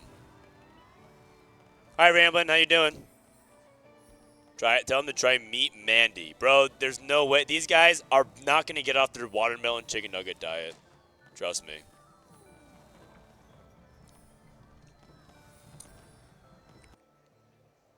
Okay. Maybe one of these guys are also going to reroll. Like, maybe instead of trying to play for a contested AP line for a 4 cost, they're just going to reroll instead. That's entirely possible. Okay, easy win for LBTZ because Tianlong trying to grief NCC1. Kennen hero augment for Guan. Looks like he gets the win here. Slams belt. I think best in slot Kennen is Rageblade, JG, and Flail. Striker's Flail.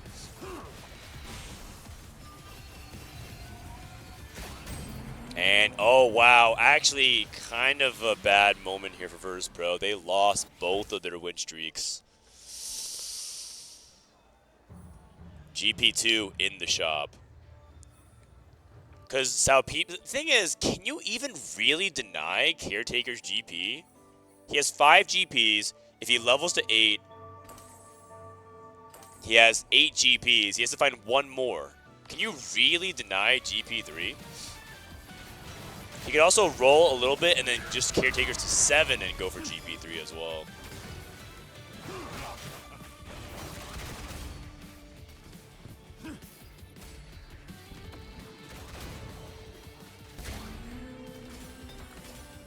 Okay, we had the open pan for Saupeep. You know, I was thinking about this the other day, and I'll probably talk about it more as well. I'll probably mention it again as well next week when I start streaming my own games. But I actually kind of started liking the music a lot for this set. It took me a while. At first, I thought it was all right. And then at second, I thought it was like kind of repetitive and like too much, right? I was like, it's just like very one note. And now I'm on my third wave of it, which is like, you know what? It's actually kind of a bop. I kind of like it now. Again. Before I was like, oh god, it's like the same loop over and over. But I don't mind it. I dig it. Music on.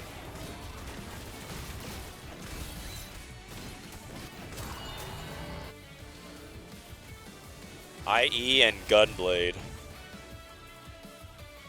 So, NCC, is he going to be going for Jin? I think it's Mundo Jin. So it's Mundo Jin and then 3 AP for VP. Although it's not really 3 AP, it's like Garen reroll, but like, I guess, okay, it'll be Jin. It'll be Jin and then BA and Garen and Sorcerers, if I'm understanding it correctly. Except this guy is lose streak Jin, which I don't feel like is good either. I feel like you're supposed to play it off of win streak.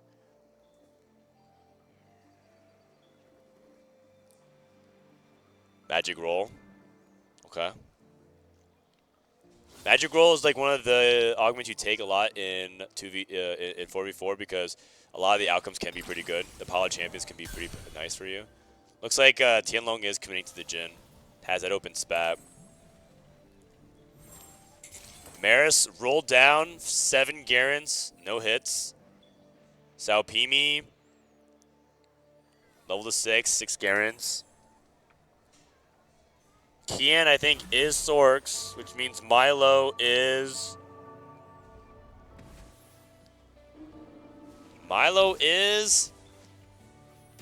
in such an awkward spot. He's playing Crystal Gambit. Okay. He's going Cassante. I think he decided to go for Cassante with his items. He has too many swords and gloves. But then what do you do with the Shojin? I guess he's going to put on Varus? If he hits it? So awkward. He took big grab bag, got a bunch of sword items. Say, okay, I guess we'll just go with Cassante here.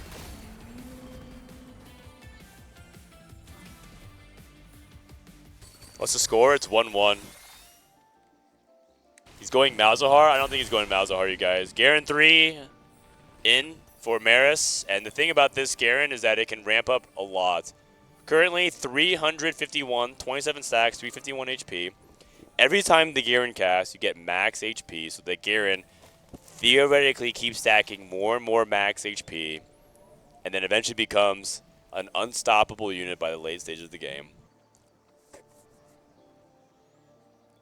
Macro-wise, I feel like VP is all over the place, but now they have their comps, now they know what to do.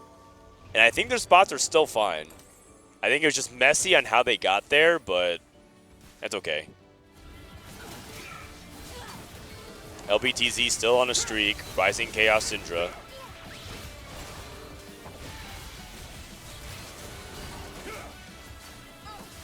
You need an assistant next EWC? Yeah, I do.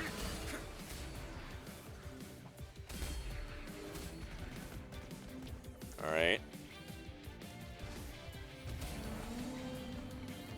Tianlong kind of losing here a little bit.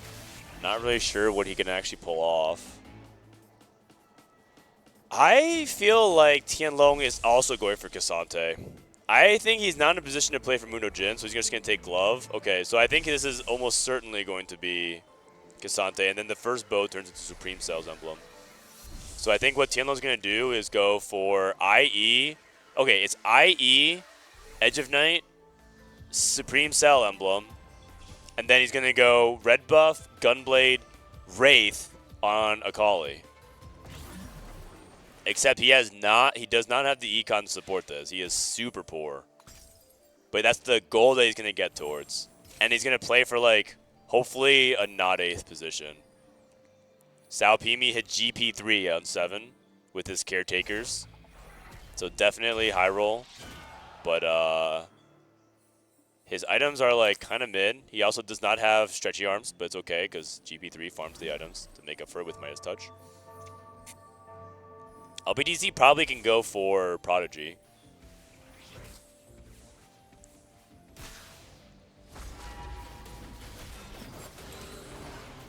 Could Kian be Lux and Xin Zhao? That is a composition that we know about. I think that is tech for this tournament, but I think it's much more viable on the new patch than it is on this patch. He's Sorks. He's 100% Sorks. I mean, we have our comps. Kian's only Sorks. Maris is Battle Academia, Garen, and Yumi. NCC is, I believe, Mundo Jin. And then I think Tianlong's Cassante. He has 6 Mundos. Annihilation. Did not hit Artistic KO. Oh, we'll check in with Tianlong in a little bit here. And then LBTZ here. Sorks. Guadin is Kennen. Still looking for Kennen 3. A little bit awkward because I think Tianlong is holding... Or, sorry, was thinking about holding Kennen. I guess he's not. Wait, what? Oh, no, he's not holding Kennen for now. He's just going to play... Okay, he's going to play the no Kennen version to help his teammate. That makes sense. There's a couple of variations you can play of Cassante. You can cut Kennen in some of them. It's just that he's a Protector and a Supreme Cell, so it makes it really easy. But you can play Janna and just play 2 Protector and play Strategist, which is totally fine. Okay, nice. Gave the lead life to his teammate.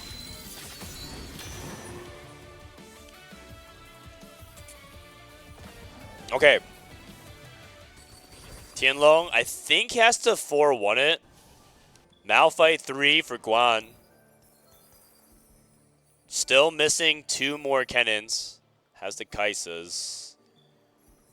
But his tempo is good for now. The problem is he has to spend a lot of his gold. A lot of his gold here is being stuck on level 5. And this is definitely the downside of the hero augments on silver. You don't get it guaranteed. The thing is, care package. Oh, it's a gold orb. Another gold orb. But care package can also give dupes. A pan. You can get a Supreme Cell emblem. You can reforge that and make a Supreme Cell emblem. Care packages. Another item. Gonna roll. Miss Kaisa 3. So you're not gonna roll more. I feel like you kind of have to roll deep here to hit the Kennen. And I think the other people are holding the Kennens, right? He's not close. That's why it makes it really painful. This guy has 6 Kennens on the bench, right? While rolling for the Garen. This guy has Kennen as well on the bench. Wait. Kian is going for the Karma and Tianlong. Oh, he actually found the Varus. Did not find the Cassante though. He's holding 2 Karmas.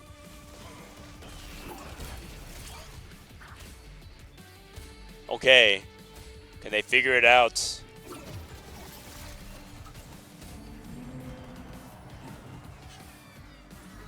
Tianlong's game is really hard. Last second save. Rolls. He needs to find this Cassante now. And then another phase. He has to hit the Cassante and he has to hit all out. Is he trying to play like... Oh, he's trying to play Wraith Sniper? Is that what's going on? And then play a Kali? He's rolling so slow. I think he's trying to stay open again. I feel like they're trying to flex. Okay. Did not hit. Okay. Rough. Meanwhile, Milo has the Cassante. Has the Akali. But it's only 1 stars. Kian hit Karma 2. I was confused. He hit Gwen as well. Things are looking good for Virtus Pro. Milo hits Cassante 2. I feel like Virtus Pro is hitting.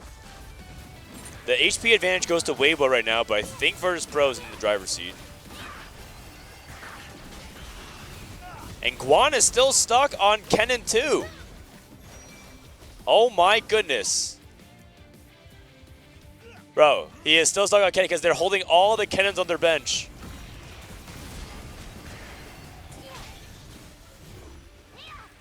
Oh, goodness gracious. That is bad news. Holy cow, this Mundo's just not taking damage at all. I think Guan is in a terrible spot. I think VP, I think their target strategy on the Kennen is actually working out great. What about other people? How's LBTZ doing? You think Star Guardians?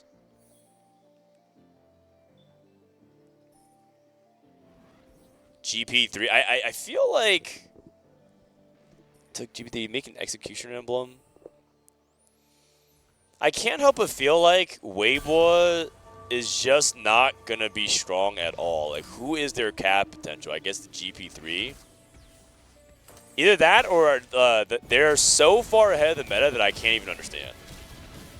This game felt like it wasn't even on this patch, the way it was played. From what I'm like understanding. I think part of it is like the branching out aspect of things, and the silver hero augments I think are really risky for this very reason. Because the reason why Protagonist is good is that you're guaranteed the hero augment, and you get to push levels. Guan is falling off the face of the planet. 32 HP. Very, very strange game.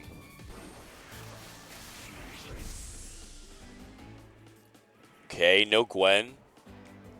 Zyra and TF. I mean, it's cool. I'm willing to learn things. Maybe this is all a bunch of tech they've been hiding under wraps for this part of the tournament.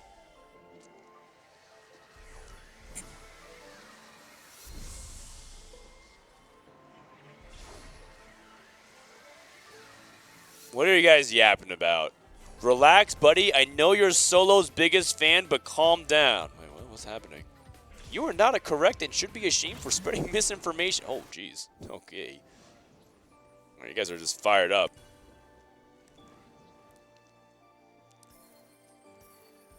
Tianlong, what's the plan? I'm pretty sure the plan is to try and not go 8th. I think his spot is awful. Guan hits the Janna 3. 1 off the Kennen. He's just rolling a 0 now. He recognizes it's do or die. He hits on the last roll. Okay. Okay, is this playable? Can he find a way to make his way? Can he find his way back into potentially some placements here? He had Janna 3 though, which is really good, but the problem is I think Janna needs the mana gen. I think she needs things like a Rage Blade. Because she's just not going to cast very often. Oh my goodness. Okay, Tianlong loses. Bro, Weibo is getting completely left in the dust right now. Okay, NCC takes a loss. How's his spot looking? I mean, he's the Mundo player. He's supposed to fall off. Milo hits everything. Kali. Cassante too. Okay. Karma. And Maris also got to the endgame board state for the Garen, which is really, really reliable as well. 2,000 HP and counting with Tesla co-op. Maris looks good. Maris looks like he made it to the top 4. I think Milo made it to the top 4. I think Kian made it to the top 4. I'm pretty sure this is just going to be a triple top 4 for Virtus Pro. It's that simple. I feel like Weibo only has one player that's going to do that, and that's probably Sao Pimi.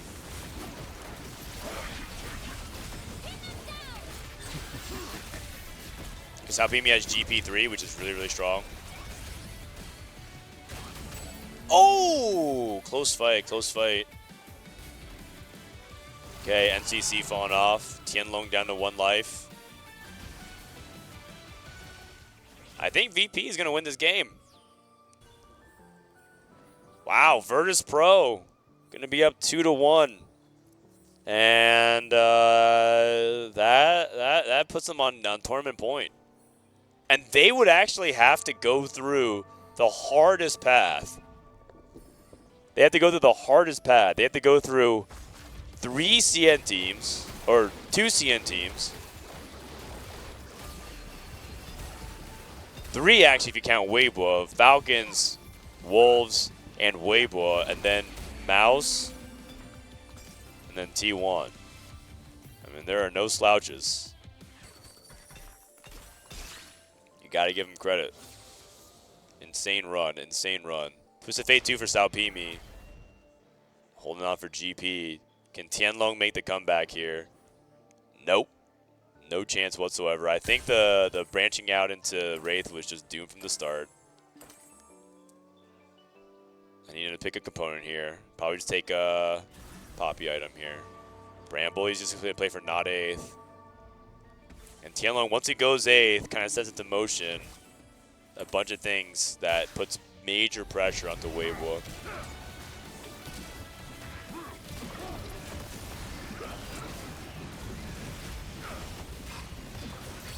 This is Tianlong versus NCC. If Tianlong somehow found Varus too, his board is actually really strong.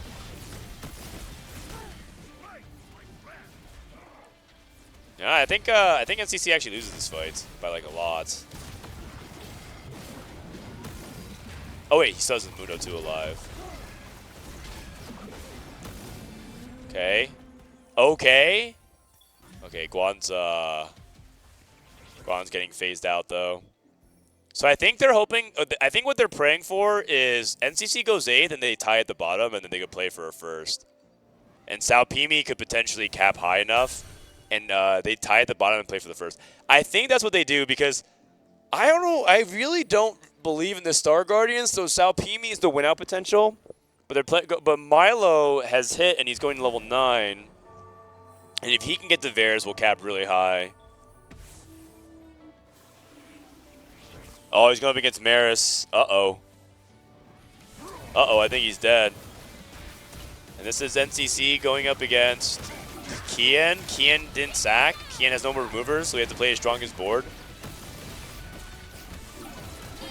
That's rough. Looks like the Jin player is dead, but so is Tianlong. But he's going to kill off some units. Actually, hold on. Okay. So it's an 8th for Tianlong, 7th for NCC. If Tianlong was able to hold on just a little bit extra HP, but if Guan can outplace Kian, then maybe. But I don't know. I don't think Kian's weak at all. I don't feel like he's going to go. I don't think he's going to go 6th. I think Guan's going 6th. Sao Pimi is going to cap pretty high, though. He's going to cap pretty high. He has his Twist of Fate. He has like the GP3 and the stretchy arms and everything like that. Wait, LBTZ is pivoting back into so he played Star Guardians out of necessity, and now he's trying to pivot back into Sorcerers. Holy cow. Dude, Weibo tries to play so flexibly, man.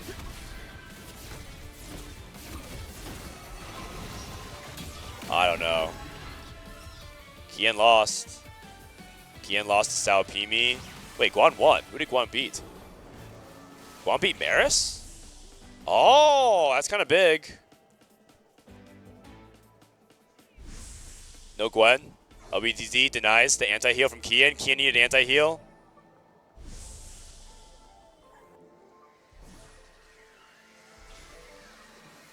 Sao Pimi can go for more damage items, or he's going to deny. Milo can start building towards, I think, either more tank items or Cassante. Or sorry, or Varus. This is an interesting board. Now, I'm not entirely sure. I'm not entirely sure who's going to win this game. If they tie at the bottom, I really could see a world. I could see a world where Weibo wins this game. But I feel like they have their work cut out for them. And Kian with no anti-heal. Oh, no, he does have anti-heal. Oh. Wait, he has red buff. Oh, I guess he was. Oh, I guess he has a salvage bin, so he could, like, break it apart and play for other things. Sorry, I thought he actually had it. This is Kian going against Milo. Milo did not slam his blue buff. But at the same time, I worry that Milo's just going to kill Kian.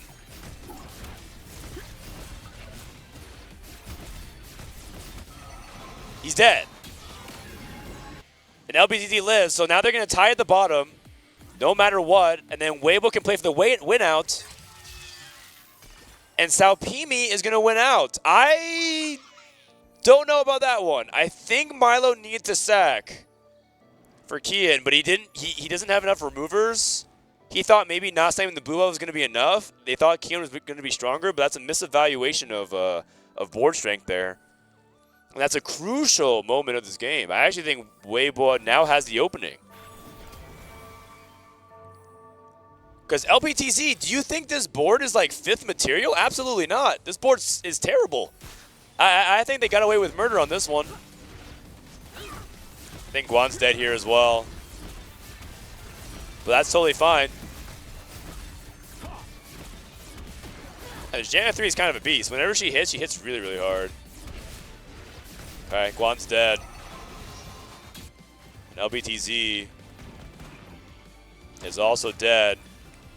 But the question remains, can anyone take out Sao Pimi? Sao Pimi's holding 5 copies of Leona. He's trying to deny Leona 2 from Maris. And then Sao Pimi also selling Gwen because the Gwen players are dead. slowly but surely getting to level 10. He actually hasn't been getting slamming value, or actually maybe that'd be just this round. But he definitely wants to get slamming value to go to 10. Also, how good is this Twisted Fate rewards for the Rogue Captain?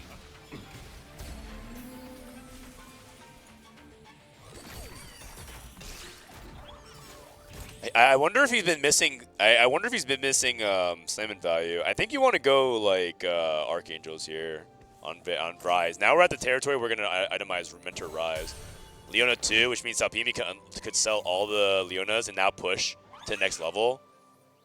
I think he's gonna wait a turn. He needs to take his time. All Salpimi cares about is playing for himself now and playing for the first. Whoever wins this game wins whoever wins this lobby wins this game.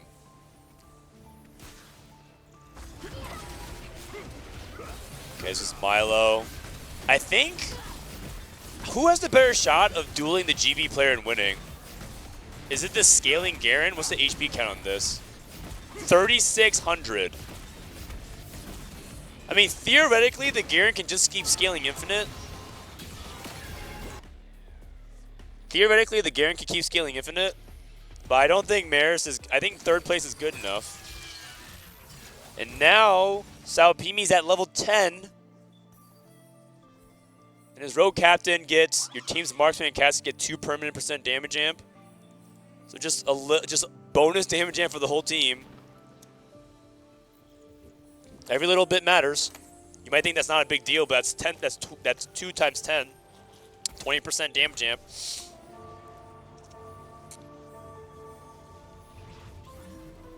And he also has Braum 2, by the way, with the champ. So he has a lot of HP. I think Weibo's going to do this, actually.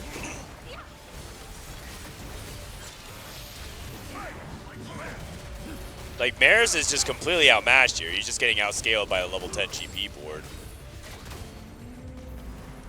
And Milo is going to lose as well. I think Weibo is there. I think Weibo's there. Here comes the cash out. It's probably a 3-star 1 cost, right? Milo can't cap any higher right now, short of getting Varus 2, and even then, I don't think he's got the goods. I don't think he's got the goods. I think they're going for Rise 3, and I don't think he's in a spot to deny, because he actually is going to 10. Oh, Milo's going to 10.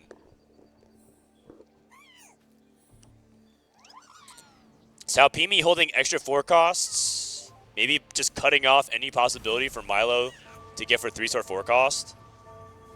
Juke to the left, juke to the right.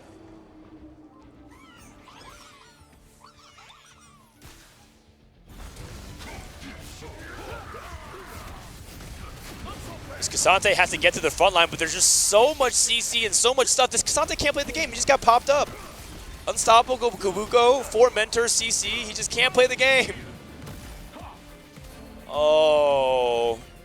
Is there anything off Carousel that can save him?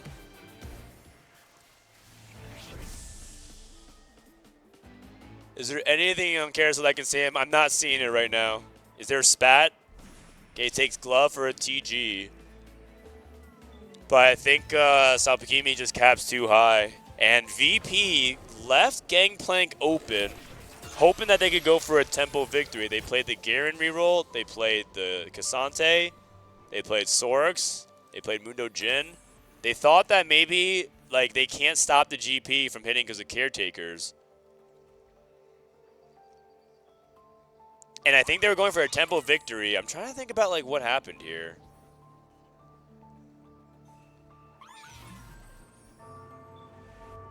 Because even if LBTZ, they needed to keep Kian alive and send LBTZ 6, and then force Weibo to go for the 1-3. I think that's what needed to happen. I think they needed to force the 1-3. Oh wow, because this is not even close anymore, right? He went to 10. Wow, Weibo Gaming up 2-1. Weibo Gaming up to 2-1, and Virtus Pro. I thought they had it, man. It was looking kind of bad for Weibo, but they really stuck to their guns. That was a really scrappy game back and forth. It felt like honestly, man, Weibo plays so flex. It's actually like they when I say so flex, it's like the Star Guardian into the Sork, like open space while their GP pushed levels, and then they had like the Kennen reroll, which went disastrously. I can't believe Guam pulled out a 5th there. That's actually a really good 5th.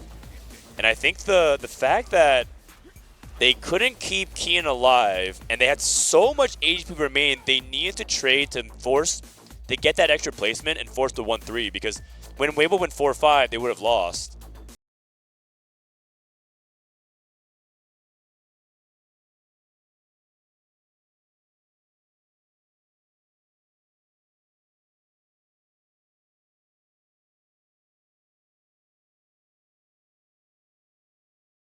I think that Virtus.pro, if they lose this series,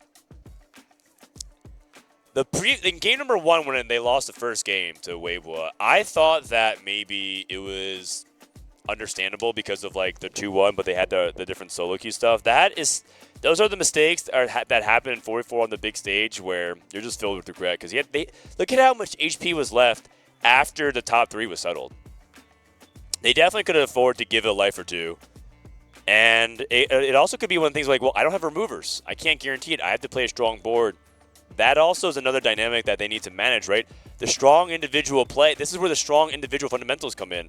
So you need to sometimes manage the removers and be very thoughtful about how you spend them. This is an argument.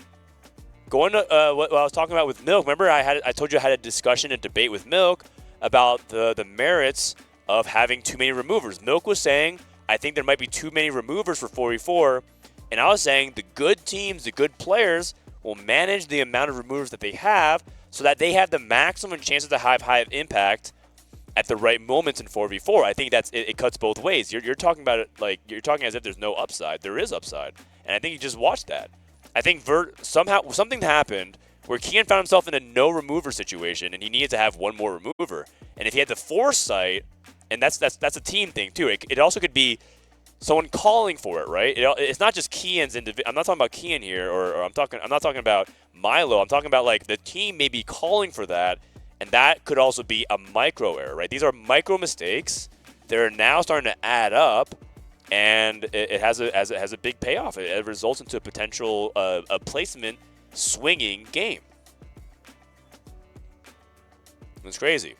That's crazy. I can't believe Virtus.pro. So breaking that all down, like I know people in chat, the reaction is understandably so. The reaction is Virtus.pro through the game, but you have to like understand the chain of reactions that happened in it. They probably thought it was perfectly fine, and then having watched it all go down, obviously it was not fine. Man, really, really big deal. I did not think Weibo actually was going to win that game. But you know what? That's just the way it goes in 4v4. You have to play a good game from start to finish.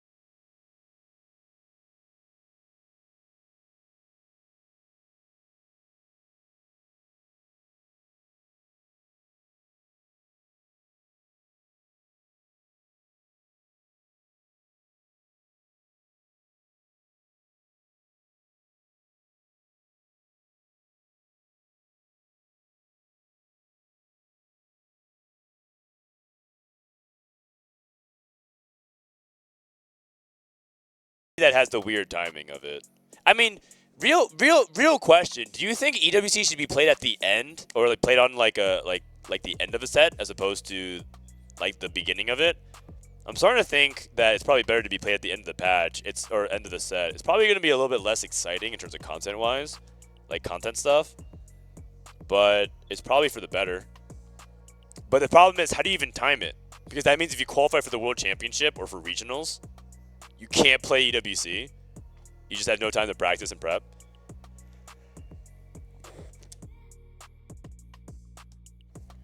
Sorry about that. I'm dying a little bit. Actually, you guys will excuse me for a sec, right? I'm just going to grab this bag here. I have some airborne medicine. It's probably what I need to do here because I'm coughing up a storm. I got Satsuko got me sick. But that's okay. I'm recovering slowly but surely. All right, let's turn on the casters here while I fix this. Hot take. No GP at all in the next game. Okay. Zero that's- GPs. Zero GPs is a hot take. My What? hot take is that my analyst. That's a hot doesn't take for have the any next game? No They know what they're GPs? talking about. That's an insane take. Day 2. Holy you guys cow. have been absolutely wonderful and some really great insights. But we still have at least one more match in this best of 5 final between Weibo and VP coming up. So this is match point. VP needs to lock in, but Weibo wants to close this out. However this is going to go, we're going to find out after the break. So don't go anywhere. All right.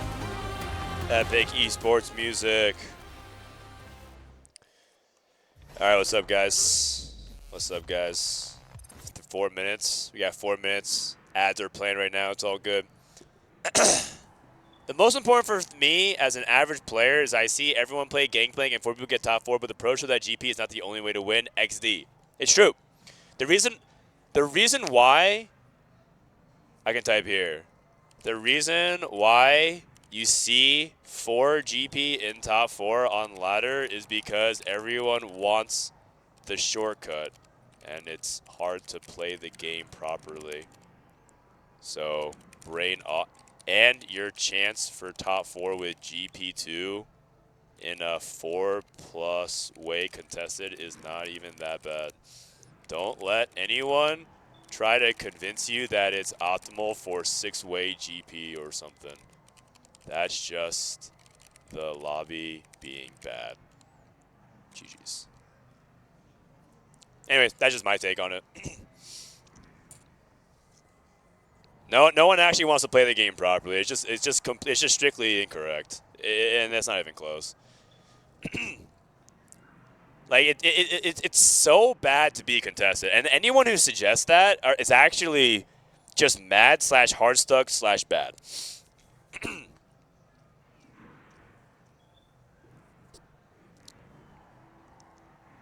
Especially on the new patch. Oh yeah, especially on this patch, you probably should be playing. I understand that sometimes people might feel like it's correct to play like a 3-way GP. But I see screenshots of everyone saying it's just optimal for everyone to play 6-way GP. It's just like, no. No, you guys are just, that is just strictly wrong.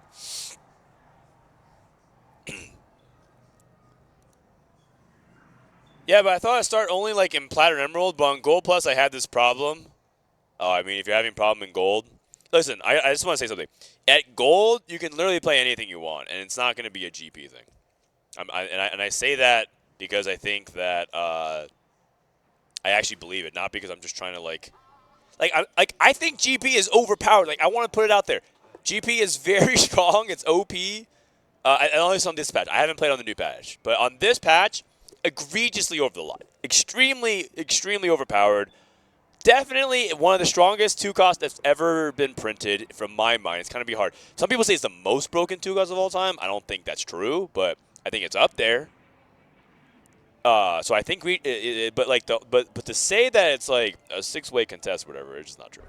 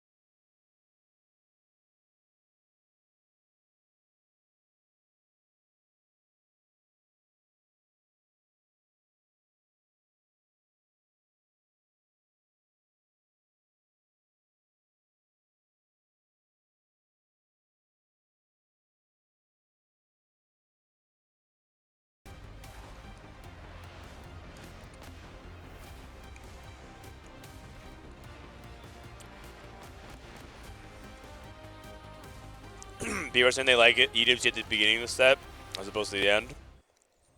Weibo Gaming are I mean, it makes sense competitively. away from being declared the For the winners schedule. of TFT at EWC. But not Here necessarily on from the patch SMB perspective. Esports Arena For the balance stage, perspective, rather. I'm Casanova, joined by Panda and Clement, as we are getting ready to jump into game number 4 of our best of 5 in this grand finals. VP still in great spirits right here. They're laughing with each other, they're communicating, and even though that final game, the final fight wasn't that close, they are moving closer to Weibo Gaming in the series. You know, NCC1 going into 7th place and taking the last game into sudden death instead of a blowout. There are some small improvements.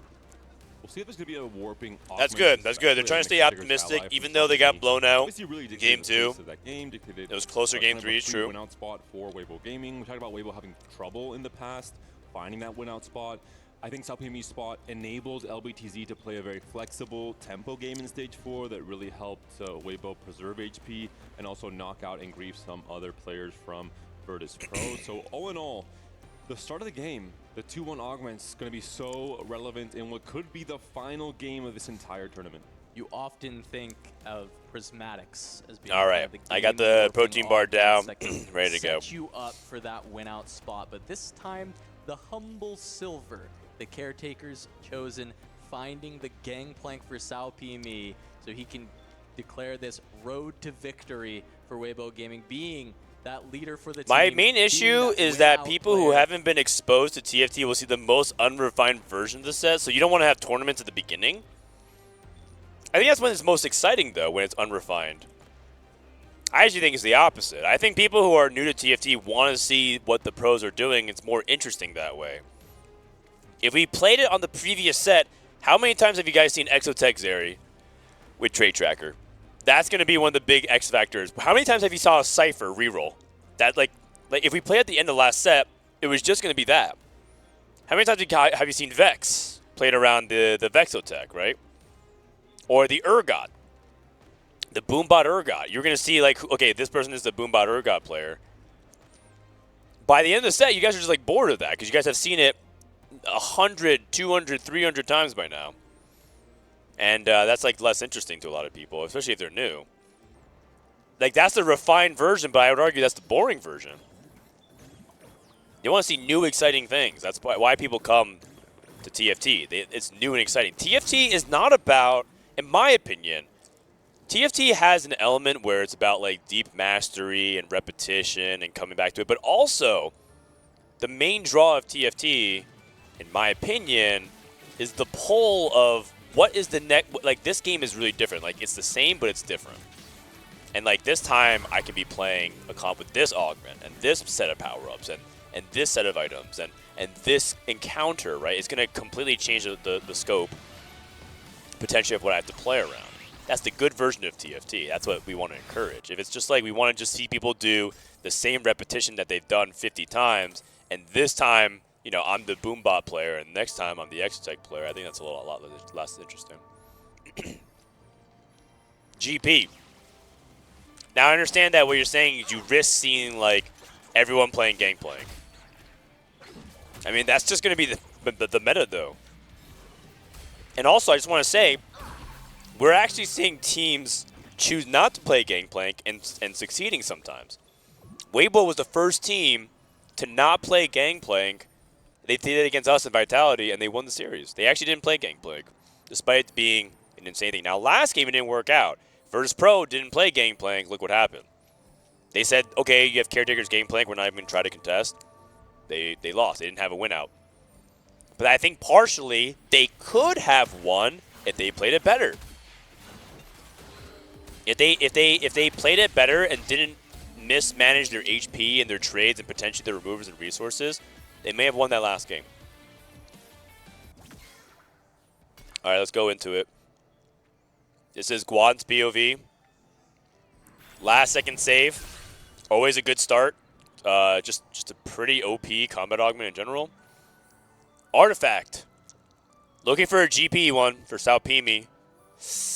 Hull Crusher probably if he wants to play around GP. Otherwise, if you ask me, maybe you could think about something kind of spicy and try to play like Silvermere Dawn. There's some Silvermere Dawn tech that you could think about, but he doesn't have any of the units. Doesn't have any of the 3 costs, for example. Doesn't have the Fury. Cluttered Mind. Oh, a little something awkward happened, which is Tianlong actually 2-starred a unit for Cluttered Mind, so you have to sell it in order to get Cluttered Mind value. That's always funny. Patient Study for NCC. Sounds good. Can you bring me back a water? Thank you. My producer's taking a break. Replication. Replication for Kien. Stars Are Born. Okay, Stars Are Born. Looking to go Stars Are Born into GP for LBTZ. Okay, why does it look like everyone's playing GP? LBTZ has a GP opener. Milo has a GP opener with Heroic Grab Bag. And it looked like I forgot someone at the bottom also has a Gangplank opener. We'll have to go through it once we figure it out. All right, so Kien opens up bows, probably red buff here because he doesn't want to contest his teammate if Milo is going to be going for GP. Maris, calculated loss. It might be Mundo, like Mundo reroll. Then we have NCC. NCC actually might not be GP here. Okay, so he doesn't have GP items. He might be slamming GP items and try to go for Cassante, for example, with Patient Study. Patient Study encourages you to go for a level 8 strategy because it gives you so much EXP. It gives you 3 gold per round, effectively. Either you win and get 1 gold and 2 XP, or you lose and get 3 XP. And so you can go for Infinity Edge. Try to play for Cassante, and then what does Milo play? Milo, I think, is the Gangplank player because he has the Heroic Grab Bag. So that's the set for VP. So they have GP, Mundo, Cassante, and AP, I think. With the red buff, possibly. And then over for Weibo Gaming, Stars Are Born, which I assume is going to be going to GP, except he doesn't have a GP item right now. Then we have Last Second Save into, like, anything, I guess. He has Mundo pair, so Last Second Save could be played into Mundo. He could play Last Second Save into AP, although he has Last Whisper, so he's probably going to lean. I think that's probably lean towards Mundo then, so he can play for Jin. Salpimi, I thought was going to be leaning towards GP. But Hull Crusher and Stoneplate with AP, with a bow opener and AP units, he might be the Sorks player. And just playing generic tempo. Oh, wait, no, Tianlong has Morello Slam. He might be the AP as well. Okay, kind of impossible to tell. And then another question is, what are we going to do with the replication? Guan gets the win. Salpimi gets the win. Verse Pro is losing a lot in the early stages of the game here.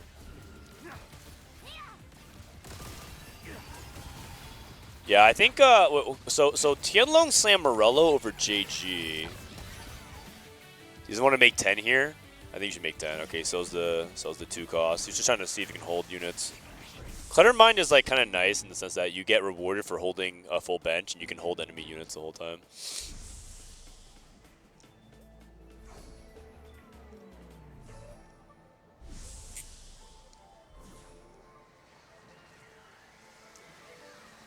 Have you played Akali on live? I've played 1 game with a new patch. I'm too focused on this patch right now. But after today, I'm done with this patch. Actually, after this next 2 games, at most. I'm done in the next hour with this patch.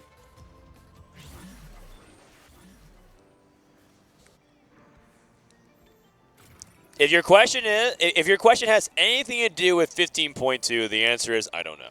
Just want to let you guys know. But feel free to ask me again, so that way I can get some good chat engagement numbers. Please keep asking me. Actually, you know what? Ask me anything about 15.2. Just do it.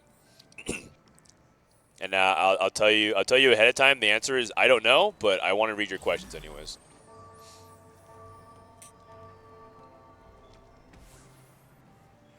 Okay, red buff for Kian. Guard breaker. I mean, he's just going to be AP, right? Just AP anything. We'll see. Gets a pretty easy win against LBTZ. Guan. Red buff, JG. Okay, so 2 AP players are win streaking. That's good for both those teams. You want the AP tempo player to be win streaking. I think lose streak AP has proven to be quite inconsistent. Just really hard to pull off. Recon 2 for Kian. Now the thing about Kian is I just don't think Janna is that reliable of a carry at this. I think that she can deal damage, but she's definitely much more of like a value by ramping over time. So I don't think Kian will get, if he matches up against Guan, I don't know if Kian will get this win. But he did hit the Recon too, which is nice. NCC. Okay, and then Guan going up against Milo. Free win against Milo. Oh, Milo's not GP. Looks like he's transitioning over to Mundo. Wait, it's because 2 people on the team look like they want to have GP spots. So Milo actually transitioned off. Okay, so that means they have 2 loose streakers. Who's playing GP then? Is it Maris? Maris might be it. Yeah, he has Mentor with calculated loss. Okay. 5 loss. Wow, Maris actually lost by -6. It's actually funny because Milo was not. Oh, Milo's hit a Cassante. Do you play Cassante from here? Because like you have an IE, and you have heroic grab back to get tempo. So what you do is this is what you do. You duplicate Mundo, you slam items on Cassante, and then you try to play Cassante from here. Is anybody playing Cassante? We have JG, that's Sorks. I think this is GP. And then Kian is playing, I think Kian's playing just AP as well. It's doable. If Milo gets another sword, I think you should go for it.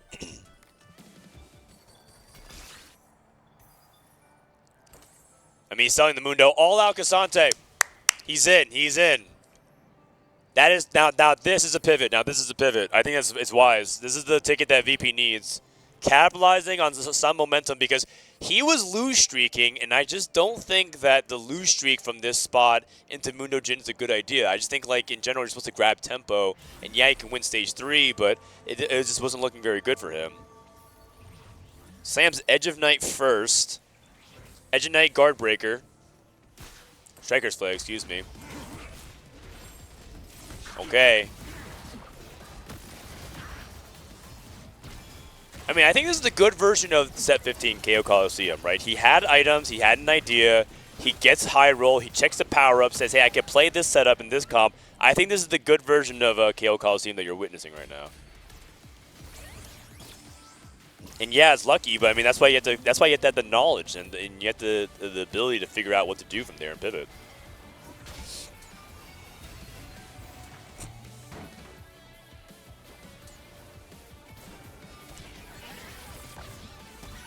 And it's good for VP that they actually played a setup where that was even possible in the first place. Let's check out Maris' POV. He's about to roll a ton. Backup dancers for combat.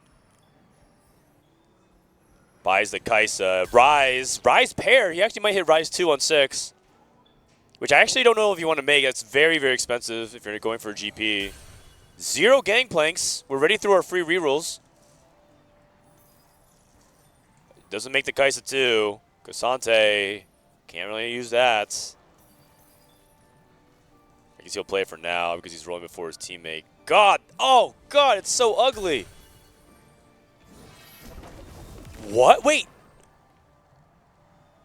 You can't play that. I think Milo's playing that. What the heck is this? Is that 0 gangplanks? Oh my word. That is terrible for Virtus Pro. Okay, he sells to Cassante. He knows he can. He thought about it. He's like, what if I just play it for a round or 2? I just don't think it's worth.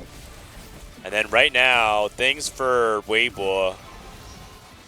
I think VP was like, okay, that was like a setup that made sense. 1 turn ago, I thought VP had a good setup, and now...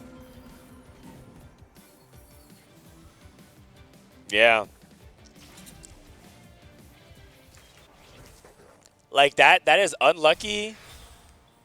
That is very, very unlucky. It does beg the question, is it too tunneled on GP? But, I mean, giving GP's power state, you can't even say it's wrong. That's, like, the messed up part about it all. GP is that good. GP is that good. Miss. Miss. One more time. Oh, God. Okay. Sometimes you just have to say, you have to drop the Rammus. You just say, okay, and you move on.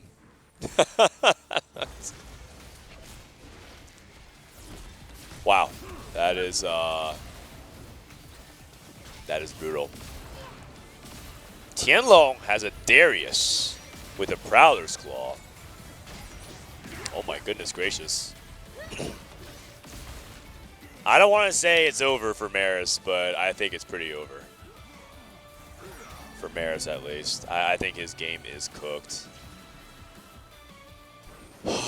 Unless, of course, he's able to somehow hit the GP out of nowhere, but that was a really, really difficult set of games.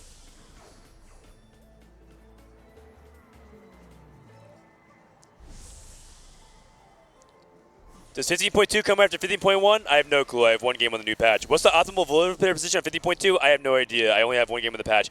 Why is it 15.2? I have no idea. I have 1 game on the new patch. How come TFT has Academy has Stretchy Arms, GP has S tier? I don't know. I have 1 game on the new patch. I have Dish Soap. Dish Soap is updating everything.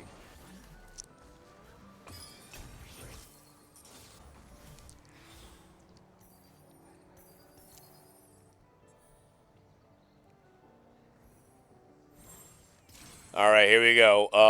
A Sork opener from Guan, still going well. Everything from Weibo looks like they're holding strong at the moment.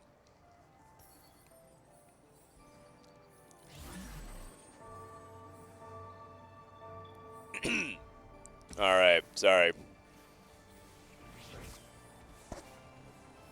There's someone in chat doing some link promo stuff, so they are banned.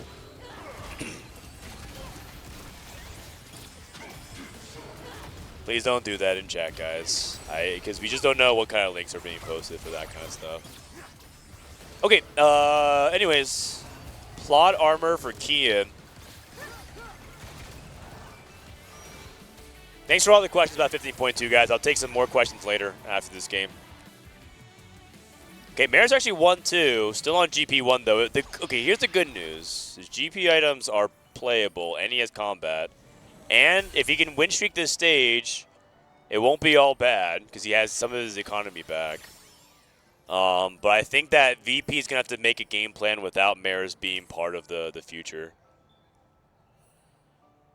That is a Jarvan 2 on 6 for Milo. He didn't get the full win streak on stage 3, but it's still a pretty good spot.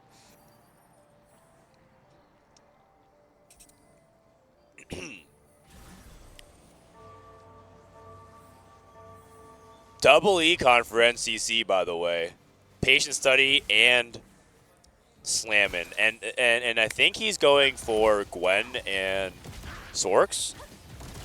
The issue is I don't actually know if double econ is actually good. I think double econ is... I think it like helps you hit for sure, but the problem with Sorks is I actually think you do need combat.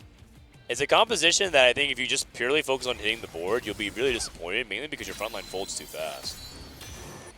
Or you don't hit hard enough. It's like one or the other. Either you need to support your front line with something like last second save, or you need to like have like wet lotus so that way you can crit everything and just blow him up. He's not even that rich. Because he didn't full streak. Lost a lot of gold along the way. Virtus Pro feels very behind to me. It's possible. It's possible. Especially if you hit like Karma 2, hits a Gwen. It's possible for them to bring it back, but they need to have a great stage 4. Also on the other side here, what's going on with Tianlong here? I think he's playing Cassante as well. And he's trying to play Prowler's Cassante. I definitely do not think he's trying to reroll around the Darius. Sorry, just scampering around here. Level 8. Gwen immediately. Oh, that's not the Sork player. This is the Akali Cassante player. Can make that. Protectors, cheap stats. Lee Sin. Lee Sin is a unit you can play as an intermediate for Cassante. You can play Executioner Lee Sin, give him the crit items. You give him Juggernaut as well, that's fine too. Okay. Bit of a suboptimal setup. Going against Sao Pimi. How did the roll down for NCC go? Still stuck on Karma 1. Lee Sin. Holy cow. Lee Sin with the Prowler's IE. I mean, I think Lee Sin's a really underrated carry. If you can get him going.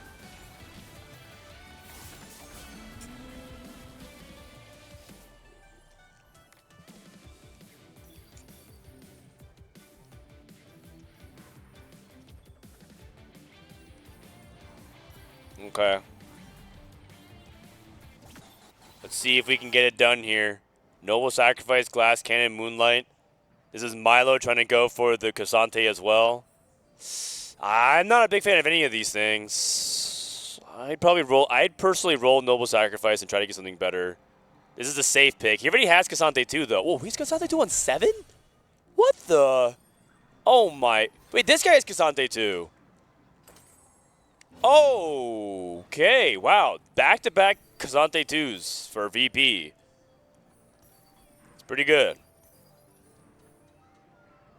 Yumi and Leona pair, though. It's fine. NCC, hit the Gwen. Mage. Wait. Okay, he takes Shadow Clone. He doesn't like Mage? I think Mage is fine. He could have missed. Like, I would much prefer that. I mean, okay, that's fine. He technically Shadow Clone's even better, so that's fine. He did optimize it. And if he knows he's going to keep Hemorrhage on Gwen anyways, because he's not going to get Fusion Dance, then you just go for it. That makes sense. Okay, Sao Pimi takes a big loss. Weibo does not look like they're hitting very hard. I think these past couple rounds have favored VP a little bit.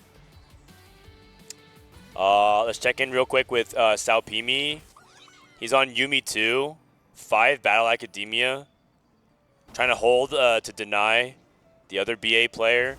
Tianlong does not even have a single Cassante. He's going to have to get this done purely off of Lee Sin. I feel like he should activate Executioner version of Lee Sin, though, because he has no Executioner on Akali.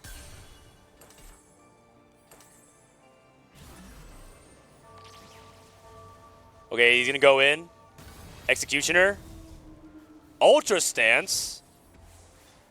Give 100 health and grant additional +1 to the trait selected stance. Is Stretchy Arms bad on Lee Sin? It actually feels like it'd be kind of good. I'm just like a big fan of Stretchy Arms in general. God, this Cassante. Like, this Stretchy Arms? Oh no, Tianlong's in a really, really bad spot. NCC also lost as well. But the good news is LBTZ is streaking with his Gangplank. Gwen on Carousel for NCC. Not on his side, though. Tianlong's going to deny. Just takes most gold. Sao Pimi. Taking the Yumi. Denying more Yumis. Maris was thinking about trying to play defense for him, but he couldn't actually stall long enough for Kian, I think, to get there. Kian looks like he did get 5 Prodigy, and I think he has Seraphine, but doesn't have a good front line. Oh, no, he is the one he also hit Cassante, too. Yeah, that's right. Leona 2. Okay. NCC still no Karma 2. And if NCC dies here, looks like he took a red buff. NCC dies, then I think Weibo has a really good fighting chance, because I think Tianlong is trying to avoid 8th as well.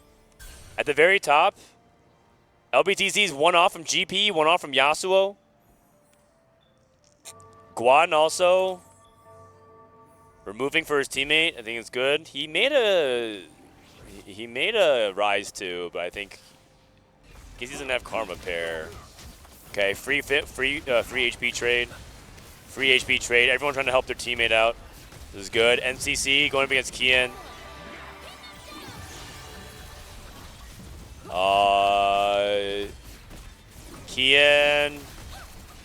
Kian.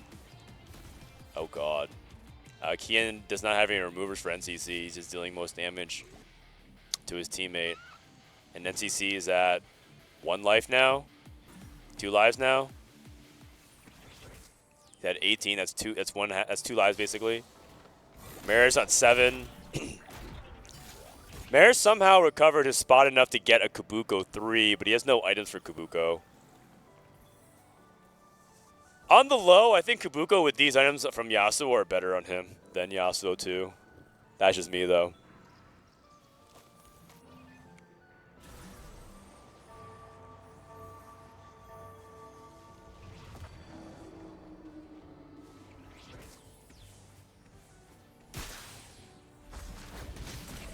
Yeah, sorry guys, I'm on a delay. So the joke landed 5 minutes later, but you know what? Humor is timeless. So you just have to appreciate it. Yeah, Tianlong loses again. NCC also losing. Dude, and I think VP is just sacking NCC, but I feel like if they could avoid 8th, I think that's a big deal. Because I don't know about VP's win out potential. I don't know, because LBTZ looks like he's going to win out over Maris. I guess if they think Milo can do it, because he does have a good board, but no Akali too. He has no duo carry. Guan is slowly but surely bleeding out. He had a really good HP setup, but he's waiting for NCC to die. Salpimi hit everything. Sorry, he did not hit Leona 2. He's actually playing Swain right now temporarily as his front line. He did not hit everything. And Kian is waiting to hit Yumi. Kian's a really big port element here. He needs to roll and stabilize. He needs to hit the Yumi too. Does he have any? He does have utility. Maybe just Gunblade or Deathcap. Okay. And then he removes. This is Maris. Maris did not hit stretchy arms on GP. Okay.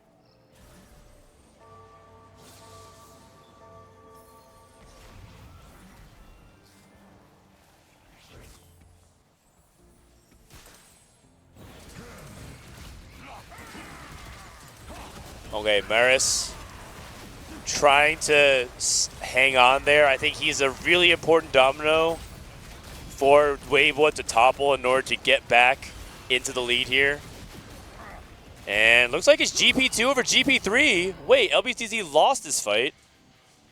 And Tianlong lost. NCC able to clutch a quick victory here. Who did he beat? He beat Milo. He beat his teammate. His teammate traded for him. Tianlong did not get the sack from Salpimi. Salpimi actually has 3 removers. What is going on? They're not gonna. Is every team just dropping their team off wherever they are? Where's the teamwork? Where's the removers? Salpimi has 3. They might be just saying, okay, Tianlong just says it's not worth sacking for me. That's probably what it is. He's just like, even if you keep me alive, if NCC goes 8th, it doesn't matter. Or Weibo thinks that their spot is too good and they can play for like a 1-3 or a 1-2. They think that they can actually play for the win out, so their spots are too good to sack, which is also legitimate if that's actually what the truth. Because if Tianlong's spot is terrible. Oh! The Yumi! Oh, NCC's dead! Oh, wait, but he took a better loss than Tianlong. Dude, okay. That's actually a really potentially big deal if they gave the sack to Tianlong. Now it actually does kind of matter because Salpimi actually ended up winning and having that three magnetic remover thing like just on his bench.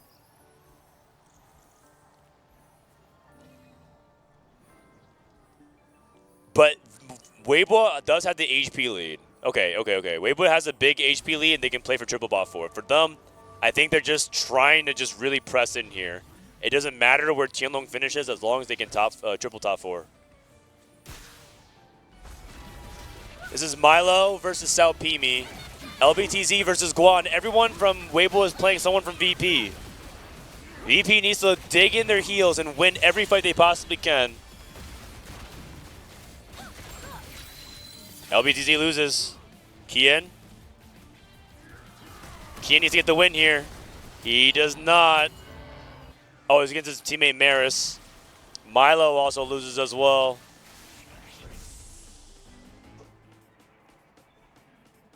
It's looking kind of bad here for Virtus Pro. They're running out of HP. They need to send LBTZ or Sao Pimi or Guan in the bottom 4 somehow. And I think I don't think that's gonna happen here. Yeah, I think in hindsight it was correct for Weibo not to try and save Tianlong. He's just a lost cause, and their HP lead is too high for VP to overcome. I think that's smart. Sometimes you just know to just sack the teammate. Milo hit Lee Sin too.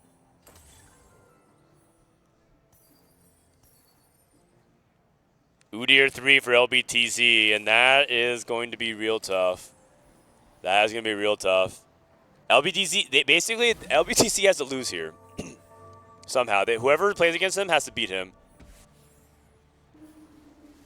And Sao Pimi is going on the other side. Sao Pimi is sacking for him. This is really well timed by Weibo. Really well timed.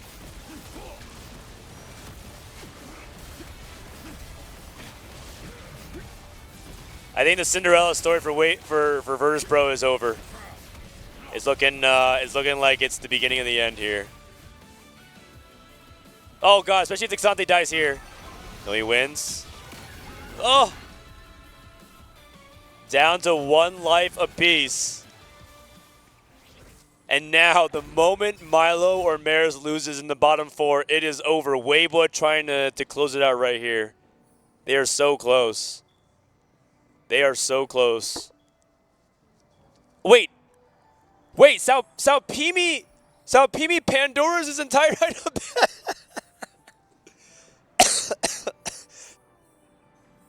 Oh no. Oh god. It's okay, right? It's okay. LBTZ is gonna finish it off anyways in style. Milo up against Guan. Guan trying to finish it off. If either of these players die, it is over. And it looks like that is going to do it.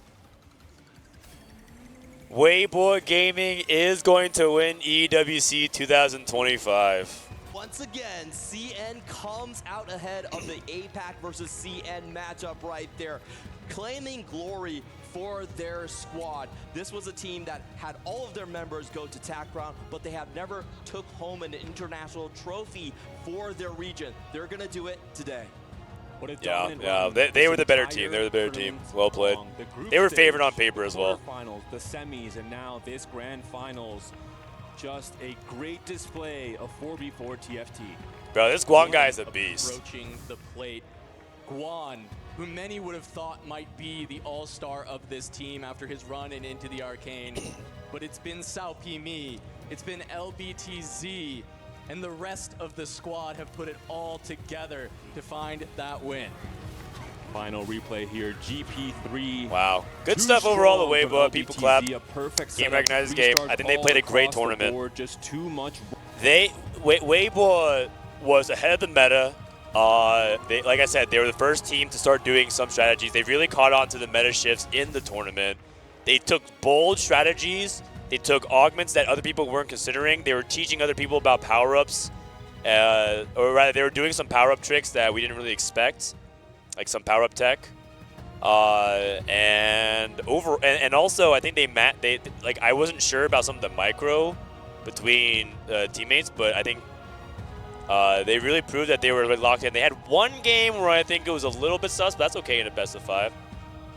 And overall, I feel like they really outclassed VP in the finals. And you know what, dude, Weibo won the tournament T1 made it to the semifinals, bro, our group was so hard, man. We had to go up against T1 and Weibo. It was really tough. It was really tough.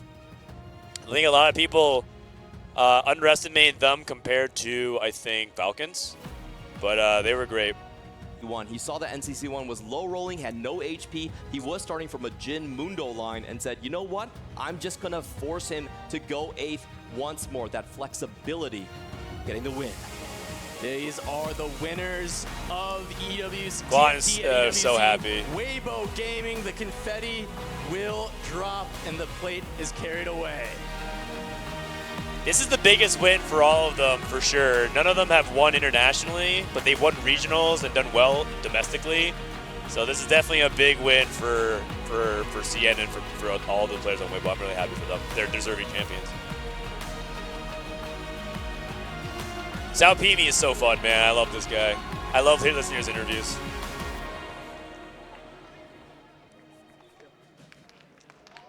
Just absolutely incredible scenes here in Riyadh as Weibo Gaming, after such an incredible run here, unstoppable on all counts, they claim victory and are your winners of TFT at the Esports World Cup 2025. I'm standing by here with our translator Jin. LBTZ, I've got to ask, you were a key component of the finish there. I need to know what was running through your body the moment that you realized that you just won the trophy. 请问当时你们夺冠的那一瞬间，你当时的情绪，你有什么感受？能跟我们分享一下吗？就非常的激动。I was incredibly excited. There's no doubt about that in my mind.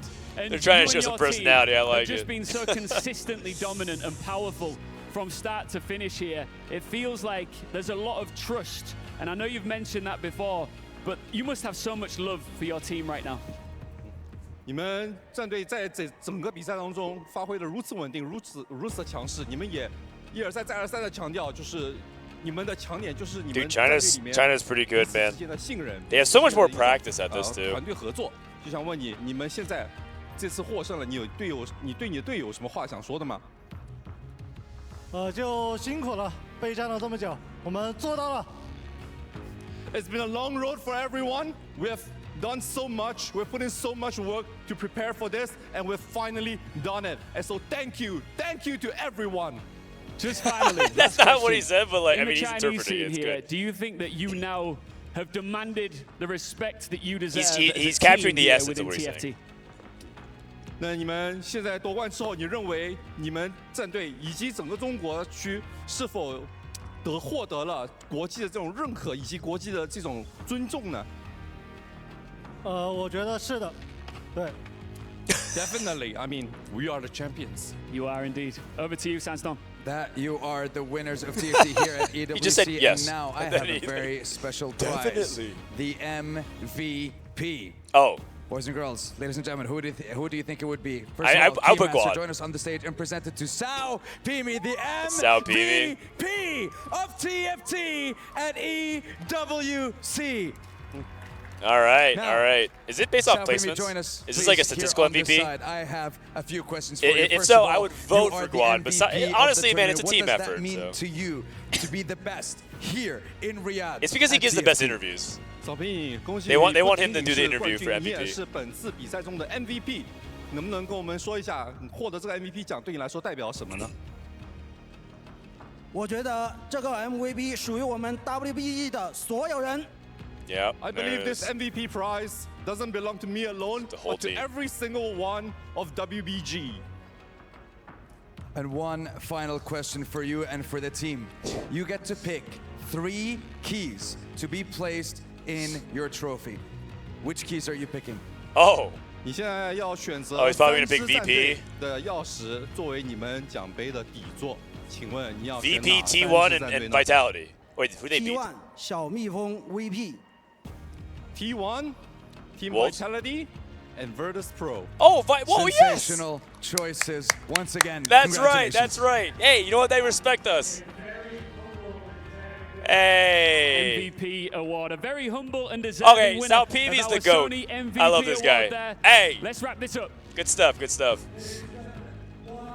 time, Weibo, lift that trophy.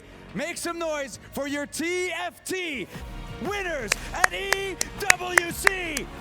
The Chinese Dynasty reigns supreme once again. Immortalized in EWC in esports history. They're a really likable team. I love the way they like flare it up, and they played well. Cutting edge tech. Good team tactics that even I couldn't see at the moment. Just good stuff. They're good. They're deserving champions. Claiming the winner's title and keeping the writing on the trophy in Chinese, just like their predecessors, Wolves Esports. Show the highlights. I mean, what can I say? China are just too good. I mean, they have proved throughout this entire tournament, unbeaten the entire way through as well. Wait a second. They've proved time and time again, series after series, that they can adapt to the meta. They don't need the GP. They can play without these meta compositions. They play with their own meta. True. They came in with their It's true. own meta. They played their without own GP game sometimes. plan, and it worked out perfectly throughout They the did some entire really tournament. crazy Even plays when at luck times as is well. not in their side, they make it work. Virtus Pro, starting with a win streak and double lose streak, had more economy, but this just wasn't enough. Want to highlight once again, LBTC, the best in playoff one, was the best in group stages, but Sao Pimin. All right, guys. I had a blast. Thanks for streaming this event. You're the boss. TUI, Martin, GG's all. There's a winning interview after if you want to hear. They give a, I think the best question is what 3 teams you want to put in your trophy.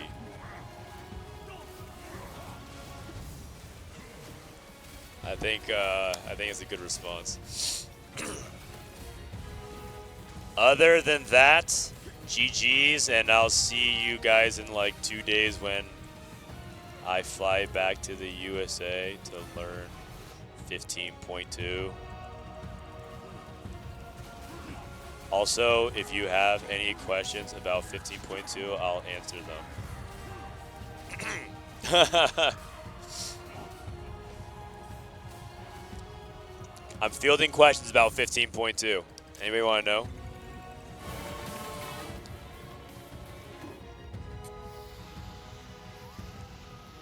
Wow. The best they could, gain the second place, and once again, more points. They are top 5 on the club standing, and once again, Oh yeah, there's club standing things, implications and whatnot. Do you think Kaisa is fake or no?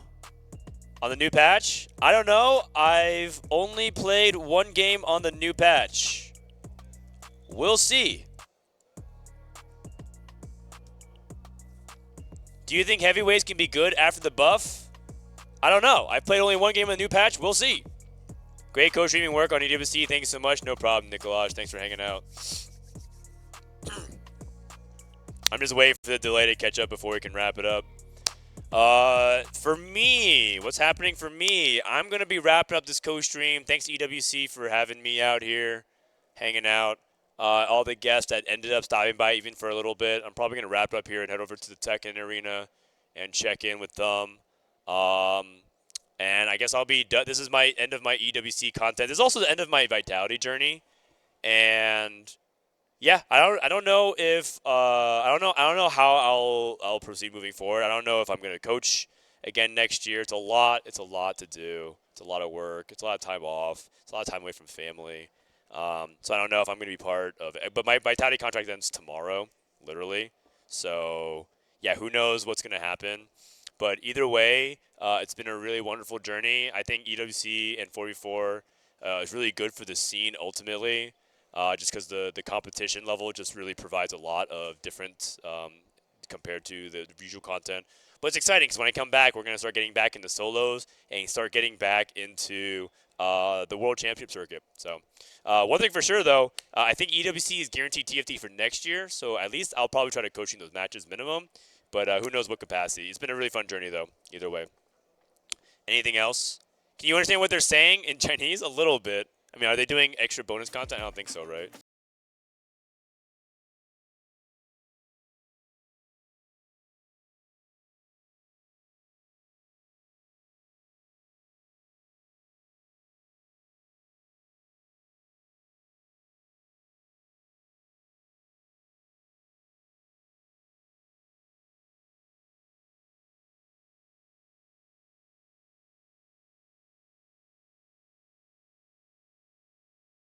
don't have any other obligations, right?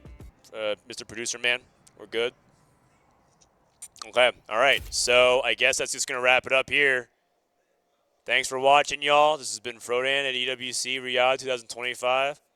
See you guys next time for more TFT action. Oh, thank you to my producer, Ovi, who hung out with me and listened to me yap for 40 hours about TFT as well. You're the man. All right, that's it. Peace.